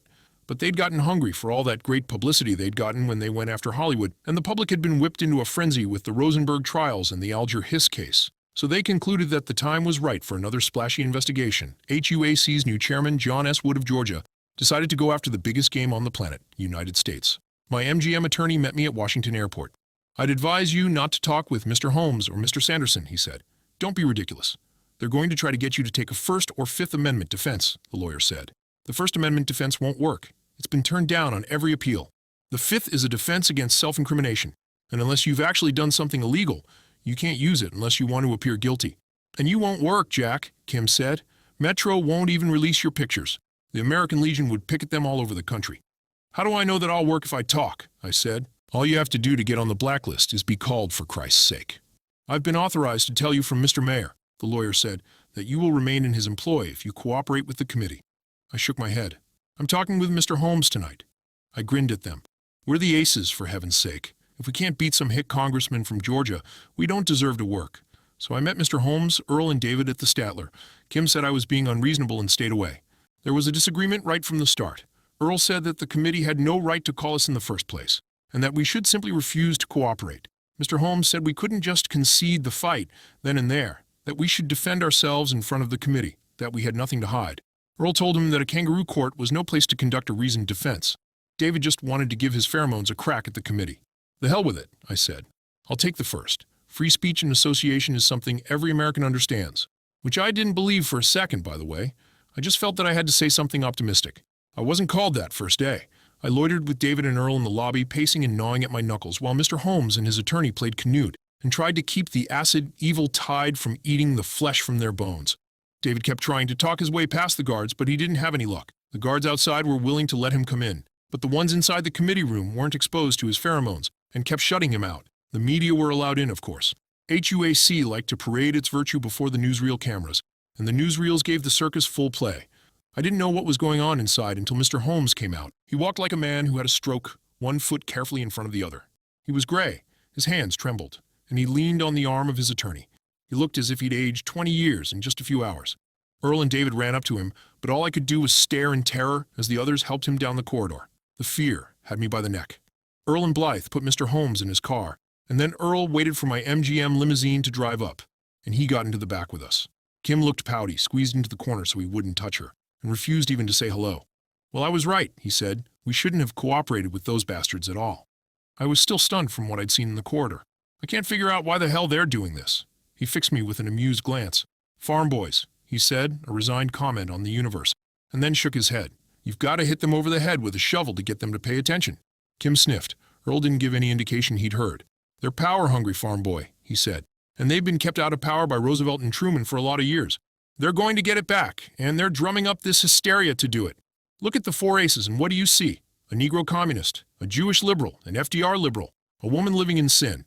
Add Tachyon, and you've got an alien who's subverting not just the country, but our chromosomes. There are probably others as powerful that nobody knows about, and they've all got unearthly powers, so who knows what they're up to? And they're not controlled by the government. They're following some kind of liberal political agenda, so that threatens the power base of most of the people on the committee right there. The way I figure it, the government has their own ace talents by now, people we haven't heard of. That means we can be done without.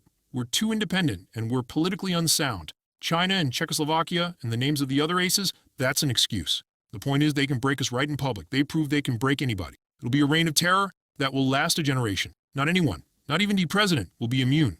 I shook my head. I had heard the words, but my brain wouldn't accept them. What can we do about it? I asked. Earl's gaze held my eyes. Not a damn thing, farm boy. My MGM attorney played a recording of the Holmes hearing for me that night. Mr. Holmes and his attorney, and old Virginia family friend named Cranmer, were used to the ways of Washington and the ways of law. They expected an orderly proceeding, the gentlemen of the committee asking polite questions of the gentlemen witnesses. The plan had no relation to reality. The committee barely let Mr. Holmes talk. Instead, they screamed at him, rants full of vicious innuendo and hearsay, and he was never allowed to reply. I was given a copy of the transcript. Part of it reads like this. Mr. Rankin, when I look at this disgusting New Deal man who sits before the committee with his smarty pants manners and Bond Street clothes and his effete cigarette holder, everything that is American and Christian in me revolts at the sight. The New Deal man. That damn New Deal permeates him like a cancer, and I want to scream, you're everything that's wrong with America. Get out and go back to Red China where you belong. You New Deal socialist. In China, they'll welcome you and your treachery. Chairman. The honorable member's time has expired. Mr. Rankin. Thank you, Mr. Chairman. Chairman. Mr. Nixon? Mr. Nixon. What were the names of those people in the State Department who you consulted with prior to your journey to China? Witness. May I remind the committee that those with whom I dealt were American public servants acting in good faith. Mr. Nixon. The committee is not interested in their records, just their names. The transcript goes on and on, 80 pages of it altogether. Mr. Holmes had, it appeared, stabbed the Generalissimo in the back and lost China to the Reds. He was accused of being soft on communism, just like that parlor pink Henry Wallace, who he supported for the presidency. John Rankin of Mississippi, probably the weirdest voice on the committee, accused Mr. Holmes of being part of the Jewish Red conspiracy that had crucified our savior. Richard Nixon of California kept asking after names. He wanted to know the people Mr. Holmes consulted in the State Department so that he could do to them what he'd already done to Alger Hiss. Mr. Holmes didn't give any names and pleaded the First Amendment. That's when the committee really rose to its feet in righteous indignation. They mauled him for hours, and the next day they sent down an indictment for contempt of Congress. Mr. Holmes was on his way to the penitentiary. He was going to prison, and he hadn't committed a single crime. Jesus Christ, I've got to talk to Earl and David. I've already advised you against that, Mr. Braun. The hell with that. We've got to make plans. Listen to him, honey. The hell with that. the sound of a bottle clinking against glass. There's got to be a way out of this. When I got to Mr. Holmes' suite, he'd been given a sedative and put to bed. Earl told me that Blythe and Tachyon had gotten their subpoenas and would arrive the next day. We couldn't understand why. Blythe never had any part in the political decisions, and Tachyon hadn't had anything to do with China or American politics at all. David was called the next morning. He was grinning as he went in. He was going to get even for all of us. Mr. Rankin, I would like to assure the Jewish gentleman from New York that he will encounter no bias on account of his race. Any man who believes in the fundamental principles of Christianity and lives up to them, whether he is Catholic or Protestant, has my respect and confidence. Witness, may I say to the committee that I object to the characterization of Jewish gentlemen? Mr. Rankin, do you object to being called a Jew or being called a gentleman? What are you kicking about?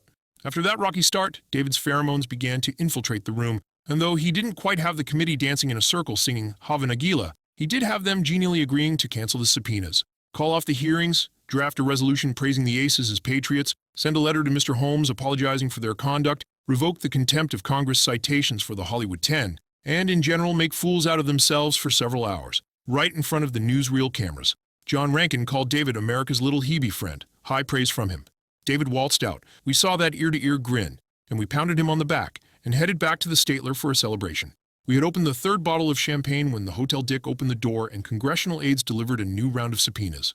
We turned on the radio and heard Chairman John Wood give a live address about how David had used mind control of the type practiced in the Pavlov Institute in Communist Russia, and that this deadly form of attack would be investigated in full. I sat down on the bed and stared at the bubbles rising in my champagne glass. The fear had come again. Blythe went in the next morning. Her hands were trembling.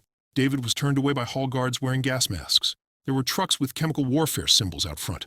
I found out later that if we tried to fight our way out, they were going to use phosgene on us. They were constructing a glass booth in the hearing room. David would testify in isolation, through a microphone. The control of the mic was in John Wood's hands. Apparently HUAC were as shaken as we, because their questioning was a little disjointed. They asked her about China, and since she'd gone in a scientific capacity, she didn't have any answers for them about the political decisions.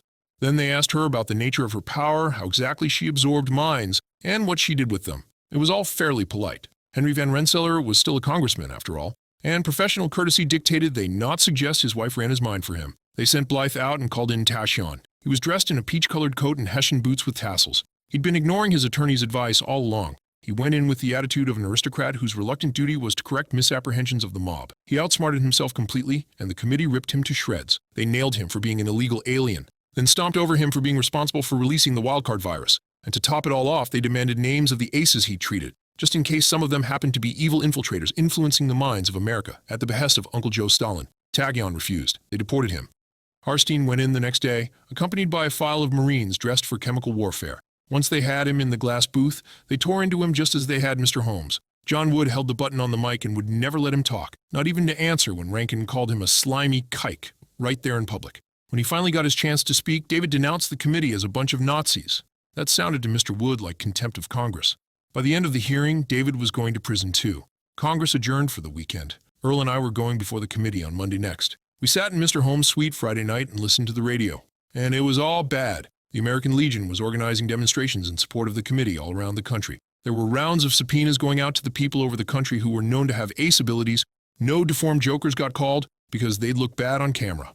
My agent had left a message telling me that Chrysler wanted their car back, and that the Chesterfield people had called and were worried. I drank a bottle of scotch. Blythe and Tachyon were in hiding somewhere. David and Mr. Holmes were zombies, sitting in the corner, their eyes sunken, turned inward to their own personal agony.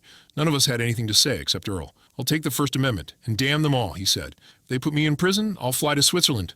I gazed into my drink. I can't fly, Earl, I said. Sure you can, farm boy, he said. You told me yourself. I can't fly, damn it. Leave me alone. I couldn't stand it anymore, and took another bottle with me and went off to bed. Kim wanted to talk, and I just turned my back and pretended to sleep. Yes, Mr. Mayor? Jack? This is terrible, Jack. Just terrible. Yes, it is. These bastards, Mr. Mayor. They're going to wreck us. Just do what the lawyer says, Jack. You'll be fine. Do the brave thing. Brave, laughter. Brave? It's the right thing, Jack. You're a hero. They can't touch you. Just tell them what you know, and America will love you for it. You want me to be a rat? Jack, don't use those kind of words. There's a patriotic thing I want you to do. The right thing. I want you to be a hero, and I want you to know there's always a place at Metro for a hero. How many people are going to buy tickets to see a rat, Mr. Mayor? How many? Give the phone to the lawyer, Jack. I want to talk to him. You be a good boy and do what he says. The hell I will.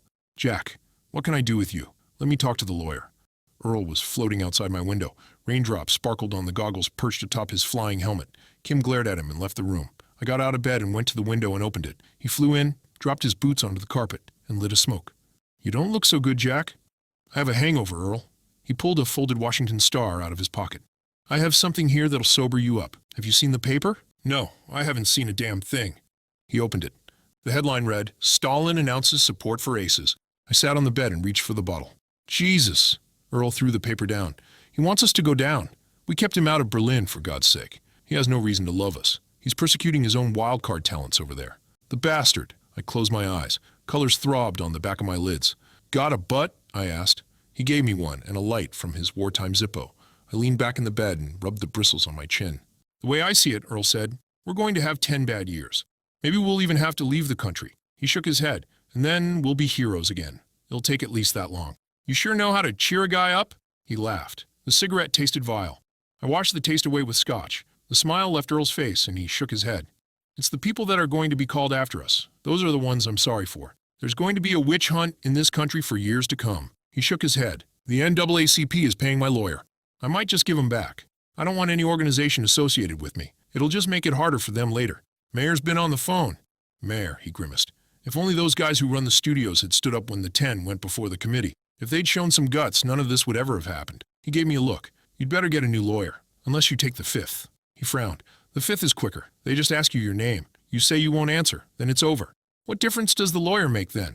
You've got a point there. He gave me a ragged grin. It really isn't going to make any difference, is it? Whatever we say or do, the committee will do what they want. Either way.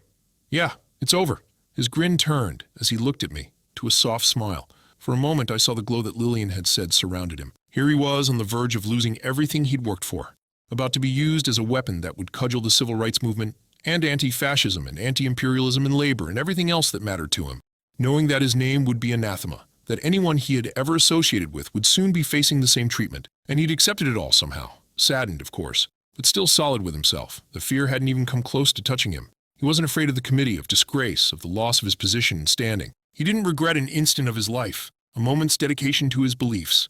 It's over, he said. There was a fire in his eyes. Hell, Jack, he laughed, it's not over. One committee hearing ain't the war. We're aces. They can't take that away, right? Yeah, I guess I better leave you to fix your hangover. He went to the window. Time for my morning constitutional anyway. See you later. He gave me the thumbs up sign as he threw a leg over the sill. Take care, farm boy. You too. I got out of bed to close the window just as the drizzle turned to downpour. I looked outside into the street. People were running for cover. Earl really was a communist, Jack. He belonged to the party for years. He went to Moscow to study. Listen, darling, she implored of him. You can't help him. He's going to get crucified no matter what you do. I can show him he ain't alone on the cross. Swell? Just swell. I'm married to a martyr. Just tell me, how are you helping your friends by taking the 5th? Holmes isn't coming back to public life. David's hustled himself straight to prison. Tachyon's being deported. And Earl's doomed. Sure as anything. You can't even carry their cross for them. Now who's being sarcastic? Will you put down that bottle and listen to me? She screamed. This is something your country wants you to do. It's the right thing. I couldn't stand it anymore, so I went for a walk in the cold February afternoon. I hadn't eaten all day, and I had a bottle of whiskey in me, and the traffic kept hissing past as I walked, the rain drizzling in my face, soaking through my light California jacket, and I didn't notice any of it. I just thought of those faces, Wood and Rankin and Francis Case, the faces and the hateful eyes and the parade of constant insinuations. And then I started running for the Capitol. I was going to find the committee and smash them, bang heads together, make them run gabbling in fear. I'd brought democracy to Argentina, for Christ's sake, and I could bring it to Washington the same way. The Capitol windows were dark. Cold rain gleamed on the marble. No one was there. I prowled around looking for an open door, and then, finally, I bashed through a side entrance and headed straight for the committee room. I yanked the door open and stepped inside. It was empty, of course. I don't know why I was so surprised. There were only a few spotlights on. David's glass booth gleamed in the soft light like a piece of fine crystal. Camera and radio equipment sat in its place. The chairman's gavel glowed with brass and polish. Somehow, as I stood like an imbecile in the hushed silence of the room, the anger went out of me. I sat down in one of the chairs and tried to remember what I was doing here. It was clear the 4 aces were doomed. We were bound by the law and by decency, and the committee was not. The only way we could fight them was to break the law, to rise up in their smug faces and smash the committee room to bits, laughing as the congressmen died for cover beneath their desks. And if we did that, we'd become what we fought, an extra-legal force for terror and violence. We'd become what the committee claimed we were, and that would only make things worse. The aces were going down, and nothing could stop it. As I came down the Capitol steps, I felt perfectly sober. No matter how much I'd had to drink, the booze couldn't stop me from knowing what I knew, from seeing the situation in all its appalling, overwhelming clarity. I knew. I'd known all along, and I couldn't pretend that I didn't. I walked into the lobby next morning with Kim on one side and the lawyer on the other. Earl was in the lobby with Lillian standing there clutching her purse. I couldn't look at them. I walked past them, and the Marines in their gas masks opened the door, and I walked into the hearing room and announced my intention to testify before the committee as a friendly witness. Later, the committee developed a procedure for friendly witnesses. There would be a closed session first, just the witness and the committee, a sort of dress rehearsal so that everyone would know what they were going to talk about and what information was going to be developed, so things would go smoothly in public session. That procedure hadn't been developed when I testified, so everything went a little roughly. I sweated under the spotlights, so terrified I could barely speak. All I could see were those 9 set of evil little eyes staring at me from across the room, and all I could hear was their voices, booming at me from the loudspeakers like the voice of God. Wood started off asking me the opening questions. Who was I? Where I lived? What I did for a living? Then he started going into my associations, starting with Earl. His time ran out, and he turned me over to Kearney. Are you aware that Mr. Sanderson was once a member of the Communist Party? I didn't even hear the question. Kearney had to repeat it. Huh? Oh. He told me, yes. Do you know if he is currently a member? I believe he split with the party after the Nazi-Soviet thing in 1939. If that's when the Nazi-Soviet thing happened. 39, I guess. I'd forgotten every bit of stagecraft I'd ever known. I was fumbling with my tie, mumbling into the mic, sweating, trying not to look into those 9 sets of eyes. Are you aware of any communist affiliations maintained by Mr. Sanderson subsequent to the Nazi-Soviet pact? No. Then it came. He has mentioned to you no names belonging to communists and communist-affiliated groups? I said the first thing that came into my head, not even thinking. There was some girl, I think, in Italy, that he knew during the war. I think her name was Lena Goldoni. She's an actress now. Those sets of eyes didn't even blink, but I could see little smiles on their faces, and I could see the reporters out of the corner of my eye bending suddenly over notepads. Could you spell the name, please? So there was the spike in Earl's coffin. Whatever could have been said of Earl up to then, it would have at least revealed himself true to his principles. The betrayal of Lillian implied other betrayals, perhaps of his country. I destroyed him with just as few words, and at the time I didn't even know what it was I was doing. I babbled on. In a sweat to get it over with, I said anything that came into my head. I talked about loving America, and about how I just said those nice things about Henry Wallace to please Mr. Holmes, and I'm sure it was a foolish thing to have done. I didn't want to change the Southern way of life. The Southern way of life was a fine way of life. I saw Gone with the Wind twice. A great picture. Miss Bethune was just a friend of Earl's I got photographed with. Velde took over the questioning. Are you aware of the names of any so-called aces who may be living in this country today? No, none. I mean, besides those who have already been given subpoenas by the committee, do you know if Earl Sanderson knows any such names? No. He has not confided to you in any way? I took a drink of water. How many times could they repeat this? If he knows the names of any aces, he has not mentioned them in my presence. Do you know if Mr. Harstein knows of any such names? On and on. No. Do you believe that Dr. Tachion knows any such names? They'd already dealt with this. I was just confirming what they knew. He's treated many people afflicted by the virus. I assume he knows their names, but he has never mentioned any names to me. Does Miss Van Rensselaer know of the existence of any other aces? I started to shake my head. Then a thought hit me, and I stammered out, no. Not in herself, no. Velde plodded on. Does Mr. Holmes? He started, and then Nixon sensed something here, in the way I just answered the question, and he asked Velde's permission to interrupt. Nixon was the smart one, no doubt. His eager young chipmunk face looked at me intently over his microphone. May I request the witness to clarify that statement? I was horrified. I took another drink of water and tried to think of a way out of this. I couldn't. I asked Nixon to repeat the question. He did. My answer came out before he finished. Miss Van Rensselaer has absorbed the mind of Dr. Tachion. She would know any names that he would know. The strange thing was, they hadn't figured it out about Blythe and Tachion up till then. They had to have the big jock from Dakota come in and put the pieces together for them. I should have just taken a gun and shot her. It would have been quicker. Chairman Wood thanked me at the end of my testimony. When the chairman of UAC said thank you, it meant you were okay as far as they were concerned, and other people could associate with you without fear of being branded a pariah. It meant you could have a job in the United States of America. I walked out of the hearing room with my lawyer on one side and Kim on the other. I didn't meet the eyes of my friends. Within an hour, I was back on a plane to California. The house on Summit was full of congratulatory bouquets from friends I made in the picture business. There were telegrams from all over the country about how brave I'd been, about what a patriot I was. The American Legion was strongly represented. Back in Washington, Earl was taking the Fifth. They didn't just listen to the Fifth and then let him go. They asked him one insinuating question after another and made him take the Fifth to each. Are you a communist? Earl answered with the Fifth. Are you an agent of the Soviet government? The Fifth. Do you associate with Soviet spies? The fifth. Do you know Lena Goldoni? The fifth. Was Lena Goldoni your mistress? The fifth. Was Lena Goldoni a Soviet agent? The fifth. Lillian was seated in a chair right behind, sitting mute, clutching her bag, as Lena's name came up again and again. And finally Earl had had enough. He leaned forward, his face taut with anger. I have better things to do than incriminate myself in front of a bunch of fascists, he barked, and they promptly ruled he'd waived the fifth by speaking out. And they asked him the questions all over again. When trembling with rage, he announced that he simply paraphrased the fifth and would continue to refuse to answer. They cited him for contempt. He was going to join Mr. Holmes and David in prison. People from the NAACP met with him that night. They told him to disassociate himself from the civil rights movement. He'd set the cause back 50 years. He was to stay clear in the future. The idol had fallen. He molded his image into that of a Superman, a hero without flaw. And once I'd mentioned Lena, the populace suddenly realized that Earl Sanderson was human.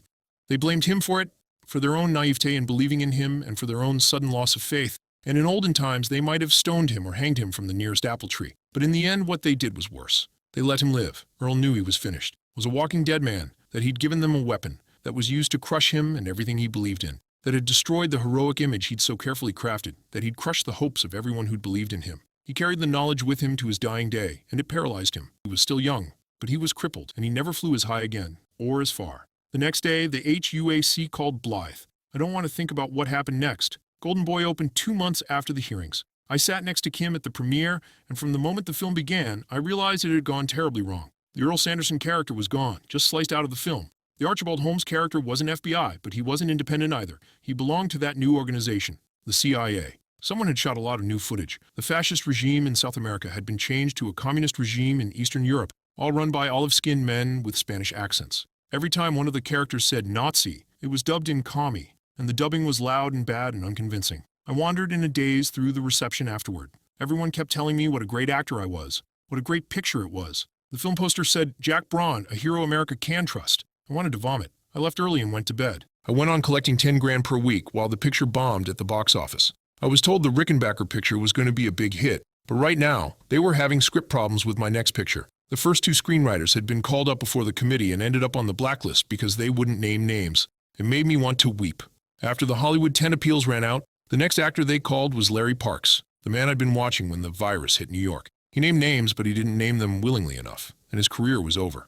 I couldn't seem to get away from the thing. Some people wouldn't talk to me at parties. Sometimes I'd overhear bits of conversation. Judas Ace, Golden Rat, Friendly Witness, said like it was a name or a title. I bought a Jaguar to make myself feel better. In the meantime, the North Koreans charged across the 38th parallel, and the U.S. forces were getting crunched at Daejeon. I wasn't doing anything other than taking acting lessons a couple times a week.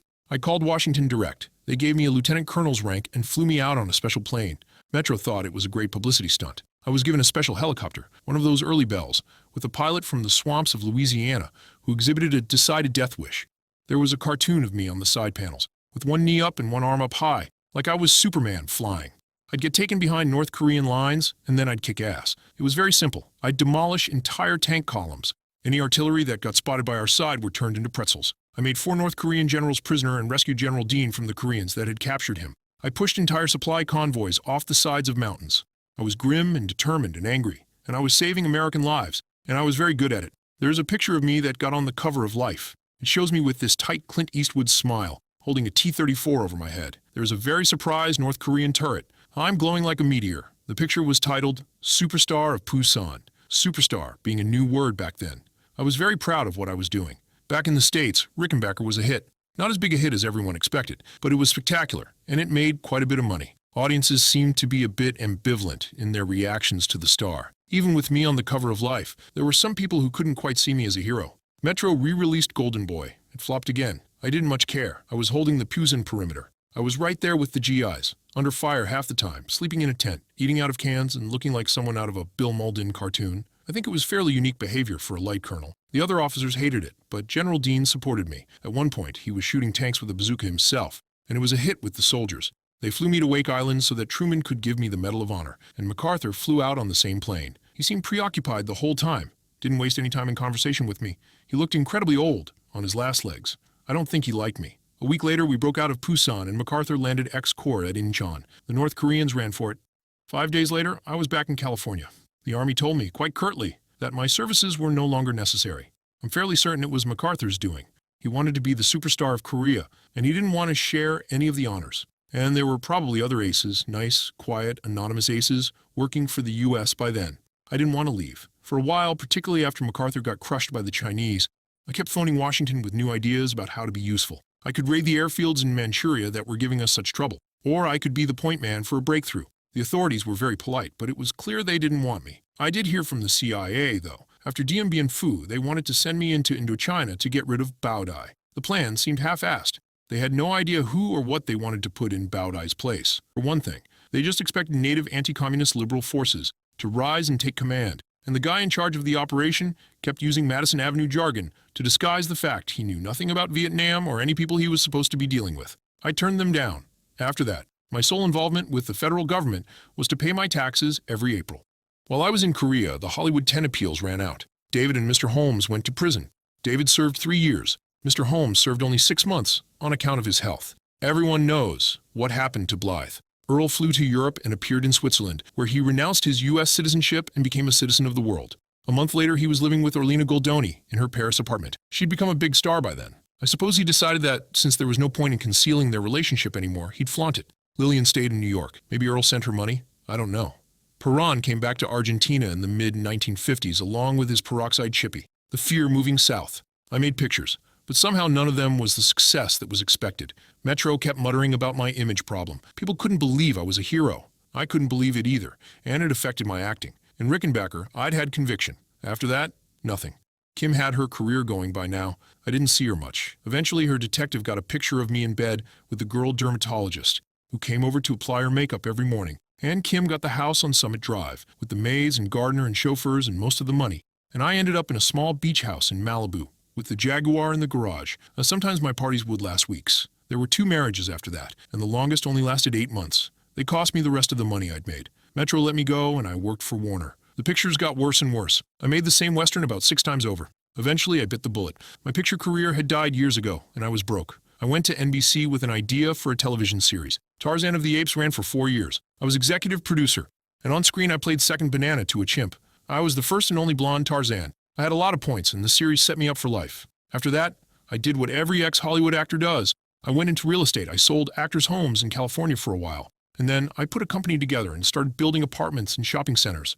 I always used other people's money. I wasn't taking a chance on going broke again. I put up shopping centers in half the small towns in the Midwest. I made a fortune. Even after I didn't need the money anymore, I kept at it. I didn't have much else to do. When Nixon got elected, I felt ill. I couldn't understand how people could believe that man. After Mr. Holmes got out of prison, he went to work as editor of the New Republic. He died in 1955, lung cancer. His daughter inherited the family money. I suppose my clothes were still in his closets. 2 weeks after Earl flew the country, Paul Robeson and W.E.B. Du Bois joined CPUSA, receiving their party cards in a public ceremony in Herald Square. They announced they were joining the protest of Earl's treatment before HUAC. HUAC called a lot of blacks into their committee room. Even Jackie Robinson was summoned and appeared as a friendly witness. Unlike the white witnesses, the blacks were never asked to name names. HUAC didn't want to create any more black martyrs. Instead, the witnesses were asked to denounce their views of Sanderson, Robeson, and Du Bois. Most of them obliged. Through the 1950s and through the 60s, it was difficult to get a grasp on what Earl was doing. He lived quietly with Lena Goldoni in Paris and Rome. She was a big star, active politically, but Earl wasn't seen much. He wasn't hiding, I think, just keeping out of sight. There's a difference. There were rumors, though, that he was seen in Africa during various wars for independence, that he fought in Algeria against the French and secret army. When asked, Earl refused to confirm or deny his activities. He was courted by left-wing individuals and causes, but rarely committed himself publicly. I think, like me, he didn't want to be used again. But I also think he was afraid that he'd do damage to a cause by associating himself with it. Eventually, the reign of terror ended, just as Earl said it would. While I was swinging on jungle vines in Tarzan, John and Robert Kennedy killed the Blacklist by marching past an American Legion picket line to see Spartacus, a film written by one of the Hollywood 10. Aces began coming out of hiding, entering public life. But now they wore masks and used made-up names, just like the comics I'd read in the war and thought were so silly. It wasn't silly now. They were taking no chances. The fear might one day return. Books were written about us. I declined all interviews. Sometimes the question came up in public, and I'd just turn cold and say, I declined to talk about that at this time, my own Fifth Amendment. In the 1960s, when the civil rights movement began to heat up in this country, Earl came to Toronto and perched on the border. He met with black leaders and journalists, talked only about civil rights. But Earl was, by that time, irrelevant. The new generation of black leaders invoked his memory and quoted his speeches, and the Panthers copied his leather jacket boots and beret. But the fact of his continuing existence as a human being rather than a symbol, was a bit disturbing. The movement would have preferred a dead martyr, whose image could have been used for any purpose, rather than a live, passionate man who said his own opinions loud and clear. Maybe he sensed this when he asked to come south. The immigration people would probably allowed it, but he hesitated too long, and then Nixon was president. Earl wouldn't enter a country run by a former member of HUAC. By the 1970s, Earl settled permanently into Len's apartment in Paris. Panther exiles like Cleaver tried to make common cause with him and failed. Lena died in 1975 in a train crash. She left Earl her money. He'd given interviews from time to time. I tracked them down and read them. According to one interviewer, one of the conditions of the interview was that he wouldn't be asked about me. Maybe he wanted certain memories to die a natural death. I wanted to thank him for that. There's a story, a legend almost, spread by those who marched on Selma in '65 during the voting rights crusade, that when the cops charged in with their tear gas, clubs, and dogs, and the marchers began to fall before the wave of white troopers, some of the marchers swore that they looked skyward and saw a man flying there, a straight black figure in a flying jacket and helmet. But the man just hovered there and then was gone, unable to act, unable to decide whether the use of his powers would have aided his cause or worked against it. The magic hadn't come back, not even at such a pivotal moment, and after that, there was nothing in his life but the chair in the cafe, the pipe, the paper, and the cerebral hemorrhage that finally took him into whatever it is that waits in the sky. Every so often, I began to wonder if it's over, if people have really forgotten. But aces are part of life now, a part of the background, and the whole world is raised on ace mythology, on the story of the 4 aces and their betrayer. Everyone knows the Judas Ace and what he looks like. During one of my periods of optimism, I found myself in New York on business. I went to Ace's High, the restaurant in the Empire State Building, where the new breed of ace hangs out. I was met at the door by Hiram, the ace who used to call himself Fat Man, until word of his real identity got out, and I could tell right away that he recognized me and that I was making a big mistake. He was polite enough, I'll give him that, but his smile cost him a certain amount of effort. He seated me in a dark corner where people wouldn't see me. I ordered a drink and the salmon steak. When the plate came, the steak was surrounded with a neat circle of dimes. I counted them, 30 pieces of silver. I got up and left. I could feel Hiram's eyes on me the whole time. I never came back. I couldn't blame him at all. When I was making Tarzan, people were calling me well-preserved. After, when I was selling real estate and building developments, everyone told me how much the job must be agreeing with me. I looked so young. If I look in a mirror now, I see the same young guy who was scuffling the New York streets, going to auditions. Time hasn't added a line, hasn't changed me physically in any way. I'm 55 now, and I look 22. Maybe I won't ever grow old.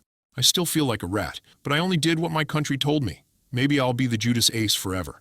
Sometimes I wonder about becoming an ace again, putting on a mask and costume so that no one will recognize me. Call myself Muscle Man, or Beach Boy, or Blonde Giant or something. Go out and save the world, or at least a little piece of it. But then I think, no. I had my time, and it's gone. And when I had the chance, I couldn't even save my own integrity, or Earl, or anybody. I should have kept the dimes. I earned them, after all.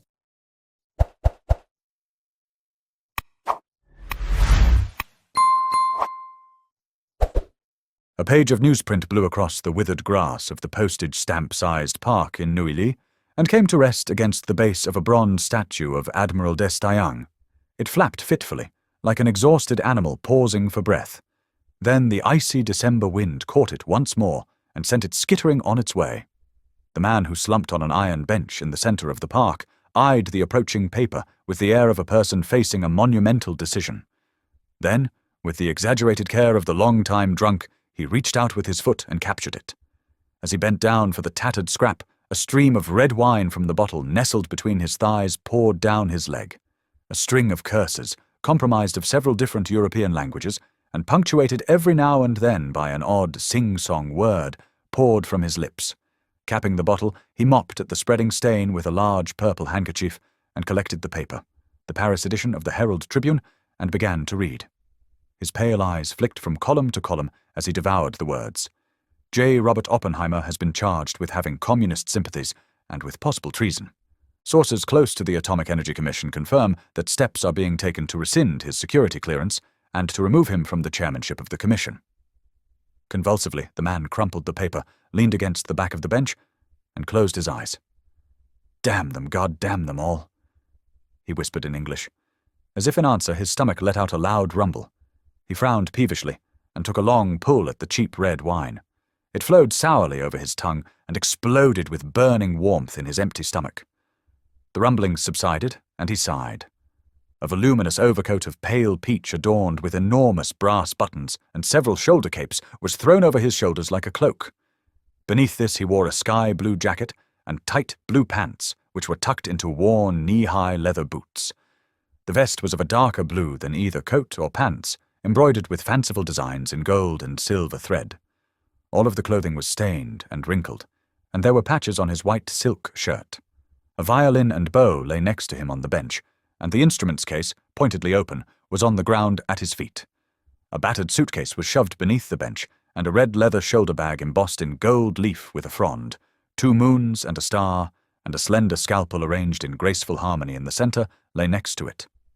The wind returned, rattling the branches of the trees and ruffling his tangled, shoulder-length curls.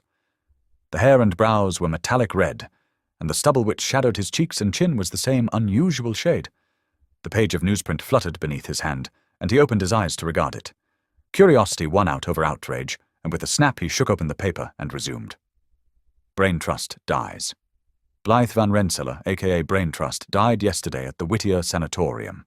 A member of the infamous Four Aces, she was committed to the Whittier Sanatorium by her husband, Henry Van Rensselaer, shortly after her appearance before the House Committee on Un-American Activities. The print blurred as tears filled his eyes. Slowly the moisture gathered until one tear spilled over and ran swiftly down the bridge of his long, narrow nose. It hung ludicrously on the tip, but he made no move to brush it away. He was frozen, held in an awful stasis that had nothing to do with pain. That would come later. All he felt now was a great emptiness. I should have known, should have sensed, he thought. He laid the paper on his knee and gently stroked the article with one slender forefinger, the way a man would caress the cheek of his lover. He noticed in a rather abstract way that there was more facts about China, about Archibald, about the Four Aces, and the virus. And all of it wrong, he thought savagely, and his hand tightened spasmodically on the page. He quickly straightened the paper and resumed his stroking.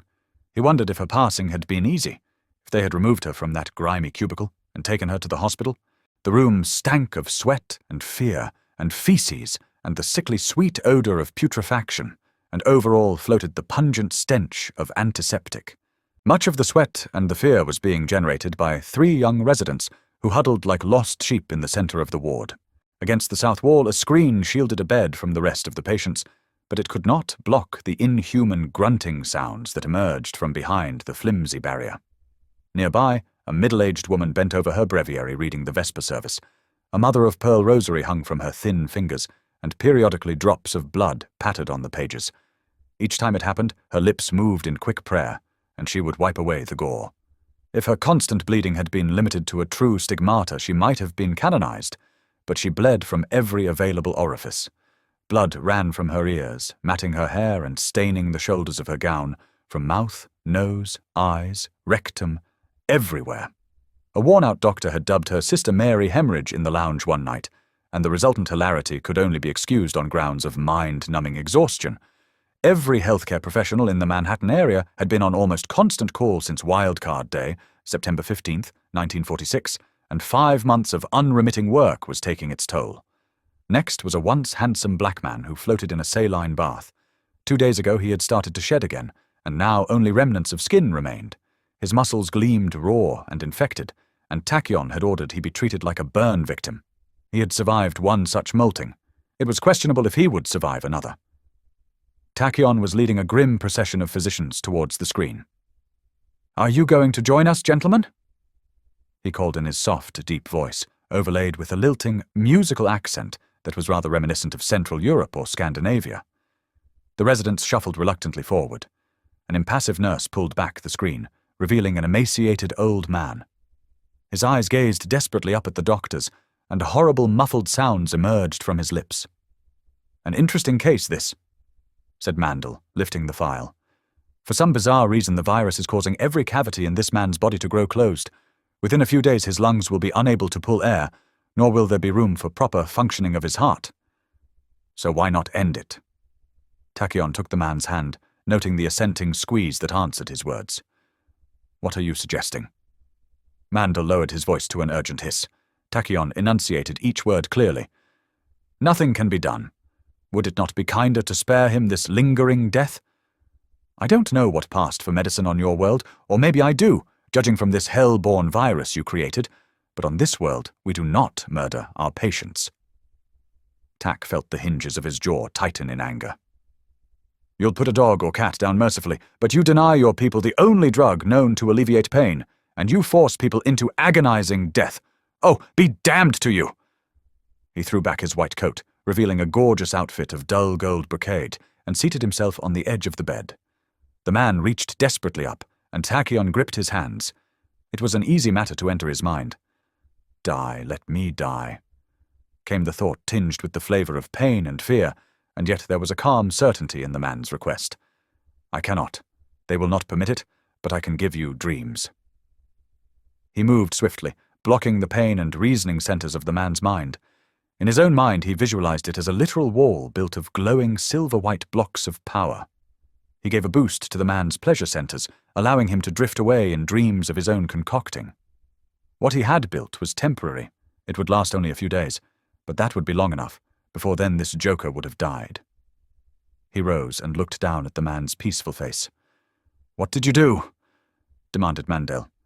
He raked the other doctor with an imperious glance. Just a bit more hell-born Takesian magic. With a lordly nod to the residents, he left the ward. Out in the hall, beds lined the walls, and an orderly was picking his way carefully down the passage. Shirley Deshette beckoned to him from the nurse's station. They had spent several pleasant evenings together exploring the differences and similarities between Takesian and human lovemaking, but tonight he could manage no more than a smile, and a lack of physical response alarmed him. Maybe it was time to take a rest. "Yes. Dr. Bonners would like to consult with you. The patient's in shock and occasionally lapses into hysterics, but there's nothing physically wrong with her." And he thought that she might be one of mine. "Oh God, don't let her be another joker!" He groaned inwardly. "I don't think I can face another monstrosity." "Where is she?" "Room 223. He could feel exhaustion shivering along his muscles and licking at the nerves, and close on the heels of the exhaustion came despair and self-pity. With a muttered curse, he drove his fist into the top of the desk, and Shirley drew back. "Tack, are you all right?" Her hand was cool against his cheek. "Yes, of course." He forced his shoulders back and sprang into his step, and headed off down the hall. Bonners was huddled with another doctor when Tachyon pushed open the door. Bonners frowned, but seemed more than willing to allow him to take charge when the woman in the bed let out a piercing scream and arched against the restraints. Tack leaped to her side, laid a gentle hand on her forehead, and joined with her mind. "Oh, God! The election, would Riley come through? God knows he'd paid enough for it. He'd buy a victory, but he was damned if he'd buy a landslide. Mama, I'm frightened. The bite of a winter morning, and the hiss of a skate blade cutting across ice. A hand gripping hers. Wrong hand. Where was Henry? To leave her now. How many more hours? He should be here. Another contraction coming. No, she couldn't hear it. Mama, Henry, pain! He reeled back and came up panting against the dresser. Good Lord, Dr. Tachyon, are you all right? Bonner's hand was on his arm. No, yes, by the ideal. He pulled himself carefully upright. His body still ached in sympathetic memory of the woman's first anguished labor. But where in the hell had that second personality come from, that cold, hard-edged man? Shaking off Bonner's hand, he returned to the woman and seated himself on the edge of the bed. More cautious this time, he ran swiftly through some calming and strengthening exercises and struck out with his full peace-eye powers. His fragile mental defenses fell before the onslaught, and before she could sweep him up in her mental maelstrom, he gripped her mind. Like a blossom, delicate velvet trembling in a breeze with just a hint. He forced himself out of the almost sensual enjoyment of the mental sharing and back to the task at hand. Now, fully in command, he quickly sifted through her head. What he found added a new wrinkle to the saga of the wild card.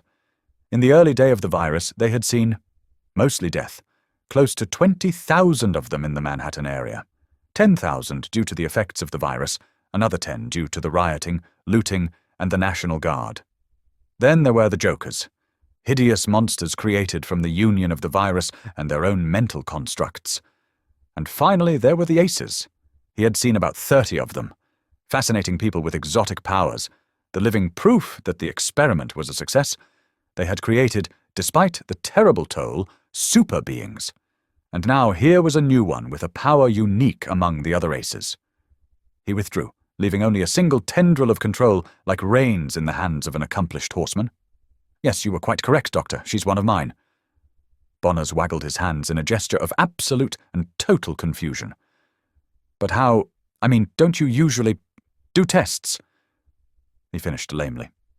Tack relaxed and grinned at his colleague's confusion. "I just did. And it's the most remarkable thing. This woman has somehow managed to absorb all of her husband's knowledge and memories." His smile died as a new thought intruded. "I suppose we really ought to send someone to her home to see if poor Henry is a mindless hulk shambling around the bedroom. For all we know, she may have sucked him dry. Mentally speaking, of course." Barnes looked decidedly queasy, and went. The other doctor left with him. Tachyon dismissed them, and the fate of Henry Van Rensselaer from his thoughts, and concentrated on the woman on the bed. Her mind and psyche were fissured like rotten ice, and some very quick repair work would have to be done lest the personality shatter under the stress and descend into madness. Later he would try for a more permanent construct, but it would be patchwork at best. His father would be perfect for this, the repair of broken minds being his gift. But since he was far away on Tarkus, she would have to depend on Tack's lesser abilities. "There, my dear," he murmured as he began to work at the knotted sheets that kept her tied to the bed. "Let's make you a bit more comfortable, and I'll begin teaching you some mental disciplines to keep you from going totally crazy." He re-entered the full mind link. Her mind fluttered beneath his, confused, unable to understand the magnitude of the change that had come over her. "I'm mad. It couldn't have happened. Gone mad. No, the virus. He's really there. Can't bear it. Then don't. See, here and here, reroute and place him deep below. No, take him out, away. Not possible. Control the only answer." The ward sprang into life like a point of incandescent fire and drew its intricate cage around Henry. There was a sense of wonder and peace, but he knew they were only halfway there. The ward stood because of his power, not because of any real understanding on her part. If she were to keep her sanity, she would have to learn to create it herself. He withdrew. The rigidity had passed out of her body, and her breathing had become more regular. Tack returned to the task of freeing her, whistling a lilting dance tune through his teeth. For the first time since being summoned to the room, he was at leisure to look, really look, at his patient. Her mind had already delighted him, and her body sent his pulse to hammering. Shoulder-length sable hair cascaded across the pillow onto the woman's breast, a perfect counterpoint to the champagne-coloured satin of her thin nightgown and the alabaster quality of her skin. Long, sooty lashes fluttered on her cheeks, then lifted, revealing eyes of profound midnight blue. She regarded him thoughtfully for a few seconds, then asked, "I know you? Or do I? I don't know your face, but I feel you." Her eyes closed again, as if the confusion was too much for her. Stroking the hair off her forehead, he replied, "I'm Dr. Tachyon. And yes, you do know me. We've shared mind. I touched Henry's mind, but it was awful, awful!" She jerked upright, and sat quivering like some small, frightened animal. "He's done such terrible, dishonourable things. I had no idea, and I thought he was—" She bit off the flow of words and grasped for his arm. "I have to live with him now, never be free of him. People should be more careful when they choose. It's better, I think, not to know what's behind their eyes." Her eyes closed briefly, and her brow furrowed. Suddenly the lashes were lifted, and her nails bit deeply into his bicep. "I like your mind," she announced. "Thank you. I believe I can say with some accuracy that I have an extraordinary mind, far and away the best you're ever likely to meet." She chuckled, a deep, husky sound strangely at odds with her delicate looks. He laughed with her, pleased to see the colour returning to her cheeks. "Only one I'm likely to meet. Do people find you vain?" She continued in a more conversational tone, and she settled back against the pillows. "No, not vain. Arrogant, sometimes overbearing, but never vain. You see, my face won't carry it." "Oh, I don't know." She reached up and drew her fingers softly down his cheek. "I think it's a nice face." He pulled prudently back, although it cost him to do so. She looked hurt and shrank in upon herself. "Blythe, I've sent someone to check on your husband." She turned her face away, nuzzling her cheek into the pillow. "I know you feel sullied by what you've learned of him, but we have to make certain he's all right." He rose from the bed, and her hands reached out for him. He caught them and chafed the slender fingers between his. "I can't go back to him. I can't!" "You can make those kind of decisions in the morning," he said soothingly. "Right now, I want you to get some sleep. You saved my sanity. It was my pleasure." He gave her his best bow and pressed the soft skin of her inner wrist to his lips. It was unconscionable behaviour, but he felt pleased by his self-control. Please come back tomorrow. I'll bring you breakfast in bed, and personally spoon-feed you the disgusting mess that passes for hot cereal in this establishment. You can tell me more about my wonderful mind and face. Only if you promise to reciprocate. You have nothing to fear on that score. They floated in a silvery white sea, held by the lightest of mental touches. It was warm and maternal and sensual all at the same time, and he was dimly aware of his body responding to the first true sharing he had experienced in months. He forced his attention back to the session.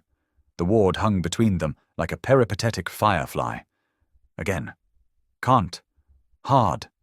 Necessary. Now again. The firefly resumed its erratic course, tracing out the complex lines and whirls of a mentatic ward. There was a bulge of darkness, like a tide of stinking mud, and the ward shattered. Tachyon snapped back to his body just in time to catch Blythe as she pitched face first toward the concrete of the rooftop terrace. His mind was aching with strain. You must hold him. I can't. He hates me and wants to destroy me. Sobs punctuated the words. We'll try again. No. He gripped her, one arm about her shoulders, the other holding her slender hands. I'll be with you. I won't let him hurt you. She sucked in a breath and gave a sharp nod. Okay, I'm ready. They began again. This time he stayed in closer link. Suddenly he became aware of a whirlpool of power sucking at his mind, his identity, drawing him ever deeper into her. There was a feeling of rape, of violation, of loss. He broke contact and went staggering across the roof. When he returned to a sense of his surroundings, he found himself in intimate embrace with a small willow tree drooping sadly out of a concrete planter, and Blythe was sobbing miserably into her hands. She looked absurdly young and vulnerable in her Dior coat of black wool and fur collar. The severity of the color heightened the pallor of her skin, and the tight, high-standing collar made her look like a lost Russian princess. His feeling of violation dwindled in the face of her obvious distress. I'm sorry, so sorry. I didn't mean to. I just wanted to be closer to you. Never mind. He dropped a few pecking kisses onto her cheek. We're both tired. We'll try again tomorrow. And so they did, working day after day until by the end of the week she had solid control over her unwelcome mental passenger. Henry Van Rensselaer had yet to put in a physical appearance at the hospital. Instead, a discreet black maid had brought Blythe her clothes. It suited Tachyon just as well. He was pleased that the man had come through his experience unharmed, but close contact with Representative Van Rensselaer's mind had brought little enjoyment, and in truth he was jealous of the man. He had a right to Blythe, mind, body, and soul, and Tachyon craved that position. He would have made her his Genemiri with all honor and love, and kept her safe and protected, but such dreams were fruitless. She belonged to another man. One evening he came late to her room to find her in bed reading. In his arms he carried 30 long-stemmed pink roses, and while she laughed and protested, he began to cover her with the fragrant blossoms. Once the flower coverlet was complete, he stretched out beside her. You devil! If you poke me with thorns, I pulled them all off. You're crazy. How long did that take? Hours. And didn't you have anything better to do with your time? He rolled over, wrapping his arms around her. I didn't stint my patience, I promise. I did it at weird o'clock this morning. He nuzzled her ear, and when she didn't push him away, he switched to her mouth. His lips played over hers, tasting the sweetness and the promise, and excitement coursed through him when her arms tightened about his neck. Will you make love with me? He whispered against her mouth. Is that how you ask all the girls? No, he cried, stung by the laughter in her voice. He sat up and brushed petals from his coat of dull rose. She stripped petals from several roses. You have quite a reputation. According to Dr. Bonners, you've slept with every nurse on this floor. Bonners is an old busybody, and besides, some of them aren't pretty enough. Then you admit it. She used the denuded stem as a pointer. I admit I like to sleep with girls, but with you it would be different. She lay back, a hand over her eyes. Oh, spare me, Lord, I've heard these words before. Where? He asked, suddenly curious, for he sensed she was not talking about Henry. On the Riviera, when I was much younger and a good deal more foolish. He cuddled in close. Oh, tell me. A rose slapped him on the nose. No, you tell me about seduction on Takis. I prefer to do my flirting while dancing. Why dancing? Because it's vastly romantic. The covers were flung aside, and she began shrugging into an amber peignoir.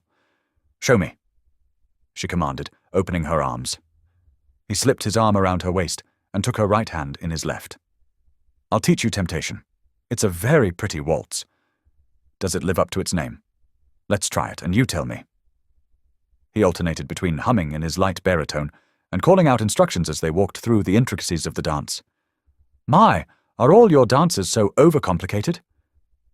"Yes, it shows off what clever, graceful fellows we are. Let's do it again, and this time just hum. I think I've got the basic steps, and you can just shove me when I get off. I will guide you as befits a man with his lady." He was turning her under one arm, gazing down into her laughing blue eyes, when an outraged "Hurrum!" broke the moment. Blythe gasped and seemed to realize what a scandalous picture she presented. Her feet bare, unbound hair rippling across her shoulders, her flimsy lace peignoir revealing far too much of her décolletage. She scurried back to bed and pulled the covers up to her chin. "Archibald!" she squeaked. "Mr. Holmes," said Tachyon, recovering himself and holding out his hand. The Virginian ignored it and stared at the alien from beneath knotted brows. The man had been assigned by President Truman to coordinate the relief efforts in Manhattan, and they had shared podium space during several frantic press conferences in the week immediately following the catastrophe. He looked a lot less friendly now. He stepped to the bed and dropped a fatherly kiss on the top of Blythe's head. "I've been out of town and returned to find you've been ill. Nothing serious, I hope." "No," she laughed. "It was a little too high and a little too tight." "I've become an ace. Isn't that remarkable?"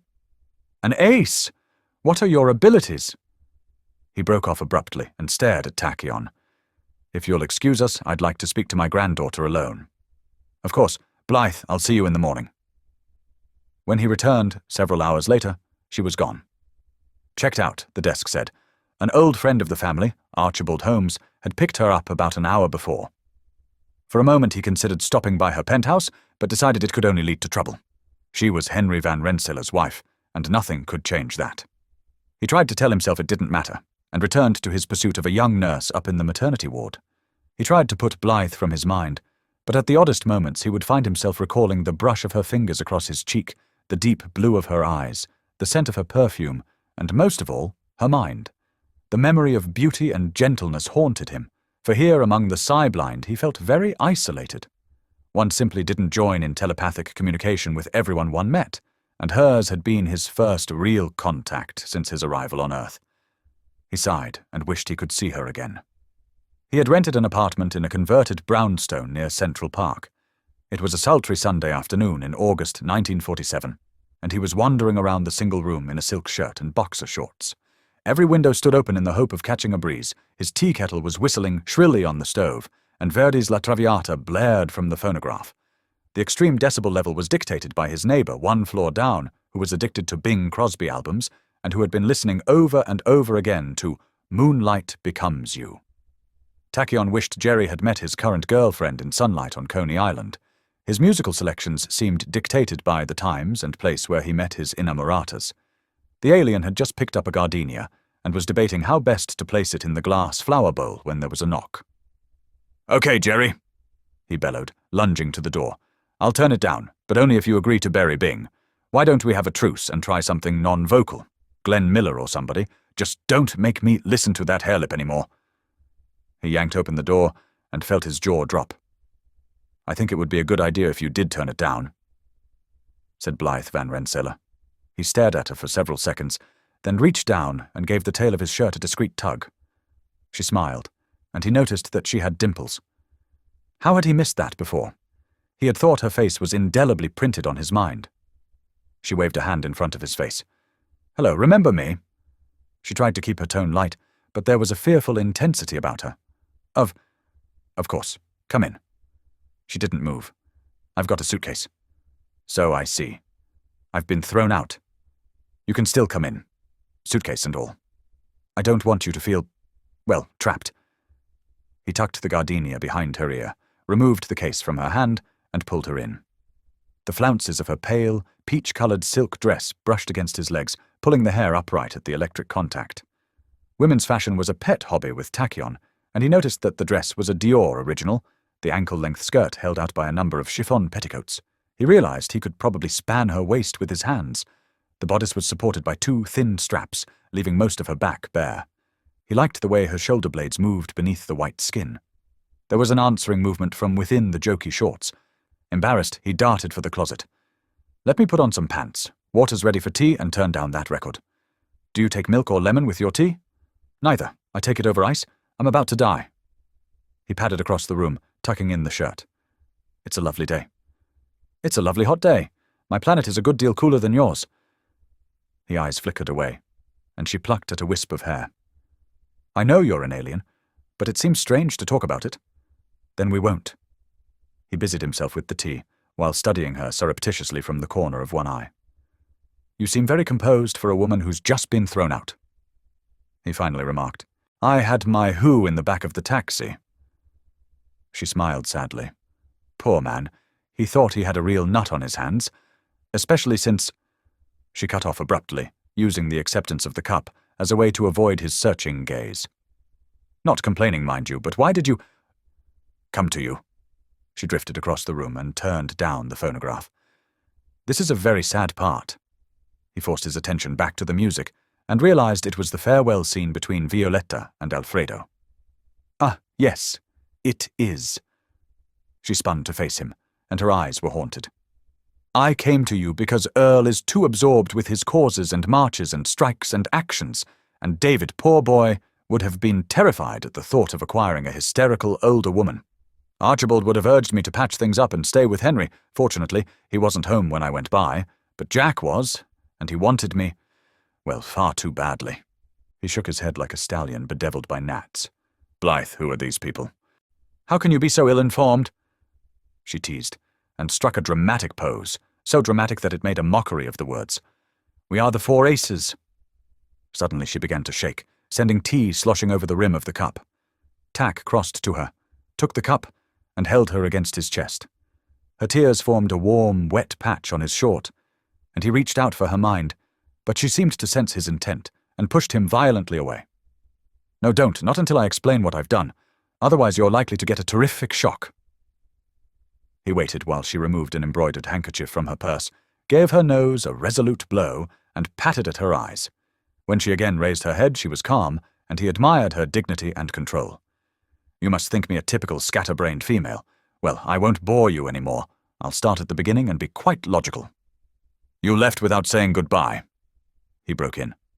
"Archibald thought it best, and when he is being fatherly and commanding, I've never been able to say no to him." Her mouth worked. "Not about anything.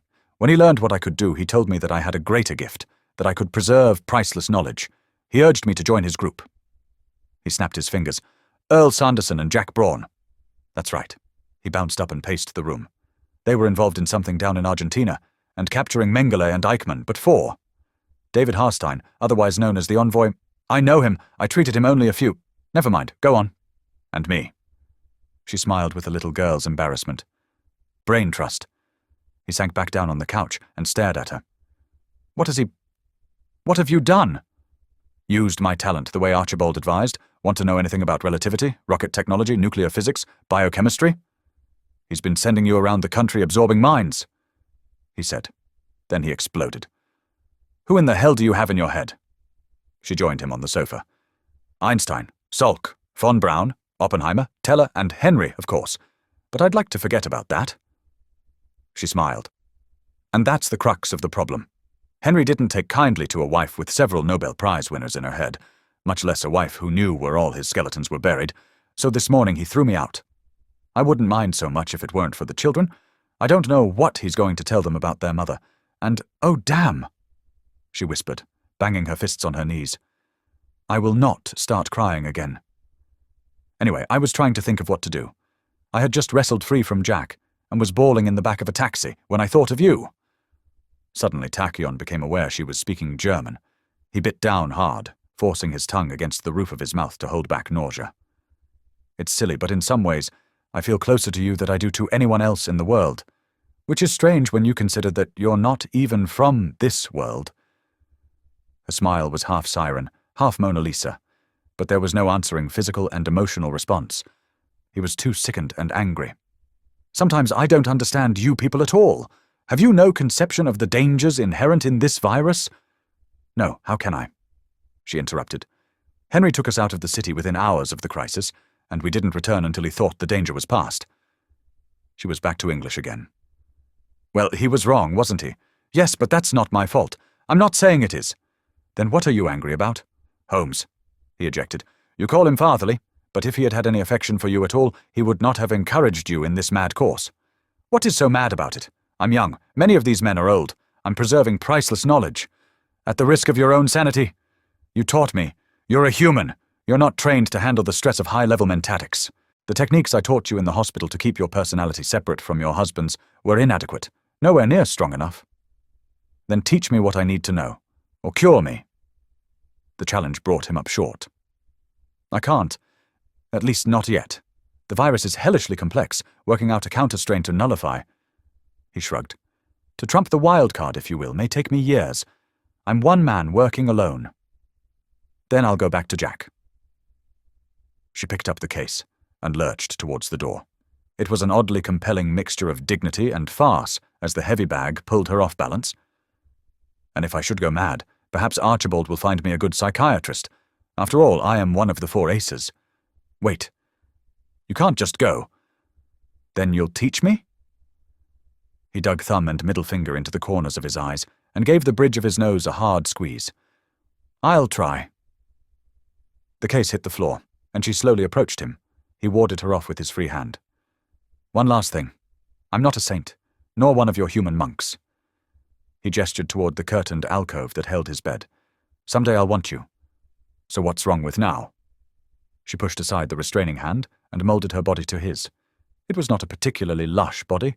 In fact, it could have been described as meager, but any fault he might have found vanished as her hands cupped his face and pulled her lips down to meet hers. A lovely day. Tachyon sighed with satisfaction, scrubbed at his face with his hand, and stripped off his socks and underwear. Blythe smiled at him from the bathroom mirror where she stood creaming her face. Any Earth male who heard you say that would decide you were certifiably insane.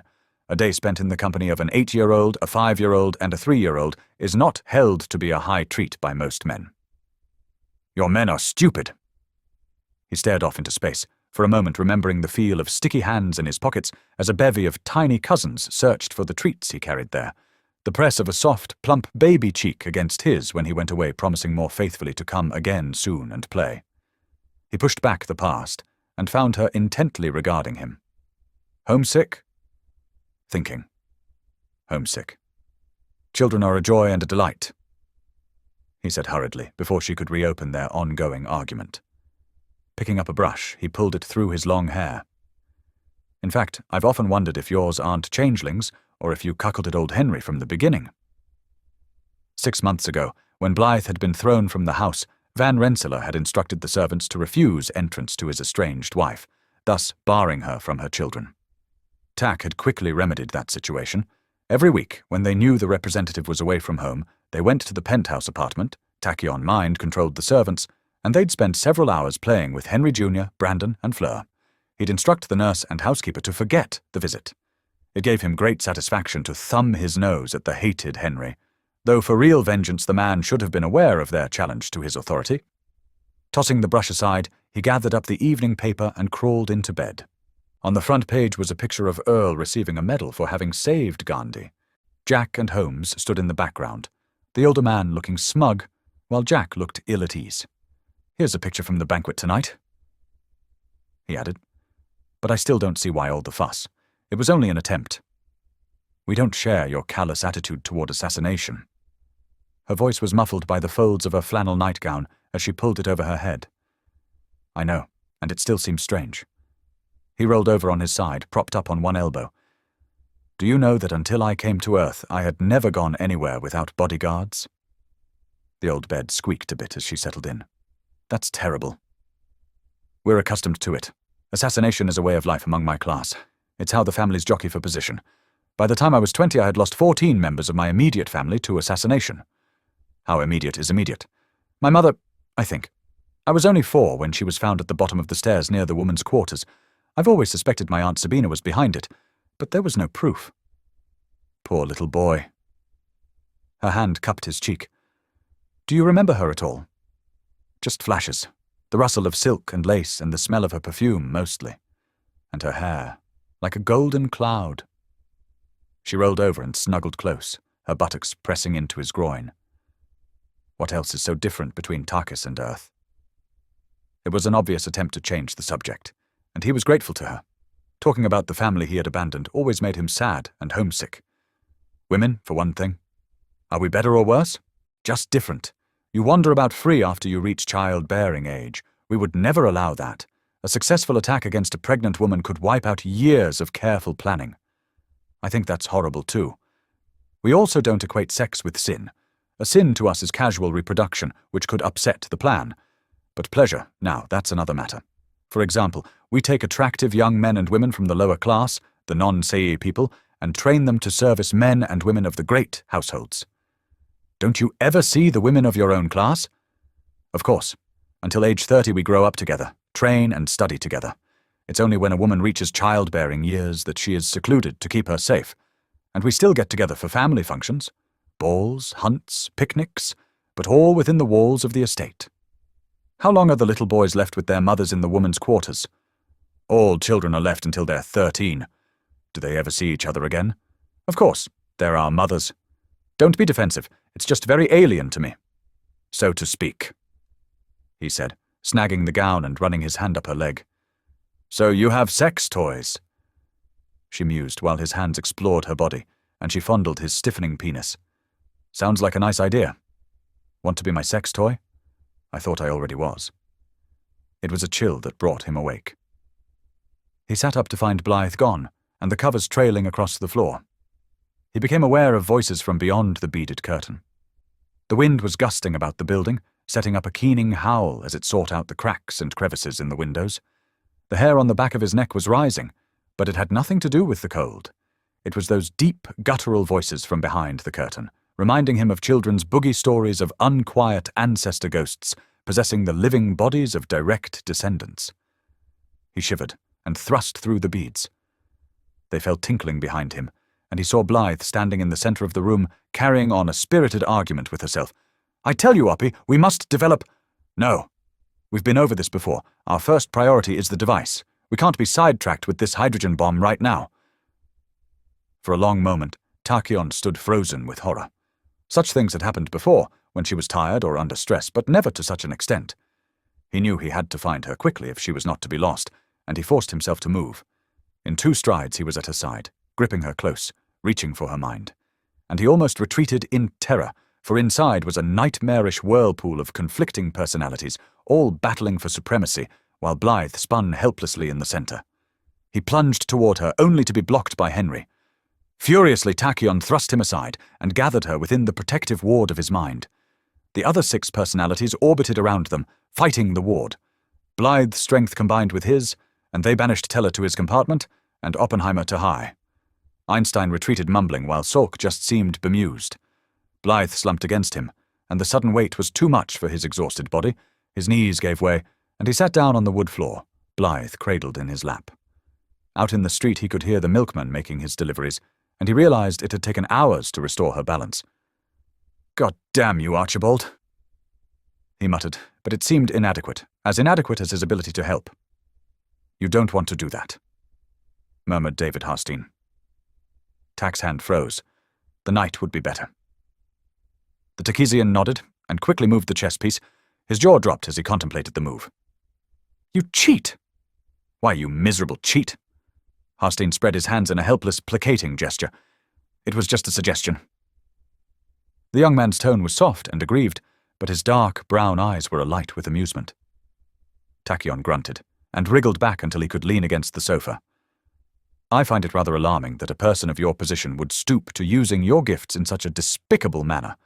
You should be setting an example for the other aces. David grinned and reached for his drink. That's the public face. Surely with my creator I can fall back to my lazy bohemian ways. Don't. There was a moment of strained silence while Tack stared inward at pictures he would rather forget, and David with elaborate concentration gave the pocket pegboard chess set an infinitesimal shift to the left. I'm sorry. It's all right. He gave the younger man a soothing smile. Let's go on with the game. David nodded, and bent his wiry dark head over the board. Tack took a sip of his Irish coffee, and allowed warmth to fill his mouth before swallowing. He was ashamed of his overreaction to the teasing remark. After all, the boy had meant no harm. He had met David in the hospital in early 1947. On the wild card day, Harstein had been playing chess at a sidewalk cafe. No symptoms had manifested themselves then, but months later he had been brought writing and convulsing into the hospital. Tack had feared that this intense, handsome man would be yet another faceless victim. But against all expectations, he had recovered. They had tested. David's body exuded powerful pheromones that made him hard to resist on any level. He was recruited by Archibald Holmes, dubbed the Envoy by a fascinated press, and proceeded to use his awesome charisma to settle strikes, negotiate treaties, and mediate with world leaders. Of the other male aces, he was Tachion's favorite, and under David's tutelage he had learned to play chess. It was a testimonial both to his own growing abilities and to David's teaching skills that he had resorted to his powers in an effort to keep the game from Tack. The alien smiled, and decided to repay the other man for his interference. He carefully sent out a probe, slipped beneath David's defenses, and watched as that fine mind weighed and evaluated possible moves. The decision was reached, but before Harstein could act upon it, Tack gave a sharp twist, erasing the decision and substituting another in its place. Check. David stared down at the board, then flipped it onto the floor with a howl, while Tachyon climbed onto the couch, buried his head in a pillow, and laughed. Talk about me cheating. I can't control my power, but you reach into a man's head and... A key scraped in the lock, and Blythe called out, Children, children, what are you battling about now? He cheats. The two men called in chorus, pointing at one another. Tack gathered her into his arms. You're freezing. Let me fix you some tea. How was the conference? Not bad. She removed her fur hat and shook snow from the silver-tipped ends. With Werner down with the coup, they were grateful to have my input. She leaned forward and pressed a soft kiss on David's darkly shadowed cheek. Hello, dear. How was Russia? Bleak. He began collecting scattered chessmen. You know, it doesn't seem fair. What? Tossing her coat onto the sofa, she pulled off her muddy boots and curled up against the pillows with her feet tucked snugly beneath the silver fox fur. Earl gets to snatch Bormann out of Italy and save Gandhi from a Hindu fanatic, and you get to sit in a sleazy motel and attend a rocketry conference. They also serve who only sit and talk, as you should well know. Besides, you've gotten your fair share of the glory. What about Argentina? That was more than a year ago, and all I did was talk to the Peronists while Earl and Jack intimidated the jackboots in the street. Now, who do you think the press noticed? Us? Not likely. You've got to have flash to get noticed in this business. And just what is this business? Interjected Tachyon, pressing a mug of steaming tea into Blythe's hand. David hunched forward, his head thrusting out from his stooped shoulders like an inquisitive bird. Salvaging something out of the disaster, using these gifts to improve the human condition. That's how it starts, but will it end there? My experience with super racers, being a member of one myself, is that we take what we want, and the devil take anyone else. When a tiny minority of people on Takis begin to develop mental powers, they began interbreeding to make certain that no one else would get a chance at the powers. It gave us a planet to rule, and we're only 8% of the population. We'll be different. Harstein's wry laugh made a mockery of the statement. I hope so, but I'm more comforted by the knowledge that there are only a few dozen of you aces, and that Archibald hasn't welded all of you into this great force for democracy. His thin lips twisted a bit on the final words. Blythe reached out and pushed his bangs off his forehead. You disapprove? I worry. Why? I think you and David should be grateful that you're out of the public eye. The rage of the have-nots against the haves is never pretty, and your race has a tradition of suspicion and hostility towards the stranger. You aces are surpassing strange. What is it one of your holy books says? Suffer not the witch. But we're just people. Blythe objected. No, you're not. Not anymore, and the others won't forget it. I know of 37 of you, there may be more, and you're undetectable, not like jokers. National hysteria is a particularly virulent and fast-growing weed. People are seeing communists everywhere, and it probably wouldn't take much to transfer that distrust to some other terrifying minority, like an unseen, secret, awesomely powered group of people. I think you're overreacting. Am I? Take these HUAC hearings? He gestured toward a pile of newspapers. And 2 days ago, a federal jury indicted Alger Hiss for perjury. These are not the actions of a sane and stable nation. And this during your month of joy and rebirth. No, that's Easter. This is the first birth. David's weak joke sank into a heavy silence that washed through the room, broken only by the hiss of wind-driven snow against the windows. Harstin sighed and stretched. What a gloomy bunch we are. What say we get some dinner and find a concert? Satchmo is playing uptown. Tack shook his head. I have to go back to the hospital. Now? Wailed Blythe. My darling, I must. Then I'll go with you. No, that's silly. Let David take you to dinner. No. Her lips had tightened into a mulish line. If you won't let me help, I can at least keep you company. He sighed and rolled his eyes as she pulled on her boots.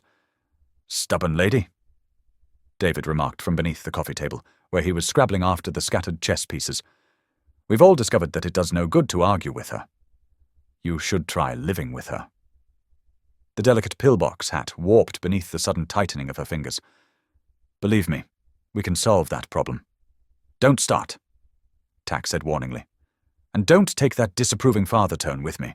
I'm not a child, nor one of your secluded Takesian ladies. If you were, you'd behave better, and as for being a child, you're certainly acting like one, and a spoiled one at that. We've had this discussion before, and I'm not going to do what you want. We have not had a discussion. You have constantly closed me off, changed the subject, refused to discuss the matter. I'm due at the hospital. He started for the door. You see? She shot at the uncomfortable Harstin. Has he cut me off, or has he cut me off? The young man shrugged, and crammed the chess set into the pocket of his shapeless corduroy jacket. For once, he seemed at a loss for words. David, kindly take my Jenna Mary to dinner, and try to return her to me in somewhat better frame of mind. Blythe cast Harstin a pleading look, while Tachyon stared with regal disdain at the far wall. Hey, folks, I think you ought to take a nice romantic walk in the snow. Talk things over, have a late supper, make love, and quit bickering. Whatever it is, it can't be that big of a problem.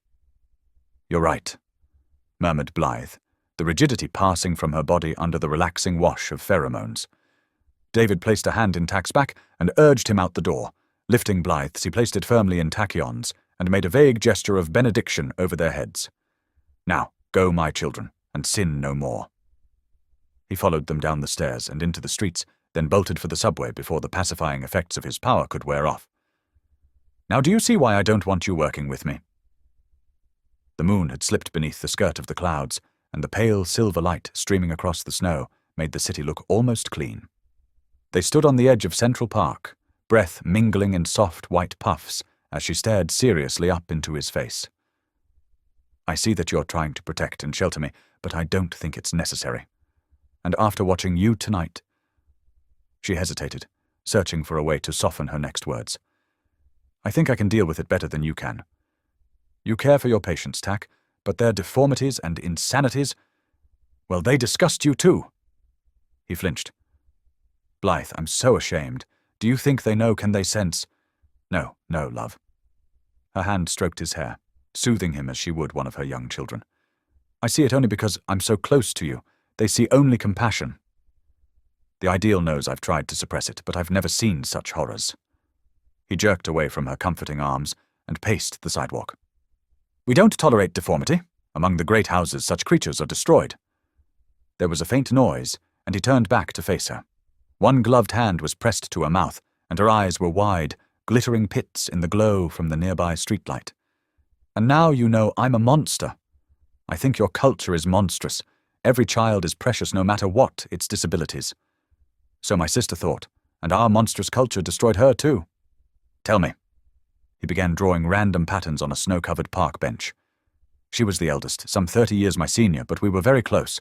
She was married outside the house during one of those rare family truces. Her first child was defective and put down, and Jadlin never recovered. She killed herself several months later.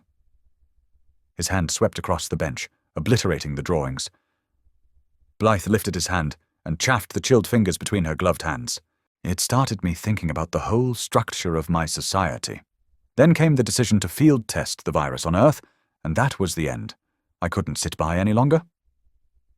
Your sister must have been special, different, like you. My cousin says it's the Cenari line that we carry. It's a throwback recessive that, according to him, anyway, should never have been permitted to continue. But I'm losing you with all this talk of pedigree, and your teeth are rattling in your head. Let's get home and get you warm. No, not until we settle this. He didn't pretend not to understand. I can help you, and I insist that you let me share this with you. Give me your mind. No, that would be 8 personalities. It's too many. Let me be the judge of that. I'm managing just fine with 7. He made a rude noise, and she stiffened with outrage. Like you managed in February when I found Teller and Oppenheimer battling over the hydrogen bomb, while you stood like a zombie in the center of the room? This will be different. You're beloved to me. Your mind will not harm me. And beyond the work, when I have your memories and knowledge, you won't be lonely anymore. I haven't been lonely, not since you came. Liar. I've seen the way you gaze off into the distance, and the sad music you pull out of that violin when you think I'm not listening. Let me be there to provide you with a small part of home. She placed a hand across his mouth. Don't argue. So he didn't, and he allowed himself to be convinced. More out of love for her than any real acceptance of her arguments. And late that night, as her legs tightened about his waist and her nails raked down his sweat-slick back, and he came in violent release, she reached out and sucked in his mind as well. There was a terrible, gut-wrenching moment of violation, theft, loss. Then it was over, and from the mirror of her mind came back 2 images. The beloved, lady-soft, gentle touch that was Blythe, and a frighteningly familiar and equally beloved image that was him. Damn them all! Tachyon raged the length of the small antechamber, spun and fixed Prescott Quinn with an outthrust forefinger. It is outrageous, unconscionable to summon us in this manner. How dare they, and by what right do they, pull us from our home and send us off to Washington on 2 hours, 2 hours, notice? Quinn sucked noisily on the stem of his pipe. By the right of law and custom. They are members of Congress, and this committee is empowered to call and examine witnesses. He was a burly old man with an impressive gut that stretched his watch chain, complete with Phi Beta Kappa key against the severe black of his waistcoat. Then call us in to witness, though God knows to what, and have an end to this. We came tumbling down here last night only to be told the hearing had been postponed, and now they keep us cooling our heels for 3 hours. Quinn grunted and rubbed at his bushy white eyebrows. If you think this is much of a wait, young man, you've a lot to learn about the federal government. Tack, sit down, have some coffee, murmured Blythe, looking pale but composed in a black knit dress, veiled hat, and gloves. David Harston came mooching into the antechamber, and the 2 Marine guards at the chamber door stiffened and eyed him warily. Thank God, a touch of sanity in the midst of madness and nightmares. Oh, David, darling. Blythe's hands clutched feverishly at his shoulders. Are you all right? Was it terrible yesterday? No, it was great. All except being continually referred to as the Jewish gentleman from New York by that Nazi Rankin. They questioned me about China. I told them we had done everything possible to negotiate a settlement between Mao and Chiang. They, of course, concurred. I then suggested that they disband these hearings, and they agreed amid much joy and applause, and then you left the room, interrupted Tack. Yes. His dark head drooped, and he contemplated his clasped hands. They're constructing a glass booth now, and I'll be recalled. Damn them anyway. A supercilious page entered and called for Miss Blythe van Rensselaer. She started, her purse falling to the floor. Tack recovered it, and pressed his cheek against hers. Peace, beloved. You're more than a match for them alone, much less with all the rest of you along. And don't forget, I'm with you. She smiled faintly. Quinn took her arm and escorted her into the hearing room. Tachyon had a brief glimpse of backs, cameras, and a jumble of tables all washed in fierce white light from the television spots. Then the door closed with a dull thud. Game? Asked David. Sure, why not? I'm not imposing. Would you rather prepare your testimony? What testimony? I don't know anything about China. When did they get you? His deft hands flew, setting up the board. Yesterday afternoon about 1. It's all such a crock, the envoy said, with the marked lack of diplomacy, and viciously jammed in a pawn at Queen's pawn 4. They were still at the game when Blythe and Quinn returned. The board went flying with the alien's precipitous leap, but David didn't remonstrate with him. Blythe was as pale as death, and shaking. What did they do? Demanded Tack, the words harsh in his throat. She didn't answer, merely shivered within the circle of his arms like a wounded animal. Dr. Tachyon, this is going a bit beyond China. We must talk. A moment. He bent to her and pressed his lips against her temple. He could feel the pulse beating there. Quickly he slipped beneath her defense and sent a calming tide flowing through her mind. With a final shudder she relaxed and loosened her grip on the lapel of his pale peach coat. "Sit with David, love. I have to talk to Mr. Quinn."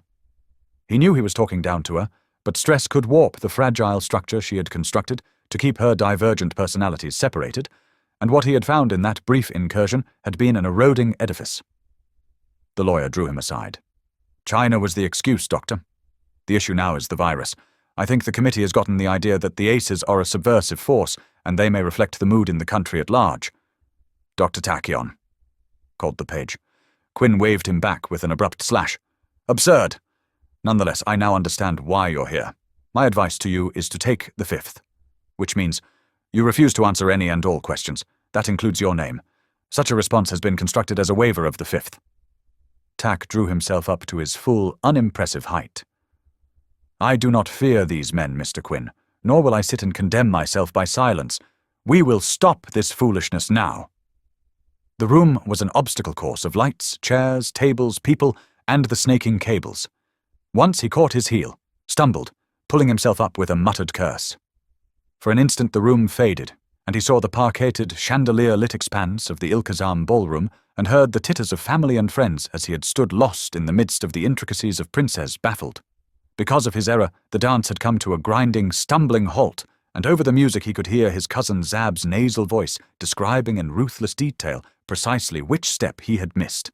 Hot blood rushed to his cheeks and brought a line of sweat to his upper lip. Removing a handkerchief, he dabbed at the moisture, then noticed that his discomfort was not entirely due to his memories. Because of the television lights, the room was boiling. As he settled himself on the hard, straight-backed wooden chair, Tack noted the skeletal frame of the glass box that was being built to house David. It seemed somehow ominous, like a half-finished scaffold, and he quickly shifted his gaze to the 9 men who dared sit in judgment on him and his Jenna Mary. They were remarkable only for their expressions of grim portentousness. Otherwise, they were merely a collection of middle-aged to elderly men, dressed in ill-fitting suits. An expression of regal disdain settled over his features, and he lounged back in the chair, his very relaxation making a mockery of their power. "Wish you had heeded me on the matter of your dress," murmured Quinn as he opened his briefcase. "You told me to dress well, I did." Quinn eyed the swallow-tailed coat and pants of pale peach, the vest embroidered in shades of green and gold, and the high, soft boots with their gold tassels. Black would have been better. I'm not a common labourer. "Would you state your name for the committee?" said Chairman Wood, without looking up from his papers. He leaned into the microphone. "I am known on your world as Dr. Tachyon. Your full and real name. You're quite certain you want that? Would I ask it otherwise?" Wood grunted testily. "As you wish." Smiling faintly, the alien launched into a recitation of his complete pedigree. "Tsiana Brant Tsara Sekalima Sek Ragnar Sek Omian. So ends my mother's line, Omian being a relative newcomer to the Ilkazam clan, having married in from the Zaglul. My maternal grandfather was Taj Brant Parada, Sek Amurath Sek Leda Sek Shahriar Sek Naksina. His sire was Bakonur Brant Senari." "Thank you," Wood said hurriedly. He glanced down the table at his colleagues. "Perhaps for the purposes of this hearing we can make do with his nom de plume?" "De guerre," he corrected sweetly, and enjoyed Wood's flush of irritation. There followed several pointless and meandering questions about where he lived and worked. Then John Rankin of Mississippi leaned in. "Now, as I understand it, Dr. Tachyon, you are not a citizen of the United States of America." Tack shot Quinn an incredulous glance. There were titters from the assembled journalists, and Rankin glared. "No, sir." "Then you are an alien." Satisfaction laced his words. "Undeniably," he drawled. Leaning nonchalantly back in the chair, he began to play with the folds of his cravat. Case of South Dakota stepped in. "And did you or did you not enter this country illegally?" There didn't seem to be an immigration center at White Sands. On the other hand, I didn't ask, being concerned with more pressing matters at the time. "But you have at no time in the intervening years applied for American citizenship?" The chair scraped back, and Tack was on his feet. "The ideal grant me patience. This is absurd. I have no desire to become a citizen of your country. Your world I find compelling, and even if my ship were capable of hyperspatial travel, I would remain because I have patients who need me. What I do not have is either the time or the inclination to bark and caper on with your little games. But leave me to my work." Quinn pulled him bodily down into the chair and laid a hand over the mic. Just keep it up, and you'll be surveying the world from behind the bars of a federal penitentiary. He hissed. Accept it now. These men have power over you and the means to exercise it. Now apologize, and let's see what we can salvage of this mess. He did so, but with poor grace, and the questioning continued. It was Nixon of California who brought them to the heart of the matter. As I understand it, Doctor, it was your family who developed this virus that has cost so many people their lives. Is that correct? Yes. I beg your pardon. He cleared his throat and said more audibly this time, Yes. And so you came, to try and prevent its release. And what corroboration do you have for this claim, Tachyon? Granted, Rankin. My ship's logs detailing my exchange with the crew of the other ship. And you can obtain these logs? Nixon again. They're on my ship. An aide skittered up onto the platform, and there was a hurried conference. Reports indicate that your ship has resisted all efforts to enter. It was so ordered. Will you arrange to open it and allow the Air Force to remove the logs? No. They regarded each other for a long moment. Will you return my ship, and then I'll bring you the logs? No. He fell back once more in the chair and shrugged. Well, they wouldn't have done you much good anyway. We weren't speaking English. And what about these other aliens? Can we question them? Rankin's mouth twisted, as if he were regarding something peculiarly unpleasant and slimy. I'm afraid they're all dead. His voice dropped as he again struggled with the guilt the memories still brought. I misjudged their determination. They fought the grappler beam and broke up in the atmosphere. Very convenient. So convenient that I wonder if it wasn't planned that way. It was Jetboy's failure that released the virus. Do not sully the name of that great American here with your slanderous lies. Rankin shouted, winding up into his full Southern preacher mode. I submit to this committee and to the nation that you have remained on this world to study the effects of your evil experiment. That those other aliens were acting like kamikazes ready to die so that you might appear a hero and live among us accepted and revered, but that in fact you are an alien subversive seeking to undermine this great nation by the use of these dangerous, wild elements. No. He was on his feet, hands braced on the table, leaning in on his inquisitors. No one regrets the events of 46 more than I. Yes, I failed. Failed to stop the ship, failed to locate the globe, failed to convince the authorities of the danger, failed to help Jetboy, and I must live with that failure for the rest of my life. All I can do is offer myself, my talents, my expertise working with this virus, to undo what I have created. I'm sorry. He broke off, choked, and sipped gratefully at the water offered by Quinn. The heat was like a tangible thing, coiling about his body, stealing the breath from his lungs, and leaving him lightheaded. He willed himself not to faint, and pulling the handkerchief from his pocket, he wiped at his eyes, and knew he had made another mistake. Males in this culture were trained to suppress emotion. He had just violated another of their taboos. He dropped heavily back into the chair. If you are indeed repentant, Dr. Tachyon, then demonstrate it to this committee. What I require from you is a complete list of all the so-called aces you have ever treated or heard about. Names, addresses if possible, and... No. You would be assist in your country. It's not my country, and I won't help you in your witch hunts. You are in this country illegally, Doctor. Could be that it's in the best interest of this nation if you were deported. So I'd think over your answer very carefully if I were you. It requires no further thought. I will not betray my patients. Then the committee has no further questions for this witness. At the front doors of the Capitol, they walked full into a pale, sharp-featured man. A tiny sound escaped Blythe, and she clutched at Tack's arm. Afternoon, Henry, grunted Quinn, and the alien realized that this was the husband of the woman who had shared his bed and his life for 2.5 years. He seemed familiar. Tack had been contending with this persona every time he joined with Blythe in telepathic or physical union. Granted, Henry had been relegated to an unused corner of her mind like discarded lumber in a dusty attic. But the mind was there, and it wasn't a very nice mind. Blythe. Henry. He raked Tachyon with a cold glance. If you would excuse us, I'd like to talk to my wife. No, please, don't leave me. Her fingers plucked at his coat, and he carefully freed them before she could utterly ruin his crease and clasped her hand warmly in his. I think not.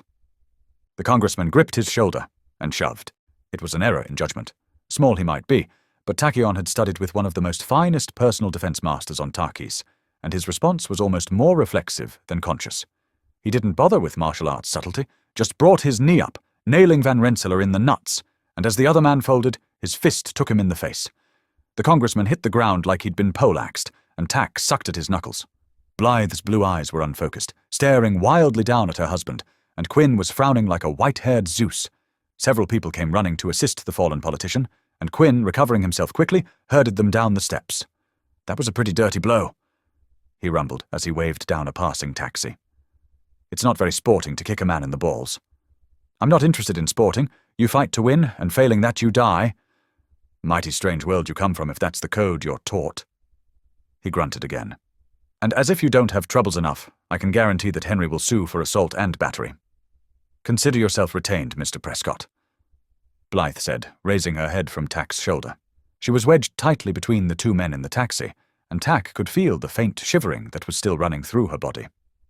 "Might be you should consider filing for divorce. Can't imagine why you didn't before now. The children.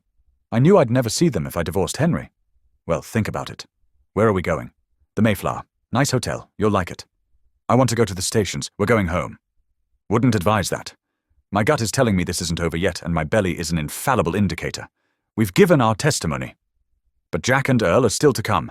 Harstein has to testify again, and there might be something that would require you to be recalled.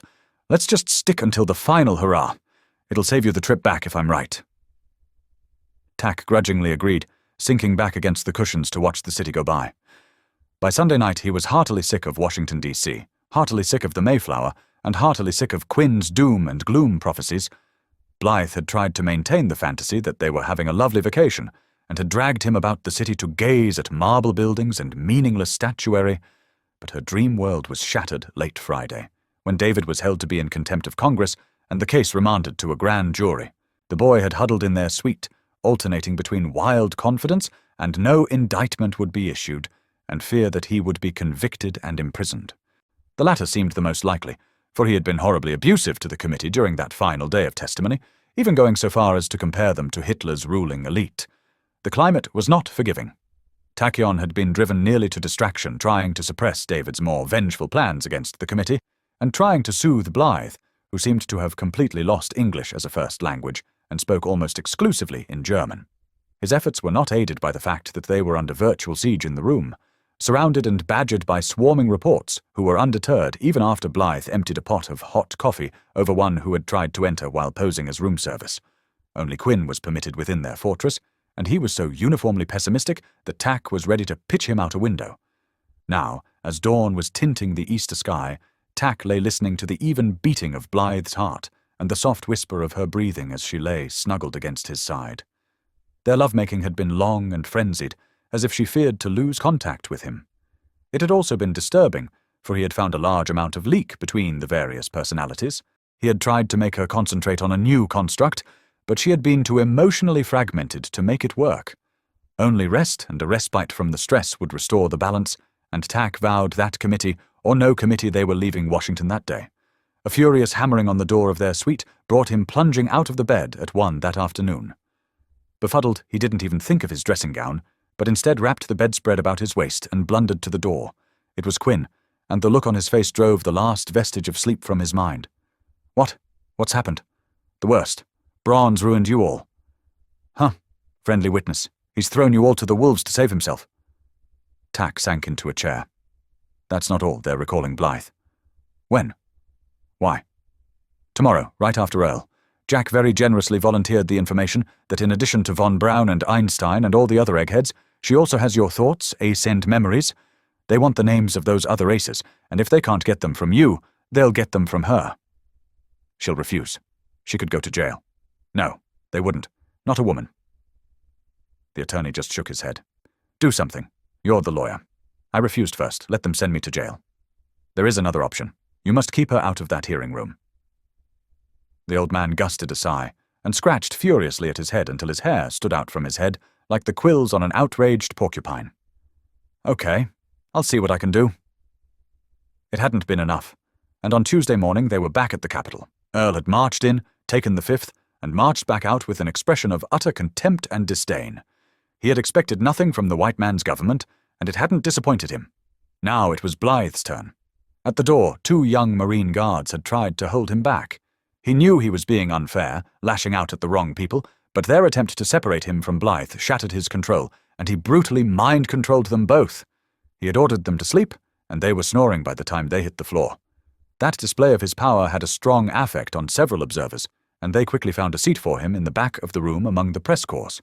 He had tried to remonstrate, wanting to be with Blythe, but this time it was Quinn who demurred. "No, you sitting up there with her would be like a red flag to a bull. I'll take care of her. It's not just the legal thing. Her mind, it's very fragile right now." He jerked his head toward Rankin. "Don't let them hammer at her. I'll try. My darling." Her shoulders felt thin and bony beneath his hands, and when she raised her face to his, her eyes were like 2 darkened bruises in her white face. "Remember, their freedom and safety is riding on you. Please don't say anything." "Don't worry, I won't," she said with a flash of her old spirit. "They're my patients, too." He watched her walk away, a hand resting lightly on Quinn's arm, and terror seized him. He wanted to rush after her and hold her one more time. He wondered if the feeling was his latent precognition kicking in, or just a disordered mind. "Now, Miss Van Rensselaer, let's get the chronology set in all our minds, shall we?" said Rankin. "All right. Now, when did you first discover you had this power?" "February 1947. "And when did you walk out on your husband, Congressman Henry Van Rensselaer?" He hit the word congressman hard, glancing quickly to the left and right to see how his colleagues took it. "I didn't. He threw me out." "And was that maybe because he found out you were fooling around with another man, a man who isn't even human?" "No!" cried Blythe. "Objection!" shouted Quinn in the same breath. "This is not a divorce proceeding. You have no grounds upon which to object, Mr. Quinn, and may I remind you that this committee has found it necessary to investigate the backgrounds of attorneys. One has to wonder why you fellows would choose to represent enemies of this nation. Because it is a tenet of Anglo-American law that a defendant have someone to shield him from the awesome might of the federal government." "Thank you, Mr. Quinn, but I don't think we need instruction on jurisprudence," broke in Representative Wood. "You may continue, Mr. Rankin." "I thank you, sir. We'll leave that for the moment. Now, when do you become one of the so-called 4 aces?" "I think it was in March." "Of 47? Yes, Archibald had shown me how I could use my power to preserve priceless knowledge, and had contacted several of the scientists. They agreed, and I began to suck out their minds. It isn't like that. Don't you find it disgusting, almost vampire-like, the way you eat a man's knowledge and abilities? It's a cheat, too. You weren't born with a great mind, nor did you study and work to gain your position. You just steal others. They were willing. I would never do it without permission. And had Congressman Van Rensselaer given you his permission?" Tachyon could hear the tears thickening her voice. "That was different. I didn't understand. Couldn't control." She dropped her face into her gloved hands. "So let's move on. We're up to the time you abandoned your husband and children." He added in a more conversational tone, obviously for the enjoyment of the other committee members. "I also find it incredible that a woman would leave her natural role and strut herself in this fashion." "Well, that's neither here nor there. I didn't abandon them," Blythe interrupted. He brushed aside her remark. "Semantics. Now, when was that?" Blythe slumped hopelessly back in her chair. "August the 23rd, 1947. "And where have you been living since August 23rd, 1947? She sat silently. Come, Miss Van Rensselaer. You have consented to answer questions before this committee. You can't withdraw that consent now. At 117 Central Park West? And whose apartment is that?" "Dr. Tachyon's," she whispered. There was a stir at this from the press corps, for they had kept a very low profile. Only the other 3 aces and Archibald had known their living arrangement. "So, after violating your husband and stealing his mind, you then walk out and live in sin with an inhuman from another planet who created the virus that gave you this power. There's something fairly convenient in all of this." He leaned forward over the desk and bellowed down at her. "Now you listen, madam, and you better answer because you stand in a great deal of danger. Did you take this Tachyon's mind and memories?" "Yes. And have you worked with him?" "Yes." Her replies were scarcely audible. "And do you acknowledge that Archibald Holmes formed the 4 aces as a subversive element designed to undermine loyal allies of the United States?" Blythe had swung around in the chair, her hands gripping the top rung with a desperate intensity, her eyes darting vaguely about the crowded room. Her face seemed to be writhing, trying to rearrange itself into different visages, and there was an almost psychic white noise coming off her mind. It drilled into Tachyon's head and his shield slammed into place. "Are you listening, Miss Van Rensselaer? Because you better be. I'm beginning to think you and your blood-sucking power are a danger to this country. Maybe it's better you do go to jail before you take your ill-gotten knowledge and sell it to the enemies of this country." Blythe was shaking so hard that it seemed unlikely that she could remain upright in the chair, and tears were streaming down her face. Tack came to his feet and began pushing through the mob that separated them. No, please, don't, leave me alone." She wrapped her arms protectively around her body and rocked back and forth. "Then give me those names." All right. Rankin sat back from the microphone, his pen tapping out a satisfied little rhythm on the pad before him. "There's Croyd." For Tachyon, time seemed to distend, stretch, almost stand still. Several rows of people still separated him from Blythe, and in that eon-long moment he made his decision. His mind lanced out, pinning her like a butterfly. Her voice choked off, and she emitted a funny little acking sound. For him it was akin to holding a snowflake, or some particularly delicate form of glass sculpture. Under his grip he felt the entire structure of her mind fragment, and Blythe went spinning away and down into some dark and fearsome cavern of the soul. Freed, the other 7 began to run rampant, giggling, lecturing, posturing, ranting. They seemed to race along her central nervous system, setting her body to twitching like a maddened puppet. Words exploded from her. Formulae, lectures in German, ongoing arguments between Teller and Oppenheimer, campaign speeches, and Tarkisian all jumbled in a swirling broth. The instant he felt her mind give way, he released her. But it was too late. Chairs and people were shoved ruthlessly aside as he fought his way to her side and gathered her in his arms. The chamber was in complete disorder, with Wood hammering away with his gavel, reporters shouting and jostling, and over all Blythe's manic monologue. He seized her, reached out again with the coercive power of his mind, and carried her down into oblivion. She slumped in his arms, and an eerie silence fell over the chamber. "I take it the committee has no further questions of this witness?" The words came grating out, and his hatred beat from him like a tangible force.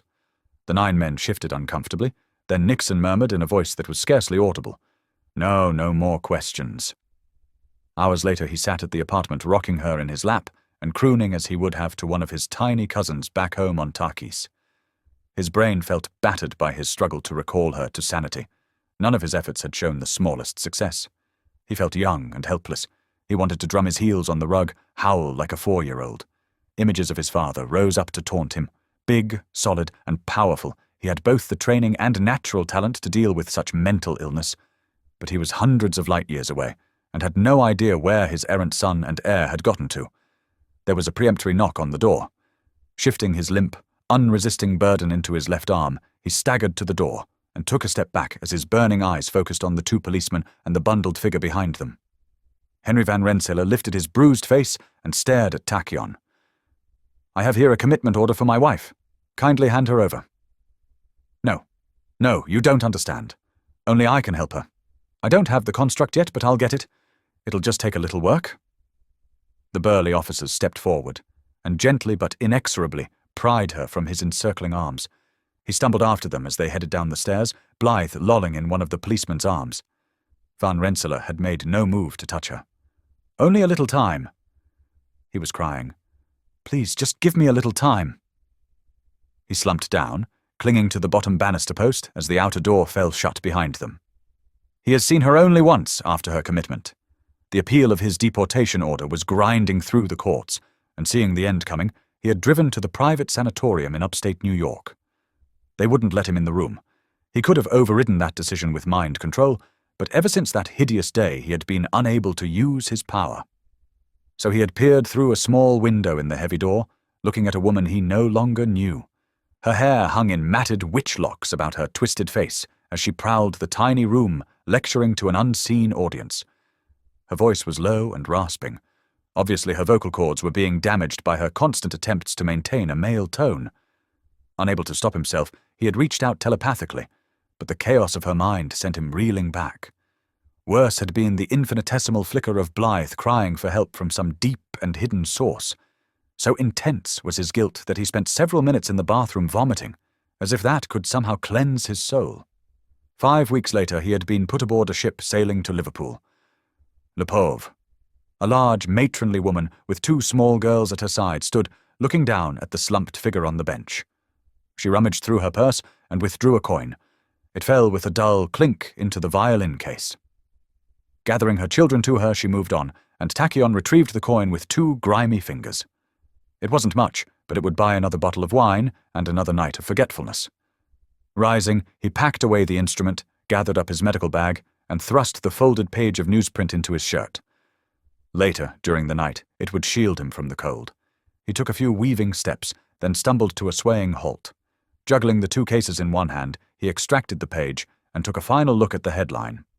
The cold east wind was back, tugging urgently at the paper. He released it, and it went scurrying away. He walked on, not pausing to look back to where it hung, flapping forlornly against the iron legs of the bench. Cold it might be, but he would trust to the wine to insulate him.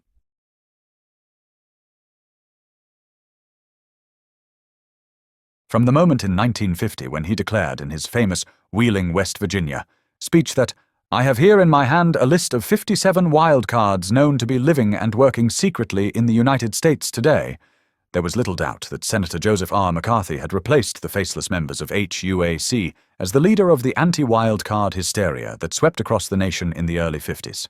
Certainly, HUAC could claim credit for discrediting and destroying Archibald Holmes's Exotics for Democracy, the 4 aces of the halcyon post-war years, and the most viable living symbols of the havoc the wildcard virus had wrought upon the nation. To be sure, there were 10 jokers for every ace, but like blacks, homosexuals, and freaks, the jokers were invisible men throughout this period, steadfastly ignored by society that would have preferred they not exist. When the 4 aces fell, many felt the circus had ended. They were wrong. It was just beginning, and Joe McCarthy was its ringmaster.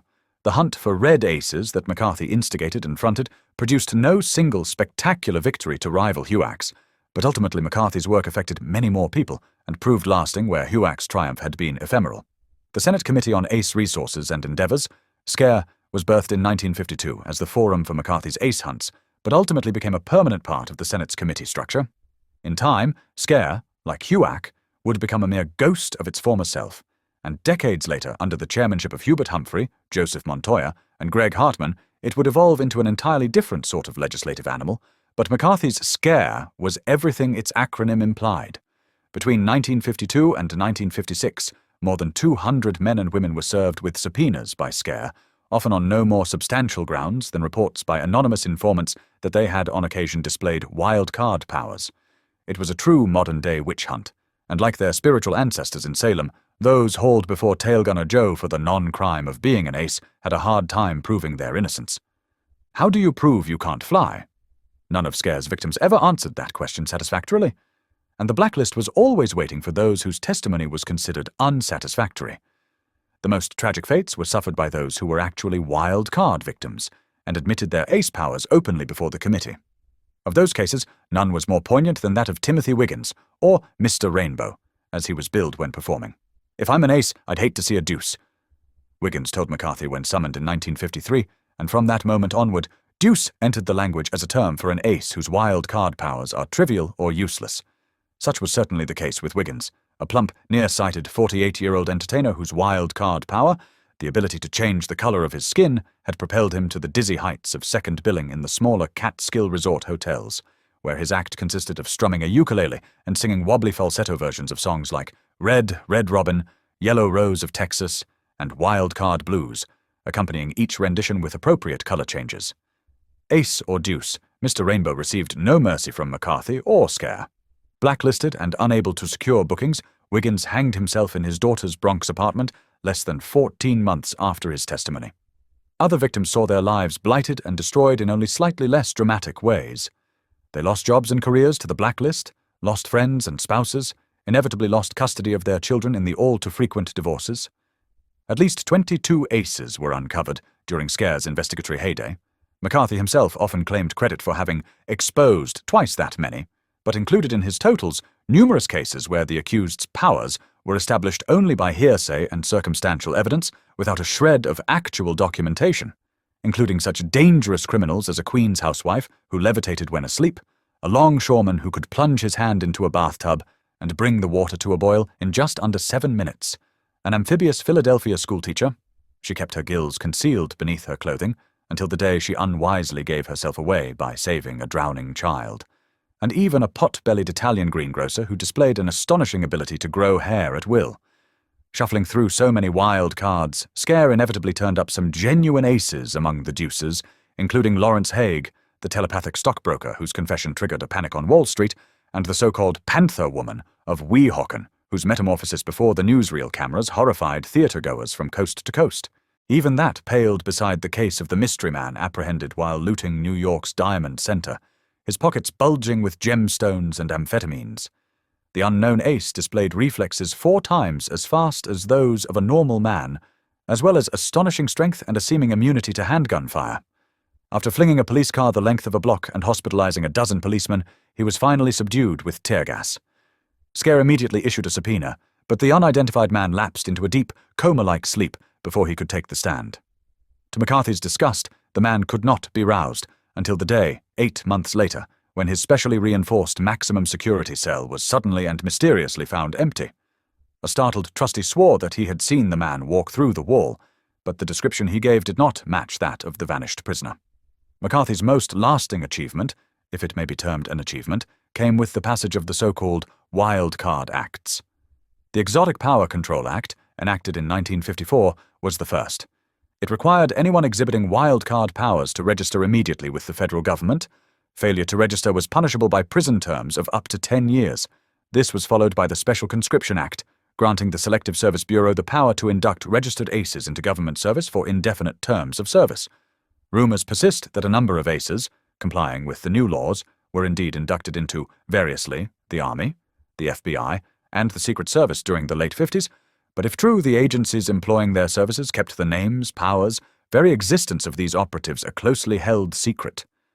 In fact, only 2 men were ever openly drafted under the Special Conscription Act during the entire 22 years that the statute remained on the books: Lawrence Haig, who vanished into government service after the stock manipulation charges against him were dropped, and an even more celebrated ace whose case made headlines all over the nation. David Invoy Harstein, the charismatic negotiator of the 4 aces, was slapped with an induction notice less than a year after his release from prison, where HUAC had confined him for contempt of Congress. Harstein never reported for conscription. Instead, he vanished totally from public life in early '55, and even the FBI's nationwide manhunt failed to turn up any trace of the man whom McCarthy himself dubbed the most dangerous pink in America. The Wildcard Acts were McCarthy's greatest triumph, but ironically enough, their passage sowed the seed of his undoing. When those wildly publicized statutes were signed into law, the mood of the nation seemed to change. Over and over again, McCarthy had told the public that the laws were needed to deal with hidden aces undermining the nation. Well, the nation now replied, "The laws are passed, the problem is solved, and we've had enough of all this." The next year, McCarthy introduced the Alien Disease Containment Bill, which would have mandated compulsory sterilization for all wildcard victims, jokers, as well as aces. That was too much for even the staunchest supporters. The bill went down to crashing defeat in both House and Senate. In an effort to recoup and recapture the headlines, McCarthy launched an ill-advised scare investigation of the Army, determined to ferret out the aces in the hole that rumor insisted had been secretly recruited years before the Special Conscription Act. But public opinion swung dramatically against him during the Army-McCarthy hearings, which culminated in his censure by the Senate. In early '55, many had thought McCarthy might be strong enough to wrest the '56 Republican presidential nomination from Eisenhower, but by the time of the '56 election, the political climate had changed so markedly that he was hardly a factor. On April 28, 1957, he was admitted to the Naval Medical Center at Bethesda, Maryland, a broken man who talked incessantly about those who he felt had betrayed him. In his last days, he insisted that his fall was all Harstein's fault, that the envoy was out there somewhere, crisscrossing the country, poisoning the people against McCarthy with sinister alien mind control. Joe McCarthy died on May 2nd, and the nation shrugged. Yet his legacy survived him. Scare, the wild card acts, an atmosphere of fear. If Harstein was out there, he did not come forward to gloat. Like many other aces of his time, he remained in hiding.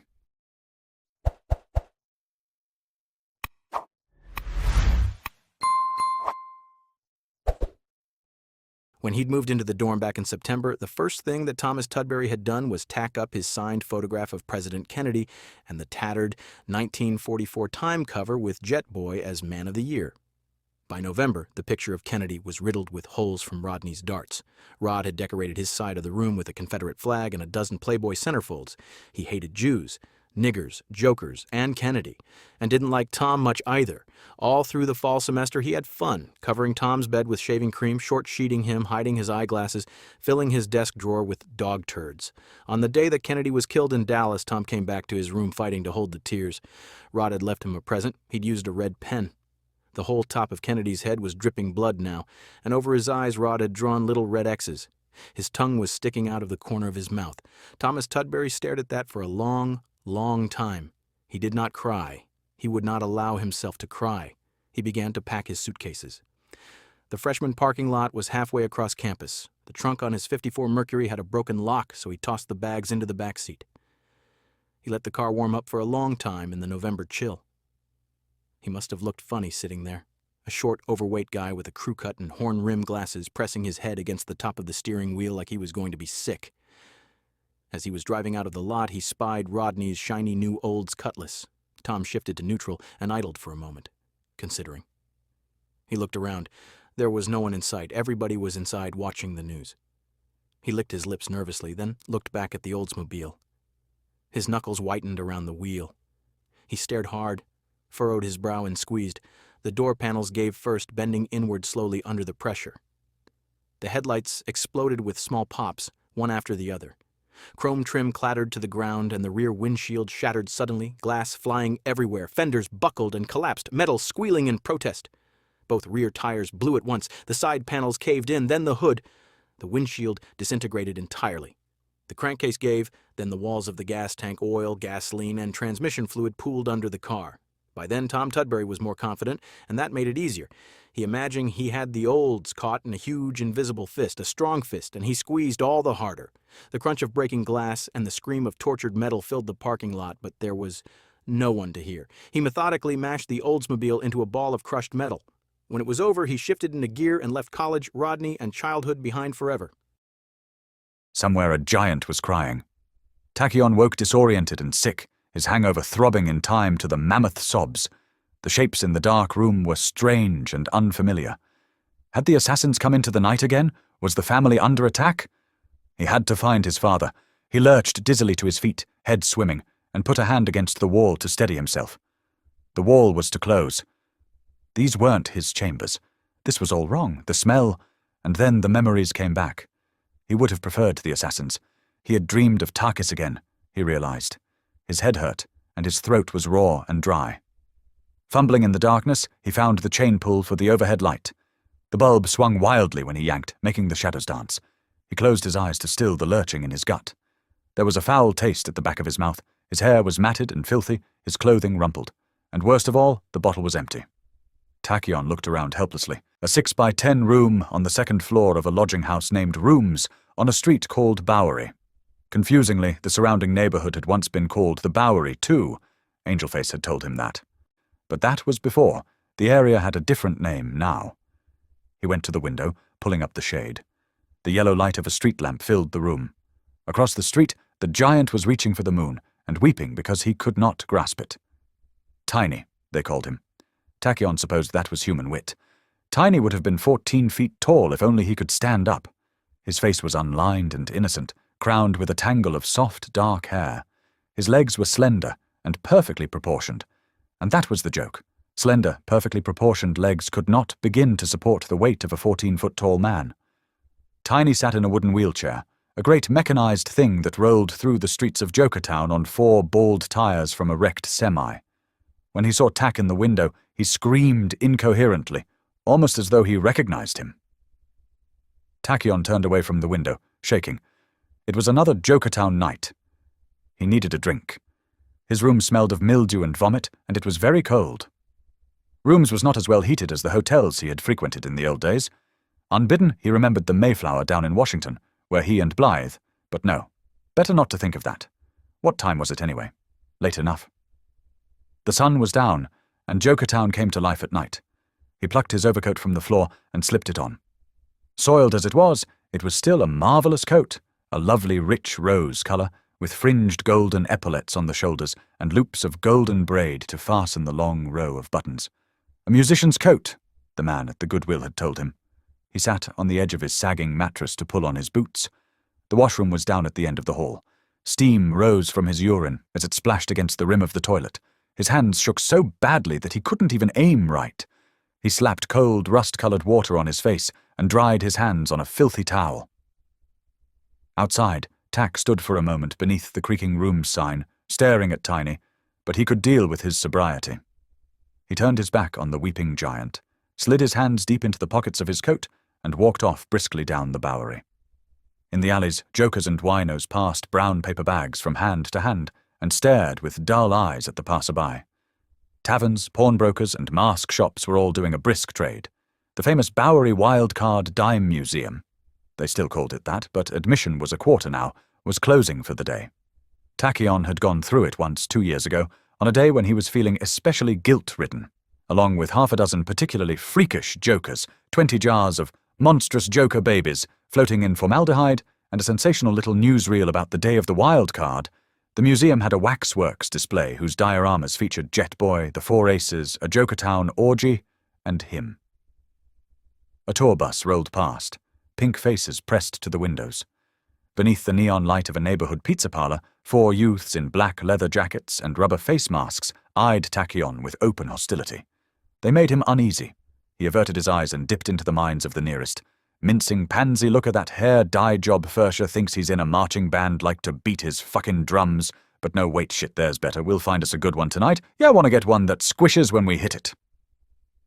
Tack broke the contact with distaste and hurried on. It was old news, and a new sport. Come down to the Bowery, buy some masks, beat up a joker. The police didn't seem to care. The Chaos Club and its famous all-joker review had the usual big crowd. As Tachyon approached, a grey limo pulled up to the curb. The doorman, wearing a black tuxedo over luxuriant white fur, opened the door with his tail and helped out a fat man in a dinner jacket.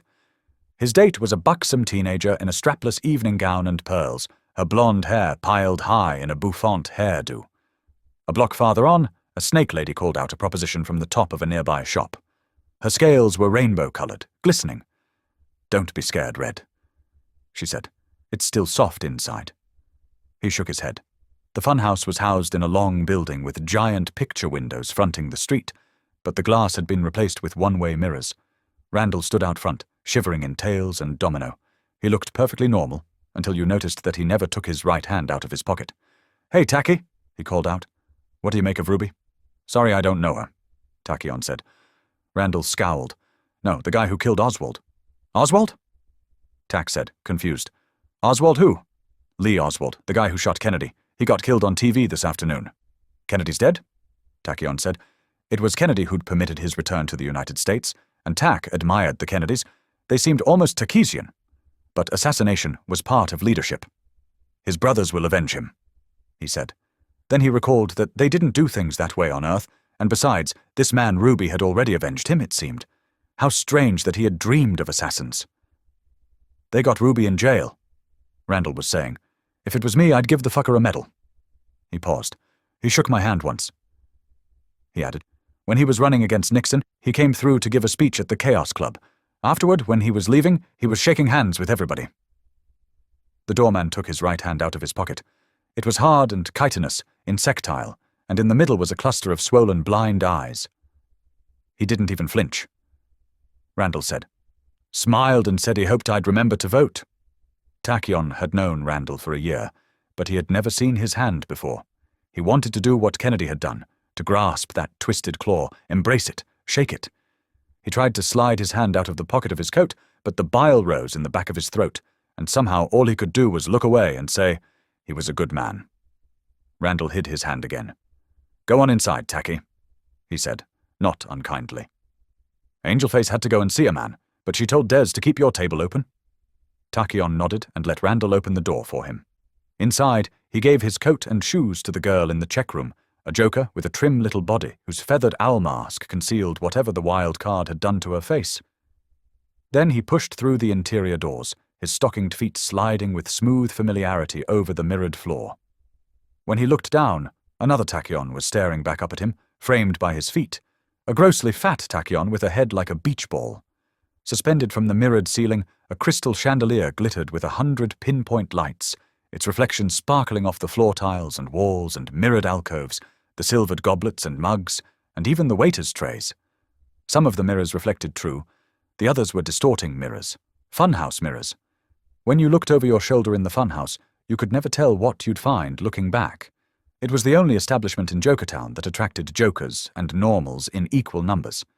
In the funhouse, the normals could see themselves all twisted and malformed, and giggle and play at being jokers. And a joker, if he was very lucky, might glance in the right mirror and see himself as he once had been. "Your booth is waiting, Dr. Tachyon," said Desmond, the maitre d'.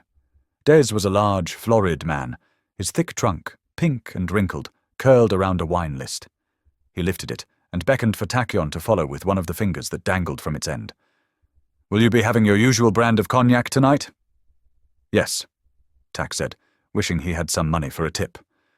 That night he had his first drink for Blythe, as always, but his second was for John Fitzgerald Kennedy. The rest were for himself. At the end of Hook Road, past the abandoned refinery and the import-export warehouses, past the railroad sidings with their forlorn red boxcars, beneath the highway underpass, past the empty lots full of weeds and garbage, past the huge soybean oil tanks, Tom found his refuge. It was almost dark by the time he arrived, and the engine in the murk was thumping ominously. But Joey would know what to do about that. The junkyard stood hard on the oily, polluted waters of New York Bay. Behind a 10-foot-tall chain-link fence topped with 3 curly strands of barbed wire, a pack of junkyard dogs kept pace with his car, barking a raucous welcome that would have terrified anyone who knew the dogs less well. The sunset gave a strange bronze cast to the mountains of shattered, twisted, rusted automobiles, the acres of scrap metal, the hills and valleys of junk and trash. Finally, Tom came to the wide double gate. On one side, a metal sign warned trespassers keep out. On the other side, another sign told them to beware of dogs. The gate was chained and locked. Tom stopped and honked his horn. Just beyond the fence, he could see the 4-room shack that Joey called home. A huge sign was mounted on top of the corrugated tin roof, with yellow spotlights stuck up there to illuminate the letters. It said DeAngelis Scrap Metal and Auto Parts. The paint was faded and blistered by 2 decades of sun and rain. The wood itself had cracked, and one of the spots had burned out. Next to the house was parked an ancient yellow dump truck, tow truck, and Joey's pride and joy, a blood-red 1959 Cadillac coupe with tail fins like a shark and a monster of a hopped-up engine poking right up through its cutaway hood. Tom honked again. This time he gave it their special signal, tooting out, "Here he comes to save the day," theme song from Mighty Mouse cartoons they'd watched as kids. A square yellow light spilled across the junkyard as Joey came out with a beer in either hand. They were nothing alike, him and Joey. They came from different stock, lived in different worlds, but they'd been fast friends since the day of the 3rd-grade pet show. That was the day he'd found out that turtles couldn't fly, the day he realized what he was and what he could do. Stevie Bruder and Josh Jones had caught him out in the schoolyard. They played catch with his turtles, tossing them back and forth while Tommy ran between them, red-faced and crying. When they got bored, they bounced them off the punchball square chalked on the wall. Stevie's German Shepherd ate one. When Tommy tried to grab the dog, Stevie laid into him and left him on the ground with broken glasses and a split lip. They would have done worse, except Junkyard Joey, a scrawny kid with shaggy black hair, 2 years older than his classmates, but he'd already been left back twice, couldn't hardly read, and they always said he smelled bad on account of his father, Dom, who owned the junkyard. Joey wasn't as big as Stevie Bruder, but he didn't care, that day or any day. He just grabbed Stevie by the back of his shirt and yanked him around and kicked him in the balls. Then he kicked the dog too, and he would have kicked Josh Jones, except Josh ran away. As he fled, a dead turtle floated off the ground and flew across the schoolyard to smack him in the back of his fat red neck. Joey had seen it happen. "How'd you do that?" he said, astonished. Until that moment, even Tommy hadn't realized that he was the reason turtles could fly. It became their shared secret, the glue that held their odd friendship together. Tommy helped Joey with his homework and quizzed him for tests. Joey became Tommy's protector against the random brutality of playground and schoolyard. Tommy read comic books to Joey until Joey's own reading got so much better that he didn't need Tommy. Dom, a grizzled man with salt and pepper hair, a beer belly, and a gentle heart, was proud of that. He couldn't read himself, not even Italian. The friendship lasted through grammar school and high school and Joey's dropping out. It survived their discovery of girls, weathered the death of Dom DeAngelis and Tom's family moving off to Perth Amboy. Joey DeAngelis was still the only one who knew what Tom was. Joey popped the cap on another Rheingold with the church key that hung around his neck. Under his sleeveless white undershirt, a beer belly like his father's was growing. "You're too fucking smart to be doing shit work in a TV repair shop," he was saying. "It's a job," Tom said. "I did it last summer. I can do it full time. It's not important what kind of job I have. What's important is what I do with my, talent." "Talent?" Joey mocked. "You know what I mean, you dumb wop." Tom set his empty bottle down on the top of the orange crate next to the armchair. Most of Joey's furnishings weren't what you'd call lavish. He'd scavenged them from the junkyard. "I've been thinking about what Jet Boy said at the end, trying to think what it meant. I figured he was saying that there were things he hadn't done yet. Well, shit, I haven't done anything. All the way back, I asked what I could do for the country, you know? Well, fuck, we both know the answer to that one." Joey rocked back in his chair, sucking on his Rheingold and shaking his head. Behind him, the wall was lined with the bookshelves that Dom had built for the kids almost 10 years ago. The bottom row was all men's magazines, the rest were comic books. Their comic books, Superman's and Batman's, Action Comics and Detective, the classic illustrateds that Joey mined for all his book reports, horror comics and crime comics and air war comics, and best of all, their treasure and almost complete run of Jet Boy comics.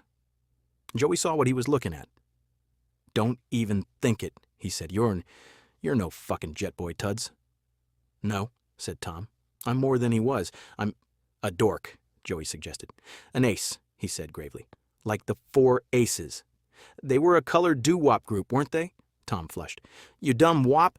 They weren't singers, they—" Joey cut him off with a sharp gesture. "I knew who the fuck they were, Tuds. Give me a break. They were dumb shits like you. They all went to jail or got shot or something, didn't they? Except for the fucking snitch. What's this name?" He snapped his fingers. "You know, the guy in Tarzan." "Jack Braun," Tom said. He'd done a term paper on the Four Aces once. "And I bet there are others hiding out there. Like me, I've been hiding, but no more. So you figure you're going to go to the Bayonne Times and give a fucking show? You asshole. You might as well tell them you're a commie. They'll make you move to Jokertown, and they'll break all the goddamn windows in your dad's house. They might even draft you, asswipe." "No," said Tom. "I've got it scoped out. The Four Aces were easy targets. I'm not going to let them know who I am or where I live." He used the beer bottle in his hand to gesture vaguely at the bookshelves.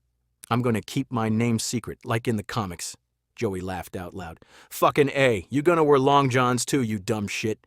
"God damn it," Tom said. He was getting pissed off. "Shut the fuck up." Joey just sat there rocking and laughing.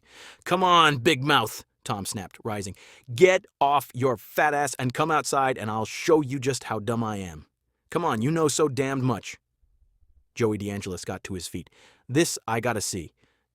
Outside, Tom waited impatiently, shifting his weight from foot to foot, breath steaming in the cold November air, while Joey went to the big metal box on the side of the house and threw the switch. High atop their poles, the junkyard lights blazed to life.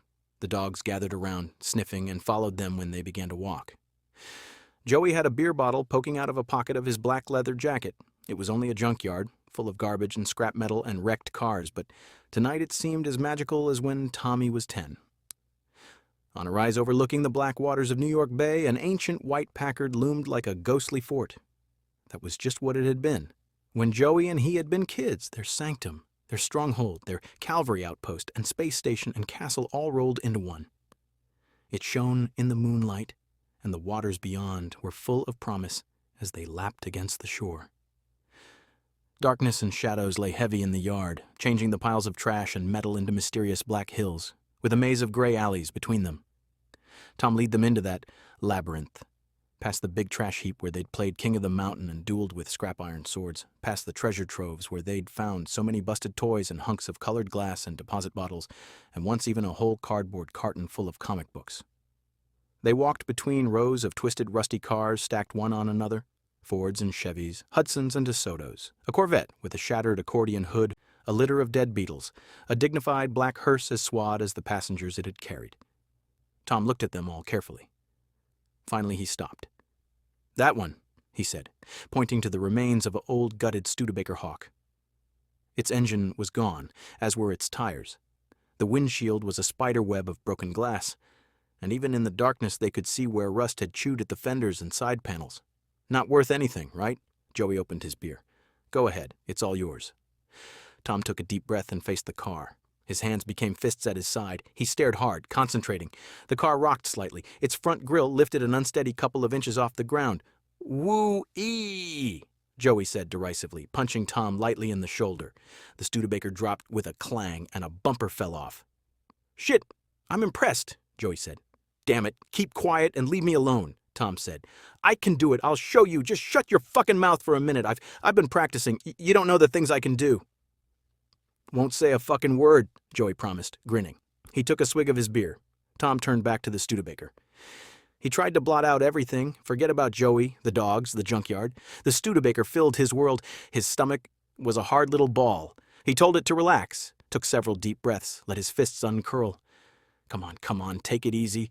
Don't get upset, do it. You've done more than this. This is easy, easy. The car rose slowly, drifting upwards in a shower of rust. Tom turned it around and around, faster and faster. Then, with a triumphant smile, Tom threw it 50 feet across the junkyard. It crashed into a stack of dead Chevys and brought the whole thing down in an avalanche of metal. Joey finished his Rheingold. "Not bad. A few years ago, you could barely lift me over a fence." "I'm getting stronger all the time," Tom said. Joey DeAngelis nodded and tossed his empty bottle to the side. "Good," he said. "Then you won't have any problem with me, will you?" He gave Tom a hard push with both hands. Tom staggered back a step, frowning. "Cut it out, Joey." "Make me," Joey said. He shoved him again, harder. This time Tom almost lost his footing. "Damn it, stop it," Tom said. "It's not funny, Joey?" "No," Joey said. He grinned. "I think it's fucking hilarious. But hey, you can stop me, can't you? Use your damn power." He moved right up in Tom's face and slapped him lightly across the cheek. "Stop me, Ace," he said. He slapped him harder. "Come on, Jet Boy, stop me." The third slap was the hardest yet. "Let's go, Soups. What you waiting for?" The fourth blow had a sharp sting. The fifth snapped Tom's head half around. Joey stopped smiling. Tom could smell the beer on his breath. Tom tried to grab his hand, but Joey was too strong, too fast. He evaded Tom's grasp and landed another slap. "You want a box, Ace? I'll turn you into dog meat. Dork! Asshole!" The slap almost tore Tom's head off and brought stinging tears to his eyes. "Stop me, Jagoff!" Joey screamed. He closed his hand and buried his fist in Tom's stomach so hard it doubled him over and took his breath away. Tom tried to summon his concentration to grab and push, but it was the schoolyard all over again. Joey was everywhere. Fist raining down on him pushed him, screaming all the while, and Tom couldn't think, couldn't focus, couldn't do anything but hurt, and he was retreating, staggering back, and Joey came after him, fists cocked, and caught him with an uppercut that landed right on his mouth with a crack that made his teeth hurt. All of a sudden, Tom was lying on his back on the ground, mouth full of blood. Joey stood over him, frowning. "Fuck!" he said. "I didn't mean to bust your lip." He reached down, took Tom by the hand, and yanked him roughly to his feet. Tom wiped blood from his lip with the back of his hand. There was blood on the front of his shirt, too. "Look at me! I'm all messed up," he said with disgust. He glared at Joey. "That wasn't fair! You can't expect me to do anything when you're pounding me, damn it!" "Uh-huh," Joey said. "And while you're concentrating and squinting your eyes, you figure the fucking bad guys are just gonna leave you alone, right?" He clapped Tom across the back. "They'll knock out all your fucking teeth. That's if you're lucky, if they don't just shoot you. You ain't no jet boy, Tuds." He shivered. "Come on, it's fucking cold out here." When he woke in warm darkness, Tack remembered only a little of the binge. But that was how he liked it. He struggled to sit up. The sheets he was lying on were satin, smooth and sensual, and beneath the odor of stale vomit he could smell the faint trace of some flowery perfume. Unsteady, he tossed off the bedclothes and pulled himself to the edge of the four-poster bed. The floor beneath his bare feet was carpeted. He was naked, the air uncomfortably warm on his bare skin. He reached out a hand, found the light switch, and whimpered a little at the brightness. The room was a pink and white clutter with Victorian furnishings and thick, sound-proofed walls. An oil painting of John F. Kennedy smiled down from above the hearth. In one corner stood a 3-foot-tall plaster statue of the Virgin Mary. Angelface was seated in a pink wingback chair by the cold fireplace, blinking at him sleepily and covering her yawn with the back of her hand. Tack felt sick and ashamed. "I put you out of your own bed again, didn't I?" he said. "It's all right," she replied. Her feet were resting on a tiny footstool. Her soles were ugly and bruised, black and swollen, despite the special padded shoes she wore. Otherwise she was lovely. Unbound, her black hair fell to her waist, and her skin had a flushed, radiant quality to it, a warm glow of life. Her eyes were dark and liquid, but the most amazing thing, the thing that never failed to astonish Tachyon, was the warmth in them, the affection he felt so unworthy of. With all he had done to her, and to all the rest of them, somehow this woman called Angelface forgave and cared. Tack raised a hand to his temple. Someone with a buzzsaw was trying to remove the back of his skull. "My head," he groaned. "At your prices, the least you could do is take the resins and poisons out of the drinks you sell. On Takis, we—" "I know," Angelface said. "On Takis, you've bred hangovers out of your wines. You told me that already." Tachyon gave her a weary smile. She looked impossibly fresh, wearing nothing but a short satin tunic that left her legs bare to the thigh. It was deep, wine red, lovely against her skin. But when she rose, he glimpsed the side of her face, where her cheek had rested against the chair as she slept. The bruise was darkening already, a purple blossom on her cheek. "Angel," he began. "It's nothing," she said. She pushed her hair forward to cover the blemish. "Your clothes were filthy. Mal took them out to be cleaned, so you're my prisoner for a while. How long have I slept?" Tachyon asked. "All day," Angelface replied. "Don't worry about it. Once I had a customer get so drunk he slept for 5 months. She sat down at her dressing table, lifted a phone, and ordered breakfast. Toast and tea for herself, eggs and bacon and strong coffee with brandy for Tachyon, with aspirin on the side. "No," he protested. "All that food, I'll get sick. You have to eat. Even spacemen can't live on cognac alone. Please. If you want to drink, you'll eat," she said brusquely. "That's the deal, remember? The deal, yes." He remembered. Angelface provided him with rent money, food, and an unlimited bar tab, as much drink as he'd ever need to wash away his memories. All he had to do was eat and tell her stories. She loved to listen to him talk. He told her family anecdotes, lectured about Takisian customs, filled her with history and legends and romances, with tales of balls and intrigues and beauty far removed from the squalor of Jokertown. Sometimes, after closing, he would dance for her, tracing the ancient, intricate pavans of Takis across the nightclub's mirrored floors while she watched and urged him on. Once, when both of them had drunk far too much wine, she talked him into demonstrating the wedding pattern, an erotic ballet that most Takisians danced but once, on their wedding night. That was the only time she had ever danced with him, echoing the steps, hesitantly at first, and then faster and faster, swaying and spinning across the floor until her bare feet were raw and cracked and left wet smears upon the mirror tiles.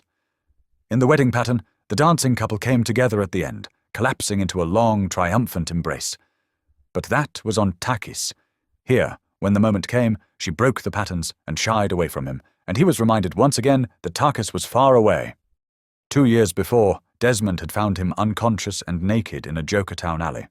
Someone had stolen his clothing while he slept, and he was fevered and delirious. Des had summoned help to carry him to the funhouse. When he came to, he was lying on a cot in the back room, surrounded by beer kegs and wine racks. "Do you know what you were drinking?"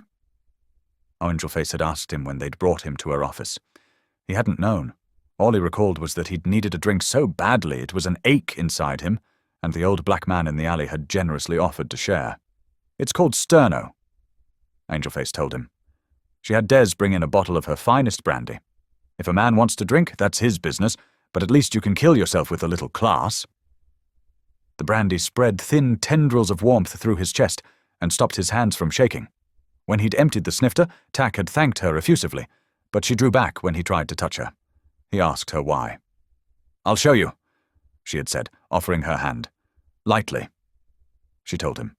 His kiss had been the merest brush of his lips, not on the back of her hand but against the inside of her wrist, to feel her pulse, the life current inside her, because she was so very lovely and kind, and because he wanted her. A moment later he'd watched with sick dismay as her skin darkened to purple and then black. Another of mine, he'd thought. Yet somehow they had become friends. Not lovers, of course, except sometimes in his dreams. Her capillaries ruptured at the slightest pressure, and to her hypersensitive nervous system, even the lightest touch was painful. A gentle caress turned her black and blue. Lovemaking would probably kill her. But friends, yes. She never asked him for anything he could not give, and so he could never fail her. Breakfast was served by a hunchback black woman named Ruth, who had pale blue feathers instead of hair. "The man brought this for you this morning," she told Angelface after she'd set the table, handing across a thick, square packet wrapped in brown paper. Angelface accepted it without comment, while Tachyon drank his brandy-laced coffee and lifted knife and fork to stare with sick dismay at the implacable bacon and eggs. "Don't look so stricken," Angelface said. "I don't think I've told you about the time the network starship came to Tarkus, and what my great-grandmother Amurath had to say to the Lebar envoy." He began. "No," she said. "Go on. I like your great-grandmother." "That's one of us. She terrifies me," Tachyon said, and launched into the story. Tom woke well before dawn while Joey was snoring in the back room. He brewed a pot of coffee in a battered percolator and popped a Thomas English muffin into the toaster. While the coffee perked, he folded the hide-a-bed back into a couch. He covered his muffins with butter and strawberry preserves and looked around for something to read. The comics beckoned. He remembered the day they'd saved them. Most had been his originally, including the run of Jet Boy he got from his dad. He'd loved those comics, and then one day in 1954 he'd come home from school and found them gone. A full bookcase and 2 orange crates of funny books vanished. His mother said some women from the PTA had come by to tell her what awful things comic books were. They'd shown her a copy of a book by a Dr. Wortham about how comics turned kids into juvenile delinquents and homos, and how they glorified aces and jokers, and so his mother had let them take Tom's collection. He screamed and yelled and threw a tantrum, but it did no good. The PTA had gathered up comic books from every kid in school. They were going to burn them all Saturday in the schoolyard. It was happening all over the country. There was even talk of a law banning comic books, or at least the kinds about horror and crime and people with strange powers. Wortham and the PTA turned out to be right. That Friday night, on account of comic books, Tommy Tudbury and Joey DeAngelis became criminals. Tom was 9, Joey was 11, but he'd been driving his pop's truck since he was 7. In the middle of the night, he swiped the truck, and Tom snuck out to meet him. When they got to the school, Joey jimmied open a window, and Tom climbed on his shoulders and looked into the dark classroom and concentrated and grabbed the carton with his collection in it and lifted it up and floated it out into the bed of the truck. Then he snatched 4 or 5 other cartons for good measure. The PTA never noticed. They still had plenty to burn. If Dom DeAngelis wondered where all the comics had come from, he never said a word. He just built the shelves to hold them, proud as punch of his son who could read. From that day on, it was their collection, jointly. Setting his coffee and muffin on the orange crate, Tom went to the bookcase and took down a couple of issues of Jet Boy comics. He reread them as he ate: Jet Boy on Dinosaur Island, Jet Boy and the Fourth Reich, and his favorite, the final issue, the true one, Jet Boy and the Aliens. Inside the cover, the title was 30 Minutes Over Broadway. Tom read it twice as he sipped his cooling coffee. He lingered over some of the best panels. On the last page, they had a picture of the alien Tachyon weeping. Tom didn't know if that had happened or not. He closed the comic book and finished his English muffin. For a long time, he sat there thinking. Jet Boy was a hero. And what was he? Nothing. A wimp, a chicken shit. A fuck of a lot of good his wild card power did anybody. It was useless, just like him. Dispiritedly, he shrugged into his coat and went outside. The junkyard looked raw and ugly in the dawn, and a cold wind was blowing. A few hundred yards to the east, the bay was green and choppy. Tom climbed up to the old Packard on its little hill. The door creaked when he yanked it open. Inside, the seats were cracked and smelled of rot, but at least he was out of that wind. Tom slouched back with his knees up against the dash, staring out at the sunrise. He sat unmoving for a long time.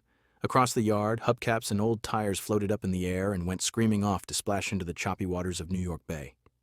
He could see the Statue of Liberty on her island and the hazy outlines of the towers of Manhattan off to the northeast. It was nearly 7:30, his limbs were stiff, and he'd lost count of the number of hubcaps he'd flung when Tom Tudbury sat up with a strange expression on his face. The icebox he'd been juggling 40 feet from the ground came down with a crash. He ran his fingers through his hair and lifted the icebox again, moved it over 20 yards or so and dropped it right on Joey's corrugated tin roof. Then he did the same with a tire, a twisted bicycle, 6 hubcaps, and a little red wagon. The door to the house flew open with a bang, and Joey came charging out into the cold wearing nothing but boxer shorts and a sleeveless undershirt. He looked real pissed. Tom snatched his bare feet, pulled them out from under him, and dumped him on his butt, hard. Joey cursed. Tom grabbed him and yanked him into the air upside down. "Where the fuck are you, Tudbury?" Joey screamed. "Cut it out, you dork! Let me down!"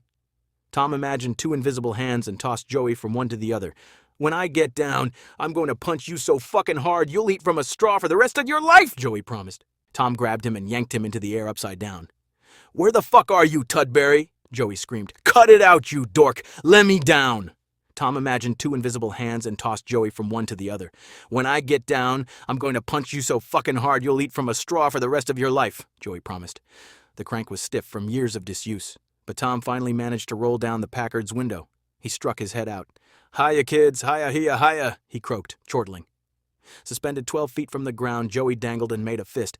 "I'll pluck your fucking magic twanger, shithead," he shouted. Tom yanked off his boxer shorts and hung them from a telephone pole. "You're gonna die, Tudbury," Joey said. Tom took a big breath and set Joey on the ground, very gently. The moment of truth. Joey came running at him, screaming obscenities. Tom closed his eyes, put his hands on the steering wheel, and lifted. The Packard shifted beneath him. Sweat dotted his brow. He shut out the world, concentrated, counted to 10. Slowly, backward.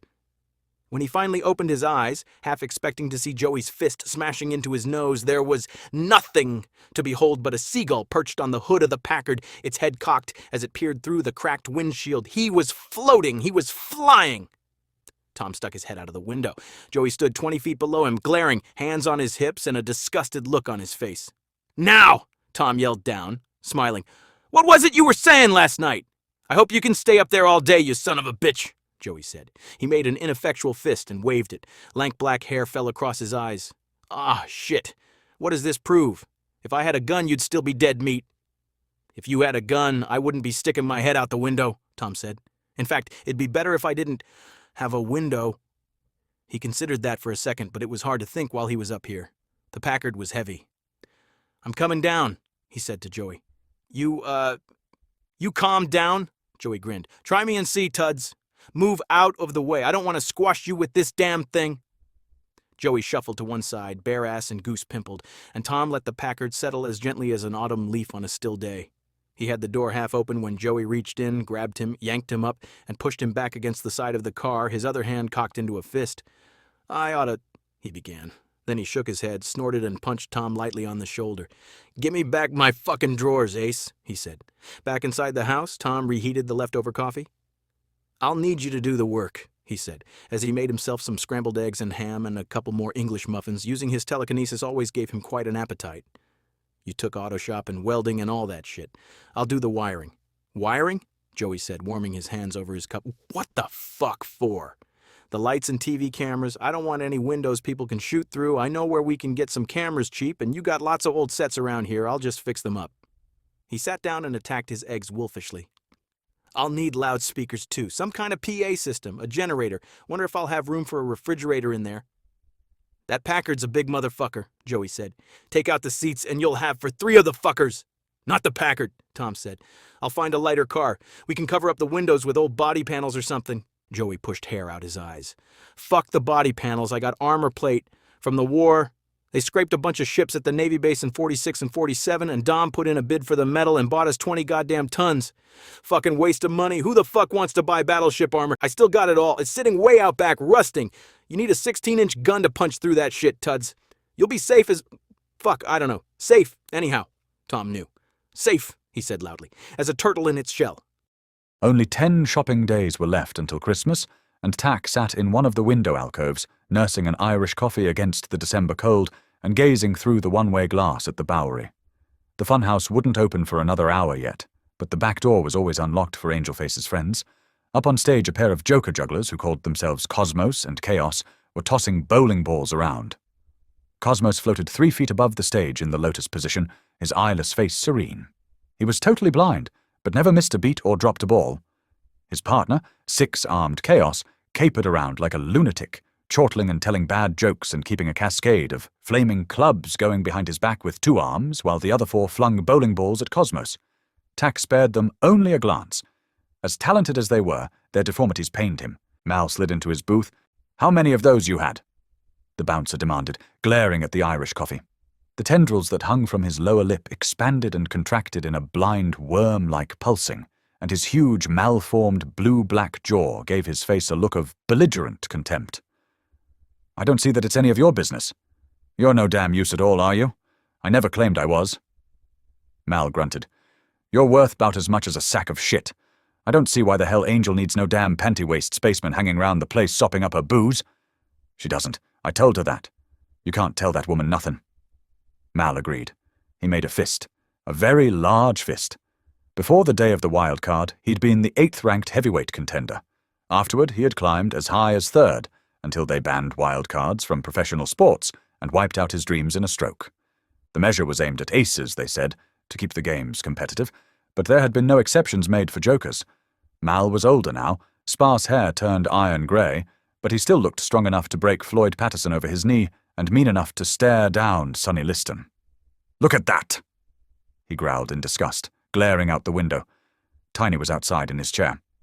"What the hell is he doing here? I told him not to come by here no more." Mal started for the door. "Can't you just leave him alone?" Tachyon called after him. "He's harmless." "Harmless?" Mal rounded on him.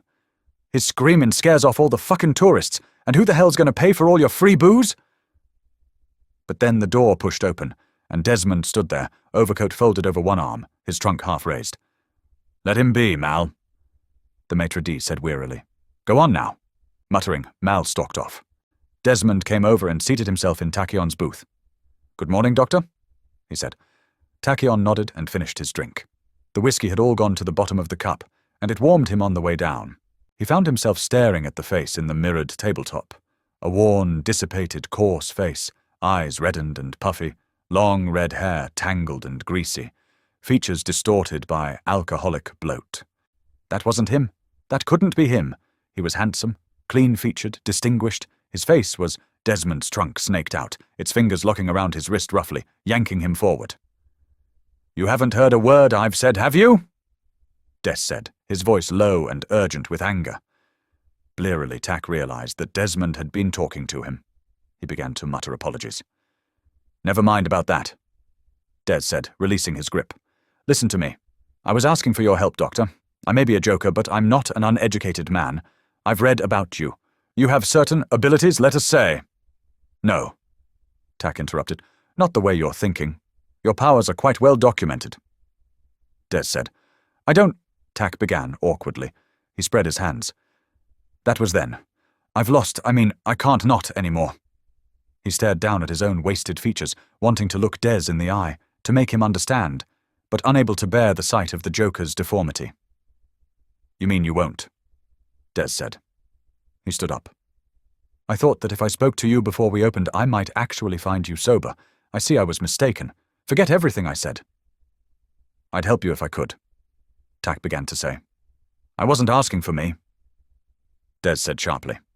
When he was gone, Tachyon went to the long silver-chrome bar and got down a full bottle of cognac. The first glass made him feel better, the second stopped his hands from shaking. By the third he had begun to weep. Mal came over and looked down at him in disgust. "Never knew no man cried as much as you do," he said, thrusting a dirty handkerchief at Tachyon roughly before he left to help them open. He had been aloft for 4.5 hours when the news of the fire came crackling over the police band radio down by his right foot. Not very far aloft, true, only about 6 feet from the ground, but that was enough, 6 feet or 60. It didn't make all that much difference, Tom had found. 4.5 hours, and he didn't feel the least bit tired yet. In fact, he felt sensational. He was strapped securely into a bucket seat Joey had pulled from a mashed-up Triumph TR3 and mounted on a low pivot right in the center of the VW. The only light was the wan phosphor glow from an array of mismatched television screens that surrounded him on all sides. Between the cameras and their tracking motors, the generator, the ventilation system, the sound equipment, the control panels, the spare box of vacuum tubes, and the little refrigerator. He hardly had space to swing around. But that was okay. Tom was more a claustrophile than a claustrophobe anyway.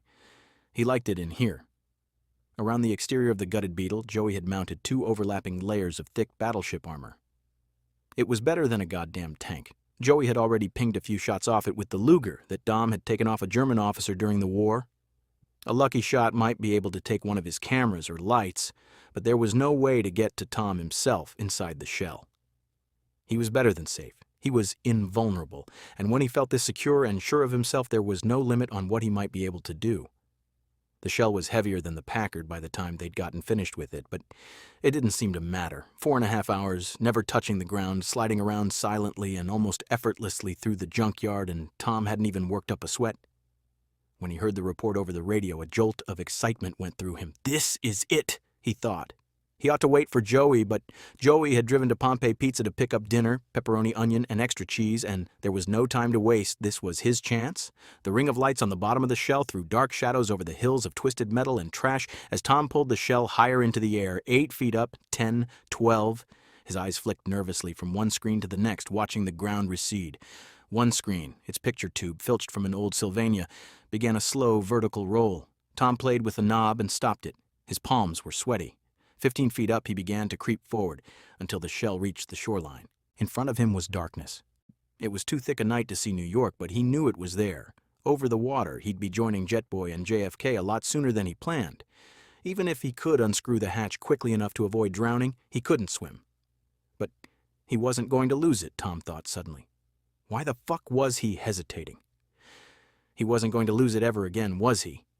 He had to believe that. He pressed his lips together, pushed off with his mind, and the shell slid smoothly out over the water. The salt waves beneath him rose and fell. He'd never had to push against water before. It felt different. Tom had an instant of panic. The shell rocked and dropped 3 feet before he caught hold of himself and adjusted. He calmed himself with an effort, shoved upward, and rose. High, he thought. He'd come in high. He'd fly in like Jetboy, like Black Eagle, like a fucking ace. The shell moved out, faster and faster, gliding across the bay with swift serenity as Tom gained confidence. He'd never felt so incredibly powerful, so good, so goddamned right. The compass worked fine. In less than 10 minutes, the lights of the Battery and the Wall Street district loomed up before him. Tom pushed still higher and floated uptown, hugging the shoreline of the Hudson. Jetboy's tomb came and went beneath him. He stood in front of it a dozen times, gazing up at the face of the big metal statue out front. He wondered what that statue might think if it could look up and see him tonight. He had a New York street map, but tonight he didn't need it. The flames could be seen almost a mile off. Even inside his armor, Tom could feel the heat waves licking up at him when he made a pass overhead. He carefully began a descent. His fans whirred, and his cameras tracked at his command. Below was chaos and cacophony, sirens and shouting, the crowd, the hurrying firemen, the police barricades and ambulances, big hook and ladder trucks spraying water into the inferno. At first, no one noticed him, hovering 50 feet above the sidewalk until he came in low enough for his lights to play on the walls of the building. Then he saw them looking up, pointing. He felt giddy with excitement. But he had only an instant to relish the feeling. Then, from the corner of an eye, he saw her in one of his screens. She appeared suddenly in a fifth-floor window, bent over and coughing, her dress already afire. Before he could act, the flames licked at her. She screamed and jumped. He caught her in midair.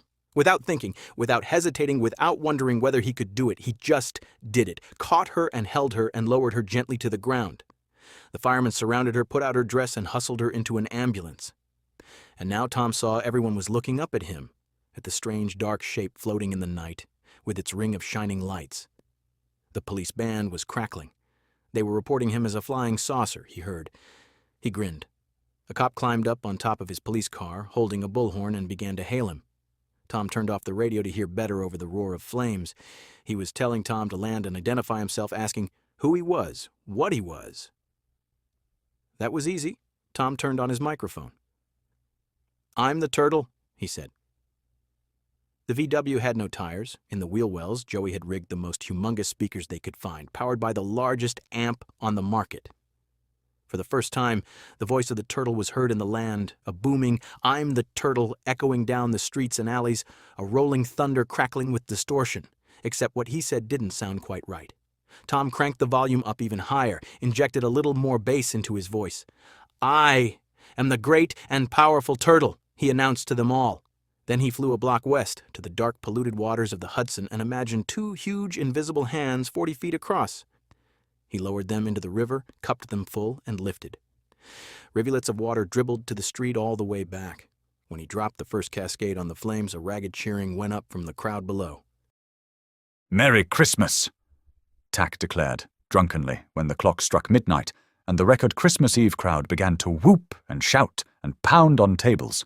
On stage, Humphrey Bogart cracked a lame joke in an unfamiliar voice. All the lights in the house dimmed briefly. When they came back up, Bogart had been replaced by a portly, round-faced man with a red nose. "Who is he now?" Tack asked the twin on his left. "W.C. Fields," she whispered. She slid her tongue around the inside of his ear.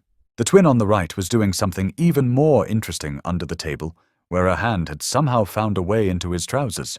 The twins were his Christmas gift from Angel Face. "You can pretend they're me," she told him, though of course they were nothing like her. Nice kids, both of them, buxom and cheerful and absolutely uninhibited, if a bit simple-minded. They reminded him of Takesian sex toys. The one on the right had drawn the wild card, but she wore a cat mask even in bed, and there was no visible deformity to disturb the sweet pleasure of his erection. W.C. Fields, whoever he was, offered some cynical observations about Christmas and small children. The crowd hooted him off the stage. The projectionist had a stunning array of faces, but he couldn't tell a joke. Tack didn't mind. He had all the diversion he needed. "Paper, Doc?" The vendor thrust a copy of the Herald Tribune across the table with a thick three-fingered hand. His flesh was blue-black and oily-looking. "All the Christmas news?" he said, shifting the clumsy stack of papers under his arm. Two small, curving tusks protruded from the corners of his wide, grinning mouth. Beneath a pork-pie hat, the great bulge of his skull was covered with tufts of bristly hair. On the streets they called him the Walrus. "No, thank you, Jube," Tack said with drunken dignity. "I have no desire to wallow in human folly tonight." "Hey, look," said the twin on the right. "The turtle!" Tachyon looked around, momentarily befuddled, wondering how that huge armored shell could possibly have gotten inside the funhouse, but of course she was referring to the newspaper.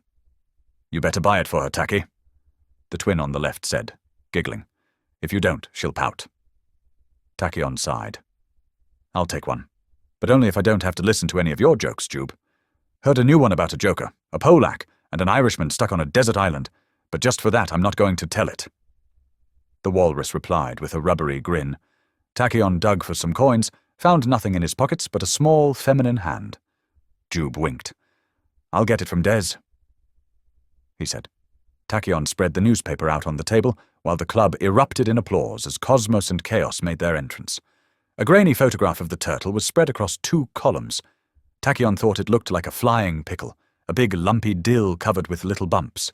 The turtle had apprehended a hit-and-run driver who had killed a 9-year-old boy in Harlem, intercepting his flight and lifting the car 20 feet off the ground, where it floated with its tires spinning madly until the police finally caught up. In a related sidebar, the rumor that the shell was an experimental robot flying tank had been denied by an Air Force spokesman. You'd think they'd have something more important to write about by now. Tachyon said. It was the 3rd big story about the turtle this week. The letter columns, the editorial pages, everything was turtle, turtle, turtle. Even television was rabid with turtle speculation. Who was he? What was he? How did he do it? One reporter had even sought out Tack to ask that question. Telekinesis, Tachyon had told him. It's nothing new. Almost common, in fact. Telekinesis had been the single ability most frequently manifested by virus victims back in '46. He'd seen a dozen patients who could move paperclips and pencils, and one woman who could lift her own body weight for 10 minutes at a time. Even Earl Sanderson's flight had been telekinetic in origin. What he did not tell them was that telekinesis on this scale was unprecedented. Of course, when the story ran, they got half of it wrong. "He's a joker, you know," whispered the twin on the right, the one in the silver-grey cat mask. She was leaning against his shoulder, reading about the turtle. "A joker?" Tack said. "He hides inside a shell, doesn't he?" Why would he do that unless he was really awful to look at? She had taken her hand out of his trousers. "Could I have that paper?" Tack pushed it toward her. "They're cheering him now," he said sharply. They cheered the 4 aces, too. "That was a colored group, right?" she said, turning her attention to the headlines.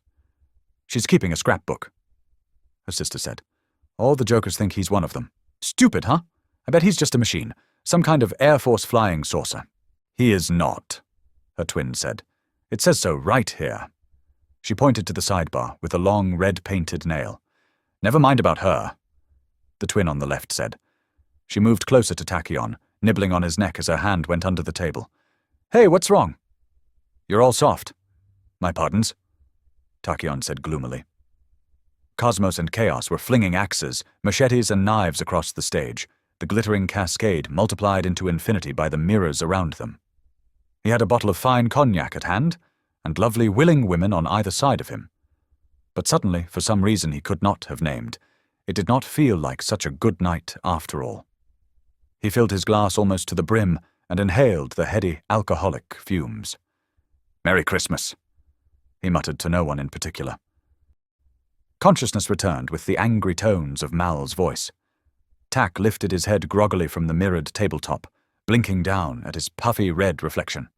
The jugglers, the twins, and the crowd were long gone. His cheek was sticking from lying in a puddle of spilled liquor. The twins had jollied him and fondled him, and one of them had even gone under the table, for all the good it did. Then Angelface had come to the tableside and sent them away. "Go to sleep, Tacky," she'd said. Mal had come up to ask if he should lug him back to bed. "Not today," she'd said. "You know what day this is. Let him sleep it off here." He couldn't recall when he'd gone to sleep. His head was about to explode, and Mal's shouting wasn't making things any better. "I don't give a flying fuck what you were promised. You're not seeing her!" The bouncer yelled. A softer voice said something in reply. "You'll get your fucking money, but that's all you'll get." Mal snapped. Tack raised his eyes. In the mirrors he saw their reflections darkly, odd twisted shapes outlined in the wan dim light, reflections of reflections, hundreds of them. Beautiful, monstrous, uncountable, his children, his heirs, the offspring of his failures, a living sea of jokers. The soft voice said something else. "Ah, kiss my joker ass," Mal said. He had a body like a twisted stick, and a head like a pumpkin. It made Tack smile. Mal shoved someone and reached behind his back, groping for his gun. The reflections and the reflections of the reflections, the gaunt shadows and the bloated ones, the round-faced ones, filling the club with noise.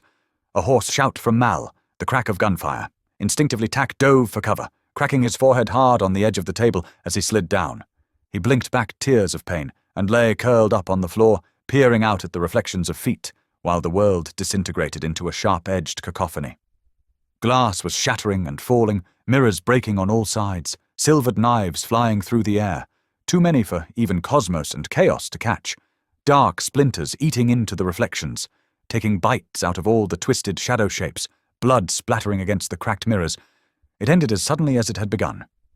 The soft voice said something, and there was the sound of footsteps, the crunch of glass underfoot. A moment later, a muffled scream from off behind him. Tack lay under the table, drunk and terrified. His finger hurt. Bleeding, he saw, sliced open by a sliver of mirror.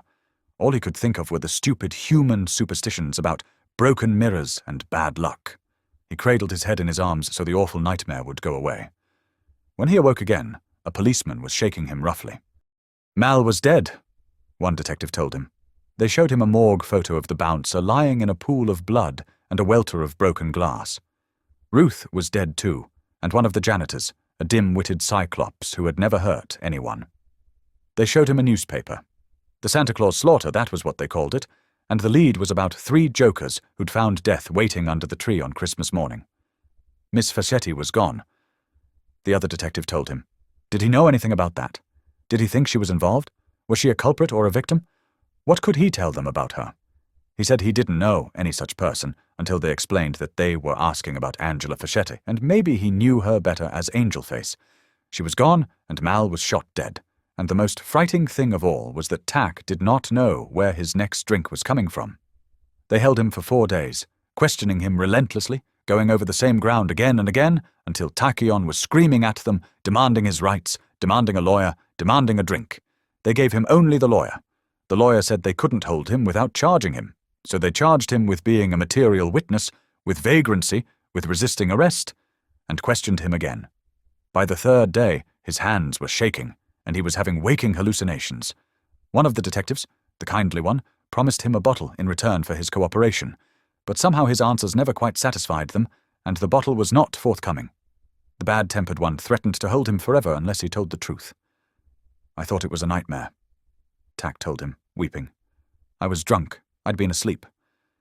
No, I couldn't see them, just the reflections, distorted, multiplied. I don't know how many there were. I don't know what it was about. No, she had no enemies. Everyone loved Angelface. No, she didn't kill Mal. That didn't make sense. Mal loved her. One of them had a soft voice. No, I don't know which one. No, I can't remember what they said. No, I don't know if they were jokers or not. They looked like jokers. But the mirrors distort. Some of them.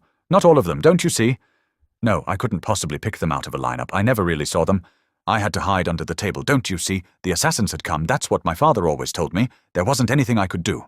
When they realized he was telling them all he knew, they dropped the charges and released him. To the dark streets of Jokertown and the cold of night.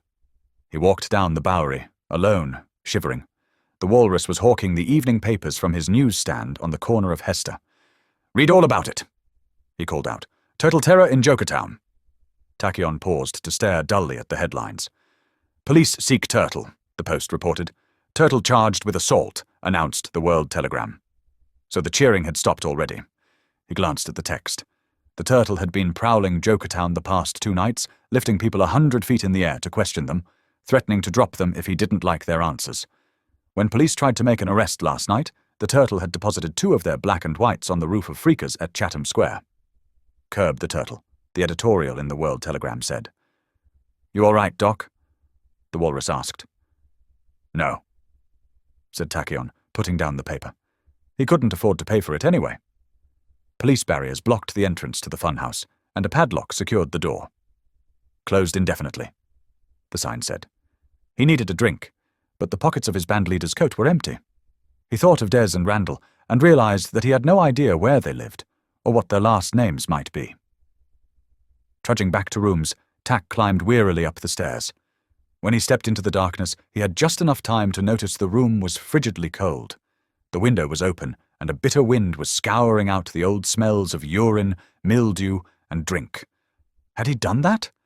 Confused, he stepped toward it, and someone came out from behind the door and grabbed him.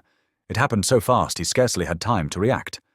The forearm across his windpipe was an iron bar, choking off his scream, and a hand wrenched his right arm up behind his back, hard. He was choking, his arm close to breaking, and then he was being shoved toward the open window, running at it, and Tachyon could only thrash feebly in a grip much stronger than his own. The windowsill caught him square in the stomach, knocking the last breath right out of him, and suddenly he was falling, head over heels, locked helplessly in the steel embrace of his attacker, both of them plunging to the sidewalk below. They jerked to a stop 5 feet above the cement, with a wrench that elicited a grunt from the man behind him. Tack had closed his eyes before the instant of impact. He opened them as he began to float upward. Above the yellow halo of the street lamp was a ring of much brighter lights, set in a hovering darkness that blotted out the winter stars. The arm across his throat had loosened enough for Tachyon to groan. "You," he said hoarsely, as the curved around the shell and came to rest gently on it. The metal was icy cold, its chill biting right through the fabric of Tachyon's pants. As the turtle began to rise straight up into the night, Tachyon's captor released him. He drew in a shuddering breath of cold air and rolled over to face a man in a zippered leather jacket, black dungarees, and a rubbery green frog mask. "Who?" he gasped. "I'm the great and powerful turtle's mean-ass sidekick," the man in the frog mask said, rather cheerfully. "Dr. Tachyon, I presume," boomed from the shell's speakers, far above the alleys of Jokertown. "I've always wanted to meet you. I read about you when I was just a kid." "Turn it down," Tack croaked weakly. "Oh, sure. Is that better?" The volume diminished sharply. "It's noisy in here. Behind all this armor, I can't always tell how loud I sound. I'm sorry if we scared you, but we couldn't take the chance of you saying no. We need you." Tack stayed just where he was, shivering, shaken. "What do you want?" he asked wearily. "Help," the turtle declared. They were still rising. The lights of Manhattan spread out all around them, and the spires of the Empire State Building and the Chrysler Building rose uptown. They were higher than either. The wind was cold and gusting. Tack clung to the shell for dear life. "Leave me alone," Tachyon said. "I have no help to give you. I have no help to give anybody." "Fuck, he's crying," the man in the frog mask said. "You don't understand," the turtle said. The shell began to drift west, its motion silent and steady. There was something awesome and eerie about the flight. "You have to help. I've tried on my own, but I'm getting nowhere. But you, your powers, they can make the difference." Tachyon was lost in his own self-pity, too cold and exhausted and despairing to reply. "I want a drink," he said. "Fuck it," said Frogface. "Dumbo was right about this guy. He's nothing but a goddamned wino." "He doesn't understand," said the turtle. "Once we explain, he'll come around." "Dr. Tachyon, we're talking about your friend Angelface. He needed a drink so badly it hurt. She was good to me," he said, remembering the sweet perfume of her satin sheets and her bloody footprints on the mirror tiles. But there's nothing I can do. I told the police everything I know. Chicken shit asshole, said Frogface. When I was a kid, I read about you in Jetboy comics. The turtle said. 30 minutes over Broadway, remember? You were supposed to be as smart as Einstein. I might be able to save your friend Angelface, but I can't without your powers. I don't do that any longer. I can't. There was someone I hurt, someone I cared for, but I seized her mind just for an instant, for a good reason, or at least I thought it was for a good reason, but it destroyed her. I can't do it again. Boo-hoo, said Frogface mockingly. Let's toss him, Turtle. He's not worth a bucket of warm piss. He took something out of one of the pockets of his leather jacket. Tack was astonished to see that it was a bottle of beer. Please, Tachyon said, as the man popped off the cap with a bottle opener hung around his neck. A sip, Tack said. Just a sip. He hated the taste of beer, but he needed something, anything. It had been days. Please, fuck off, Frogface said. Tachyon, said the turtle. You can make him. No, I can't, Tack said. The man raised the bottle up to green rubber lips. I can't, Tack repeated. Frogface continued to drink. No, he could hear it gurgling. Please, just a little. The man lowered the bottle of beer, sloshed it thoughtfully. Just a swallow left, he said. Please. He reached out, hands trembling. Nah, said Frogface. He began to turn the bottle upside down. Of course, if you're really thirsty, you could just grab my mind, right? Make me give you the fucking bottle. He tipped the bottle a little more. Go on, I dare you. Try it. Tack watched the last mouthful of beer dribble down onto the turtle's shell and run off into empty air. Fuck, said the man in the frog mask. You got it bad, don't you? He pulled another bottle from his pocket, opened it, and handed it across. Tack cradled it with both hands. The beer was cold and sour, but he had never tasted anything half so sweet. He drained it all in one long swallow. Got any other smart ideas? Frogface asked the turtle. Ahead of them was the blackness of the Hudson River, the lights of Jersey off to the west. They were descending. Beneath them, overlooking the Hudson, was a sprawling edifice of steel and glass and marble that Tachyon suddenly recognized, though he had never set foot inside it. Jetboy's tomb. Where are we going? He asked. We're going to see a man about a rescue, the turtle said. Jetboy's tomb filled the entire block, on the site where the pieces of his plane had come raining down. It filled Tom's screens too as he sat in the warm darkness of his shell, bathed in a phosphor glow. Motors whirred as the cameras moved in their tracks. The huge flanged wings of the tomb curved upward, as if the building itself was about to take flight. Through tall, narrow windows, he could see glimpses of the full-size replica of the JB-1 suspended from the ceiling, its scarlet flanks aglow from hidden lights. Above the doors, the hero's last words had been carved, each letter chiseled into the black Italian marble and filled in stainless steel. The metal flashed as the shell's white-hot spots slid across the legend, "I can't die yet. I haven't seen the Jolson story." Tom brought the shell down in front of the monument to hover 5 feet above the broad marble plaza at the top of the stairs. Nearby, a 20-foot-tall steel jetboy looked over the West Side Highway and the Hudson beyond, his fists cocked. The metal used for the sculpture had come from the wreckage of crashed planes, Tom knew. He knew that statue's face better than he knew his father's. The man they'd come to meet emerged from the shadows at the base of the statue, a chunky dark shape huddled in a thick overcoat, hands shoved deep into his pockets. Tom shone a light on him, a camera tracked to give him a better view. The Joker was a portly man, round-shouldered and well-dressed. His coat had a fur collar and his fedora was pulled low. Instead of a nose, he had an elephant's trunk in the middle of his face. The end of it was fringed with fingers, snug in a little leather glove. Dr. Tachyon slid off the top of the shell, lost his footing, and landed on his ass. Tom heard Joey laugh. Then Joey jumped down too and pulled Tachyon to his feet. The Joker glanced down at the alien. "So you convinced him to come after all. I'm surprised." "We were real fucking persuasive," Joey said. "Dez," Tachyon said, sounding confused. "What are you doing here?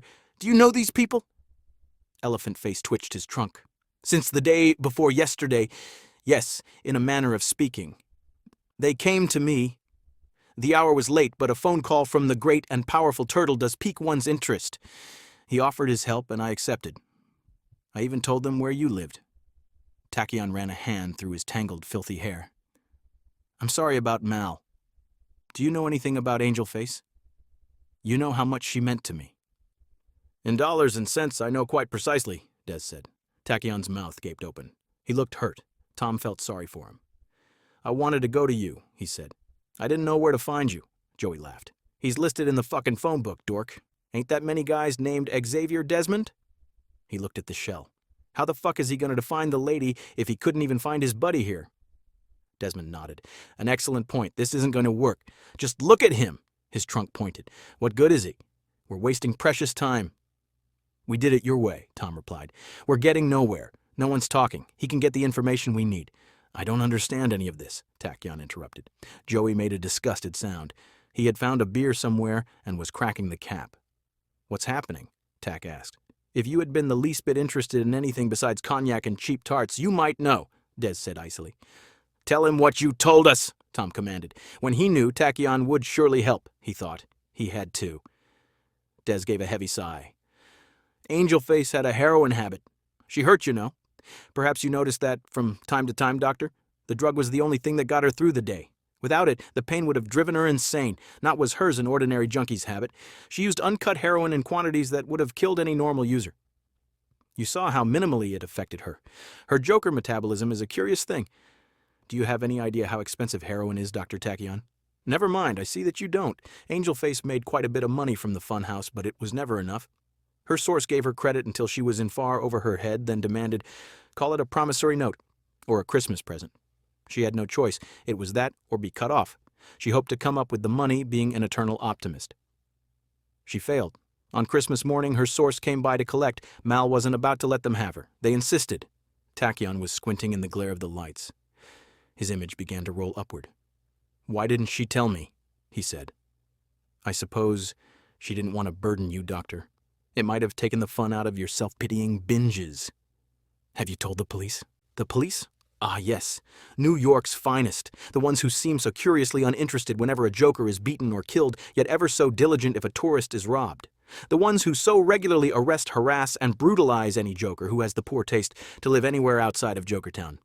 Perhaps we might consult the officer who commented that raping a joker woman is more a lapse in taste than a crime," Des snorted. "Dr. Tachyon, where do you think Angel Face bought her drugs? Do you think any ordinary street pusher would have access to uncut heroin in the quantities she needed? The police were her source. The head of the Jokertown Narcotics Squad, if you care to be precise. Oh, I'll grant you that it's unlikely the whole department is involved. Homicide, maybe conducting a legitimate investigation. What do you think they'd say if we told them that Bannister was the murderer? You think they'd arrest one of their own on the strength of my testimony or the testimony of any joker?" "We'll make good her note," Tachyon blurted. "We'll give this man his money or the fun house or whatever it is he wants." "The promissory note," Desmond said wearily, "was not for the fun house. Whatever it was, give it to him." "She promised him the only thing she still had that he wanted," Desmond said. "Herself, her beauty and her pain. The word's out on the street, if you know how to listen. There's going to be a very special New Year's Eve party somewhere in the city. Invitation only. Expensive. A unique thrill. Bannister will have her first. He's wanted that for a long time. But the other guests will have their turn. Jokertown hospitality." Tachyon's mouth worked soundlessly for a moment. "The police?" he finally managed. He looked as shocked as Tom had been when Desmond had told him and Joey. "Do you think they love us, Doctor? We're freaks. We're diseased. Jokertown is a hell, a dead end, and the Jokertown police are the most brutal, corrupt, and incompetent in the city. I don't think anyone planned what happened at the funhouse. But it happened, and Angel Face knows too much. They can't let her live, so they're going to have some fun with the Joker cunt." Tom Tudbury leaned toward his microphone. "I can rescue her," he said. "These fuckers haven't seen anything like the great and powerful turtle, but I can find her," Des said. "She has a lot of friends. But none of us can read minds or make a man do something he doesn't want to." "I can't," Tachyon protested. He seemed to shrink into himself, to edge away from them, and for an instant Tom thought the little man was going to run away. "You don't understand." "What a fucking candy ass," Joey said loudly. Watching Tachyon crumble on his screens, Tom Tudbury finally ran out of patience. "If you fail, he said. "And if you don't try, you fail too, so what the fuck difference does it make? Jetboy failed, but at least he tried. He wasn't an ace. He wasn't a goddamn Takesian. He was just a guy with a jet. But he did what he could." "I want to. I just can't," Des trumpeted his disgust. Joey shrugged. Inside his shell, Tom sat in stunned disbelief. He wasn't going to help. He hadn't believed it, not really. Joey warned him, Desmond too. But Tom insisted he'd been sure. This was Dr. Tachyon. Of course he'd help. Maybe he was having some problems, but once they explained the situation to him, once they made it clear what was at stake and how much they needed him, he had to help. But he was saying no. It was the last goddamn straw. He twisted the volume knob all the way up. "You son of a bitch!" he boomed, and the sound hammered all over the plaza. Tachyon flinched away. "You no good fucking little alien chicken shit!" Tachyon stumbled backward down the stairs, but the turtle drifted after him, loudspeakers blaring. It was all a lie, wasn't it? Everything in the comic books, everything in the papers, it was all a stupid lie. All my life they beat me up and they called me a fucking wimp and a coward, but you're the coward, you asshole, you shitty little whiner. You won't even try. You don't give a damn about anybody, about your friend Angel Face or about Kennedy or Jet Boy or anybody. You have all these fucking powers and you're nothing. You won't do anything. You're worse than Oswald or Braun or any of them. Tachyon staggered down the steps, hands over his ears, shouting something intelligible. But Tom was past listening. His anger had a life of its own now. He lashed out, and the alien's head snapped around and reddened with the force of a slap. "Asshole!" Tom was shrieking. "You're the one in a shell!" Invisible blows rained down on Tachyon in a fury. He reeled, fell, rolled a third of the way down the stairs, tried to get back to his feet, was bowled over again, and bounced down to the street head over heels. "Asshole!" the turtle thundered. "Run, you shithead! Get out of here or I'll throw you in the damned river! Run, you little wimp, before the great and powerful turtle really gets upset! Run, damn it! You're the one in a shell! You're the one in a shell!" And he ran, dashing blindly from one streetlight to the next until he was lost in the shadows. Tom Tudbury watched him vanish on the shell's array of television screens. He felt sick and beaten. His head was throbbing. He needed a beer or an aspirin or both. When he heard the sirens coming, he scooped up Joey and Desmond and set them on top of his shell, killed the lights, and rose straight up into the night, high, high up, into darkness and cold silence. That night, Tack slept the sleep of the damned, thrashing about like a man in a fever dream, crying out, weeping, waking again and again from nightmares, only to drift back into them. He dreamt he was back on Tarkus, and his hated cousin Zab was boasting about a new sex toy, but when he brought her out it was Blythe, and he raped her right in front of him. Tack watched it all, powerless to intervene. Her body writhed beneath his, and blood flowed from her mouth and ears and vagina. She began to change into 1,000 Joker shapes, each more horrible than the last, and Zab went right on, raping them all as they screamed and struggled. But afterward, when Zab rose from the corpse covered with blood, it wasn't his cousin's face at all. It was his own, worn and dissipated, a coarse face, eyes reddened and puffy, long red hair tangled and greasy, feature distorted by alcoholic bloat or perhaps by a funhouse mirror. He woke around noon to the terrible sound of Tiny weeping outside his window. It was more than he could stand. It was all more than he could stand. He stumbled to the window and threw it open and screamed at the giant to be quiet, to stop, to leave him alone, to give him peace, please. But Tiny went on and on. So much pain, so much guilt, so much shame. Why couldn't they let him be? He couldn't take it anymore. No, shut up, please shut up. And suddenly Tack shrieked and reached out with his mind and plunged into Tiny's head and shut him up. The silence was thunderous. The nearest phone booth was in a candy store a block down. Vandals had ripped the phone book to shreds. He dialed information and got the listing for Xavier Desmond on Christie Street, only a short walk away. The apartment was a fourth-floor walk-up above a mask shop. Tachyon was out of breath by the time he got to the top. Des opened the door on the 5th knock. "You," he said. "The turtle," Tack said. His throat was dry. "Did he get anything last night?" "No," Desmond replied. His trunk twitched. "The same story as before. They're wise to him now. They know he won't really drop them. They call his bluff. Short of actually killing someone, there's nothing to do." "Tell me who to ask," Tack said. "You," Des said. Tack could not look the Joker in the eye. He nodded. "Let me get my coat," Des said. He emerged from the apartment bundled up for the cold, carrying a fur cap and a frayed beige raincoat. "Put your hair up in the hat," he told Tachyon, "and leave that ridiculous coat here. You don't want to be recognized." Tack did as he said. On the way out, Des went into the mask shop for the final touch. "A chicken," Tack said when Des handed him the mask.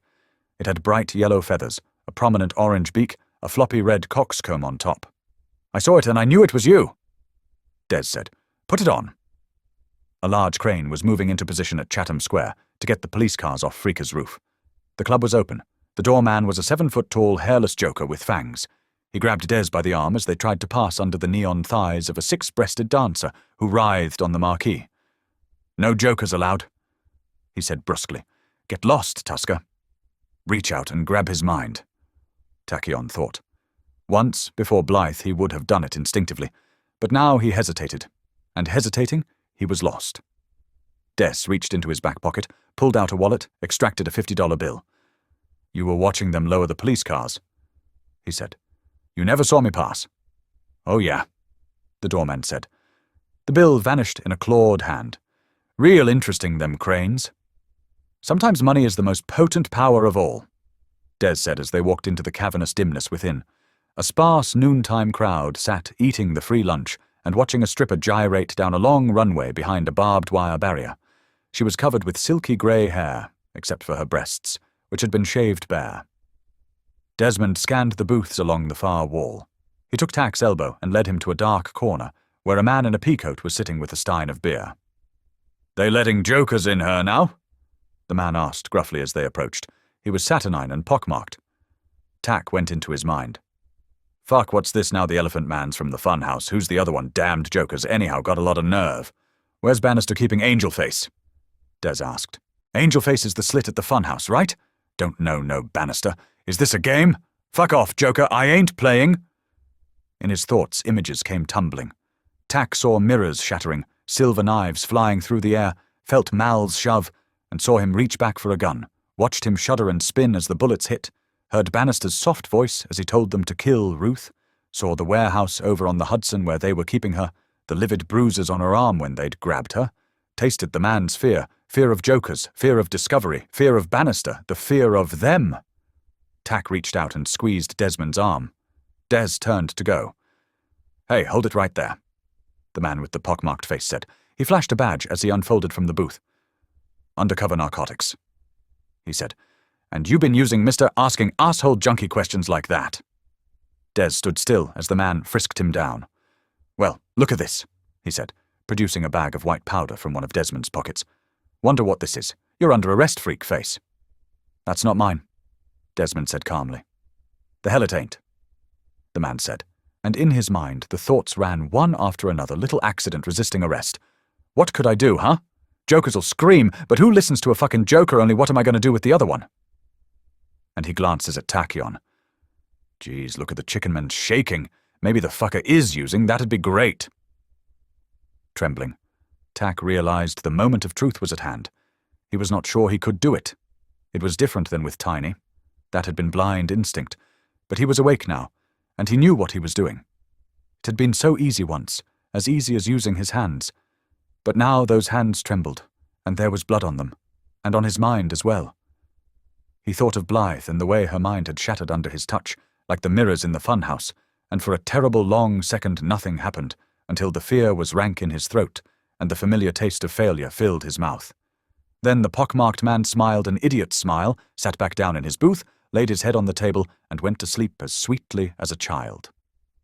Des took it in stride. "You're doing?" Tachyon nodded. "You're shaking," Des asked. "Are you all right, Doctor?" "I think so," Tachyon said. The policeman had begun to snore loudly. "I think maybe I am all right, Des, for the first time in years." He looked at the Joker's face, looked past the deformity to the man beneath. "I know where she is," he said. They started towards the exit. In the cage, a full-breasted, bearded hermaphrodite had started into a bump and grind. "We have to move quickly. In an hour I can get together 20 men. "No," Tachyon said. "The place they're holding her isn't in Jokertown." Des stopped with his hand on the door. "I see," he said. "And outside of Jokertown, jokers and masked men are rather conspicuous, aren't they?" "Exactly," Tack said.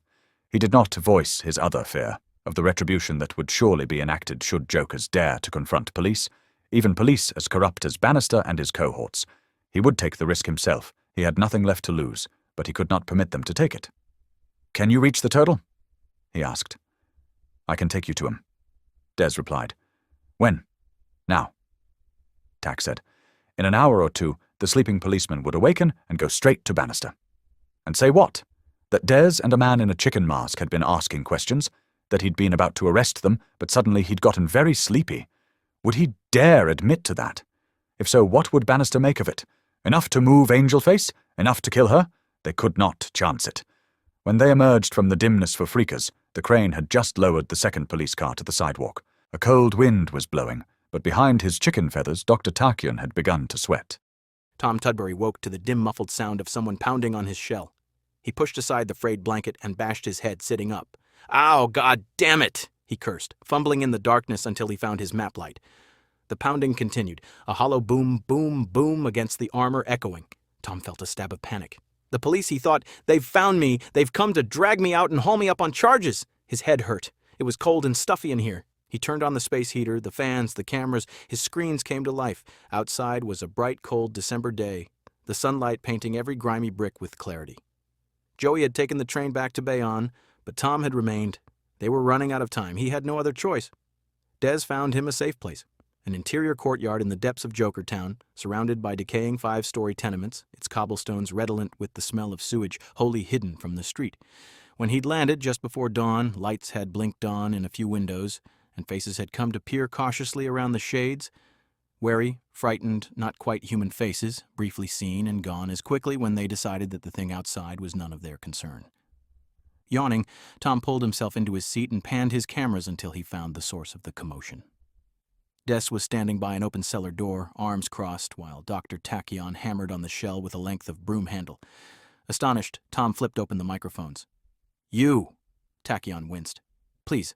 He lowered the volume. "Sorry. You took me by surprise. I never expected to see you again. After last night, I didn't hurt you, did I? I didn't mean to. I understand," Tachyon said, "but we have no time for recriminations or apologies now." Des began to roll upward. "Damn that vertical hold." "We know where they have her," the Joker said as his image flipped. "That is, if Dr. Tachyon can indeed read minds as advertised." "Where?" Tom said. Des continued to flip. "A warehouse on the Hudson," Tachyon replied. "Near the foot of a pier. I can't tell you an address, but I saw it clearly in his thoughts. I'll recognize it." "Great," Tom enthused. He gave up on his efforts to adjust the vertical hold and whapped his screen. The picture steadied. "Then we've got them. Let's go." The look on Tachyon's face took him aback. "You are coming, aren't you?" Tachyon swallowed. "Yes," he said. He had a mask in his hand. He slipped it on. That as a relief, Tom thought. For a second there, he'd thought he'd have to go it alone. "Climb on," he said. With a deep sigh of resignation, the alien scrambled on top of the shell, his boots scrabbling at the armor. Tom gripped his armrest tightly and pushed up. The shell rose easily as a soap bubble. He felt elated. This was what he was meant to do, Tom thought. Jetboy must have felt like this. Joey had installed a monster horn in the shell. Tom let it rip as they floated clear of the rooftops, startling a coop of pigeons, a few winos, and Tachyon with the distinctive blare of "Here I come to save the day." "It might be wise to be a bit more subtle about this," Tachyon said diplomatically. Tom laughed. "I don't believe it. I got a man from outer space who mostly dresses like Pinky Lee riding on my back, and he's telling me I ought to be subtle." He laughed again as the streets of Jokertown spread out all around them. They made their final approach through a maze of waterfront alleys. The last was a dead end, terminating in a brick wall scrawled over with the names of gangs and young lovers. The turtle rose above it, and they emerged in the loading area behind the warehouse. A man in a short leather jacket sat on the edge of the loading dock. He jumped to his feet when they hove into view. His jump took him a lot higher than he anticipated, about 10 feet higher. He opened his mouth, but before he could shout, Tack had him. He went to sleep in midair. The turtle stashed him atop a nearby roof. 4 wide loading bays opened onto the dock, all chained and padlocked, their corrugated metals doors marked with wide brown streaks of rust. "Trespassers will be prosecuted," said the lettering on the narrow door to the side. Tack hopped down, landing easily on the balls of his feet, his nerves tingling. "I'll go through," he told the turtle. "Give me a minute, and then follow." "A minute," the speakers said. "You got it?" Tack pulled off his boots, opened the door just a crack, and slid into the warehouse on purple-stockinged feet, summoning up all the stealth and fluid grace they'd once taught him on Tarkus. Inside, bales of shredded paper, bound tightly in thin wire, were stacked 20 and 30 feet high. Tachyon crept down a crooked aisle toward the sound of voices. A huge yellow forklift blocked his path. He dropped flat and squirmed underneath it, to peer around one massive tire. He counted 5 altogether. 2 of them were playing cards, sitting in folding chairs and using a stack of coverless paperbacks for a table. A grossly fat man was adjusting a gigantic paper-shredding machine against the far wall. The last 2 stood over a long table, bags of white powder piled in neat rows in front of them. The tall man in the flannel shirt was weighing something on a small set of scales.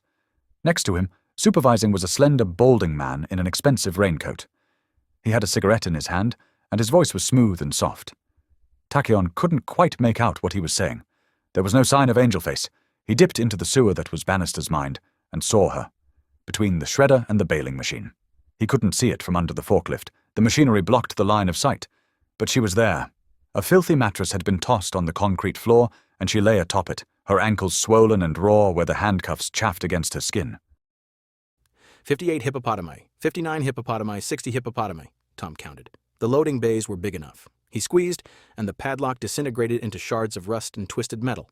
The chains came clanking down, and the door rattled upward, rusty tracks screeching protest. Tom turned on all his lights as the shell slid forward. Inside, towering stacks of paper blocked his way. There wasn't room to go between them. He shoved them hard, but even as they started to collapse, it occurred to him that he could go above them. He pushed up toward the ceiling. "What the fuck?" one of the card players said, when they heard the loading grate screech open. A heartbeat later, they were all moving. Both card players scrambled to their feet. One of them produced a gun. The man in the flannel shirt looked up from his scales. The fat man turned away from the shredder, shouting something, but it was impossible to make out what he was saying. Against the far wall, bales of paper came crashing down, knocking into neighboring stacks and sending them down too, in a chain reaction that spread across the warehouse. Without an instant's hesitation, Bannister went for Angelface. Tack took his mind and stopped him in mid-stride, with his revolver half-drawn. And then a dozen bales of shredded paper slammed down against the rear of the forklift. The vehicle shifted, just a little, crushing Tachyon's left hand under a huge black tire. He cried out in shock and pain, and lost Bannister. Down below, 2 little men were shooting at him. The first shot startled him so badly that Tom lost his concentration for a split second, and the shell dropped 4 feet before he got it back. Then the bullets were pinging harmlessly of his armor and ricocheting around the warehouse. Tom smiled. "I am the great and powerful turtle," he announced at full volume as stacks of paper crashed down all around. "You assholes are shit up a creek! Surrender now!" The nearest asshole didn't surrender. He fired again, and one of Tom's screens went black. "Oh, fuck!" Tom said, forgetting to kill his mic. He grabbed the guy's arm and pulled the gun away, and from the way the jerk screamed, he'd probably dislocated his shoulder too, goddammit. He'd have to watch that. The other guy started running, jumping over a collapsed pile of papers. Tom caught him in mid-jump, took him straight up to the ceiling, and hung him from a rafter. His eyes flicked from screen to screen, but one screen was dark now, and the damned vertical hold had gone again on the one next to it, so he couldn't make out a fucking thing to that side. He didn't have time to fix it. Some guy in a flannel shirt was loading bags into a suitcase he saw on the big screen, and from the corner of his eye he spied a fat guy climbing into a forklift. His hand crushed beneath the tire. Tachyon writhed in excruciating pain and tried not to scream. Bannister had to stop Bannister before he got to Angelface. He ground his teeth together and tried to will away the pain, to gather it into a ball and push it from him the way he'd been taught. But it was hard. He'd lost the discipline. He could feel the shattered bones in his hand. His eyes were blurry with tears, and then he heard the forklift's motor turn over. And suddenly it was surging forward, rolling right up his arm, coming straight at his head, the tread of the massive tire, a black wall of death rushing toward him, and passing an inch over the top of his skull as it took to the air. The forklift flew nicely across the warehouse and embedded itself in the far wall, with a little push from the great and powerful turtle. The fat man dove off in midair and landed on a pile of coverless paperbacks. It wasn't until then that Tom happened to notice Tachyon lying on the floor under the place the forklift had been. He was holding his hand funny, and his chicken mask was all smashed up and dirty, Tom saw. And as he staggered to his feet, he was shouting something. He went running across the floor, reeling, unsteady. Where the fuck was he going in such a hurry? Frowning, Tom smacked at the malfunctioning screen with the back of his hand, and the vertical roll stopped suddenly.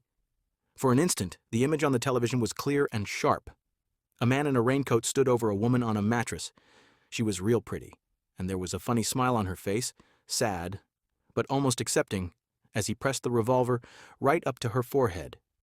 Tack came reeling around the shredding machine, his ankles all rubber, the world a red blur, his shattered bones jabbing against each other with every step, and found them there, Bannister touching her lightly with his pistol, her skin already darkening where the bullet would go in, and through his tears and his fears and a haze of pain, he reached out for Bannister's mind and seized it, just in time to feel him squeeze the trigger and wince as the gun kicked back in his mind. He heard the explosion from 2 sets of ears. "No!" he shrieked. He closed his eyes, sunk to his knees. He made Bannister fling the gun away. For what good it would do? None at all. Too late. Again he'd come too late. Failed again. Angelface, Blythe, his sister, everyone he loved, all of them gone. He doubled over on the floor, and his mind filled with images of broken mirrors, of the wedding pattern danced in blood and pain, and that was the last thing he knew before darkness took him. He woke to the astringent smell of a hospital room and the feel of pillows under his head, the pillowcase crisp with starch. He opened his eyes.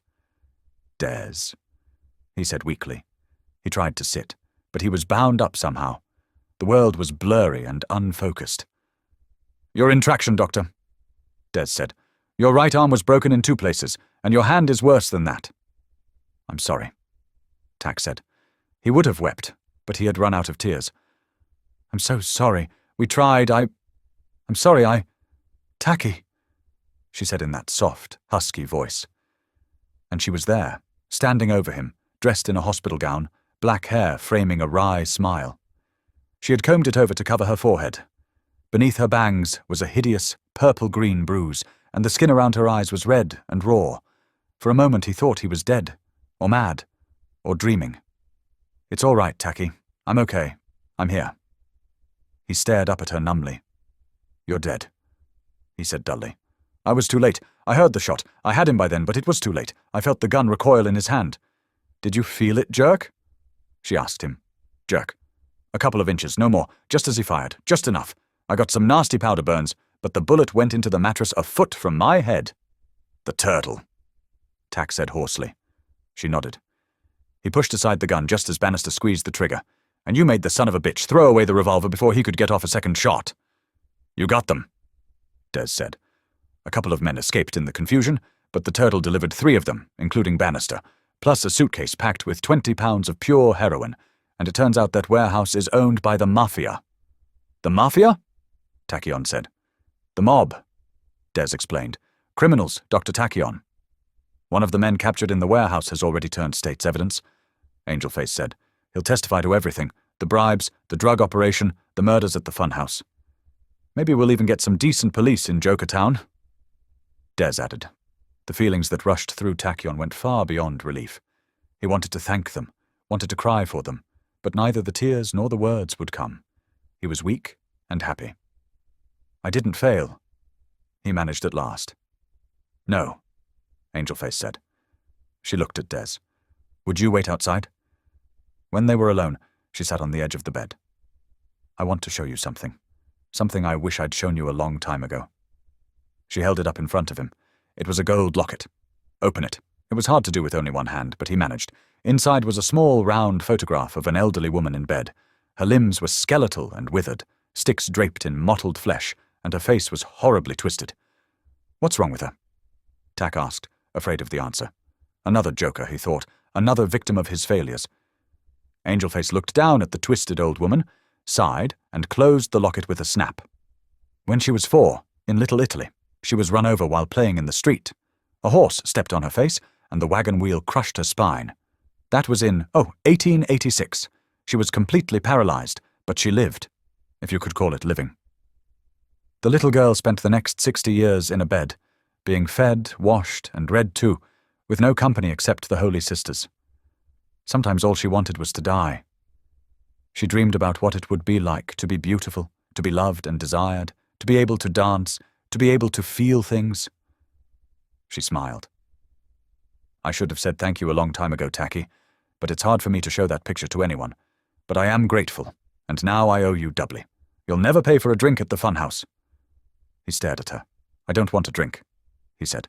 "No more. That's done." And it was, he knew.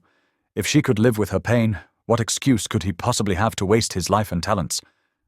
"Angelface," he said suddenly, "I can make you something better than heroin. I am a biochemist. There are drugs on Tarkis.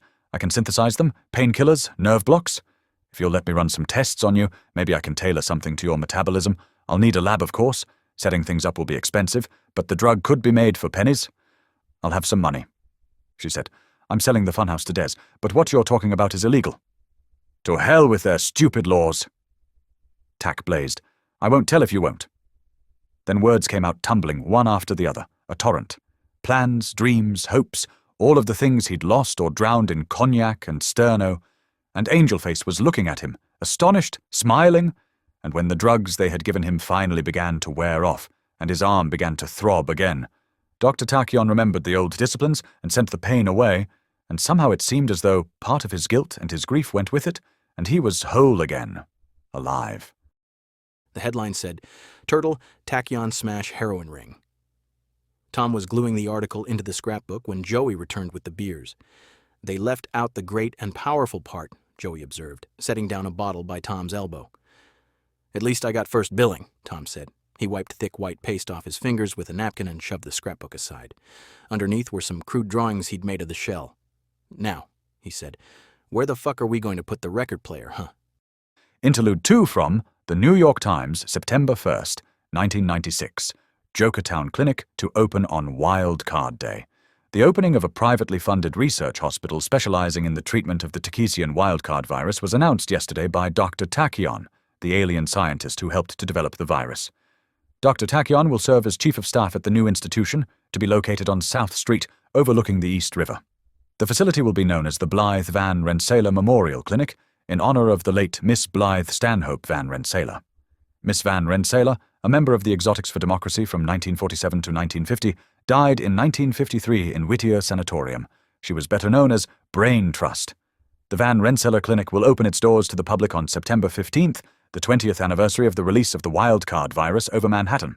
Emergency room service and outpatient psychology care will be provided by the 196-bed hospital. We're here to serve the neighborhood and the city, Dr. Tachyon said in an afternoon press conference on the steps of Jet Boy's tomb.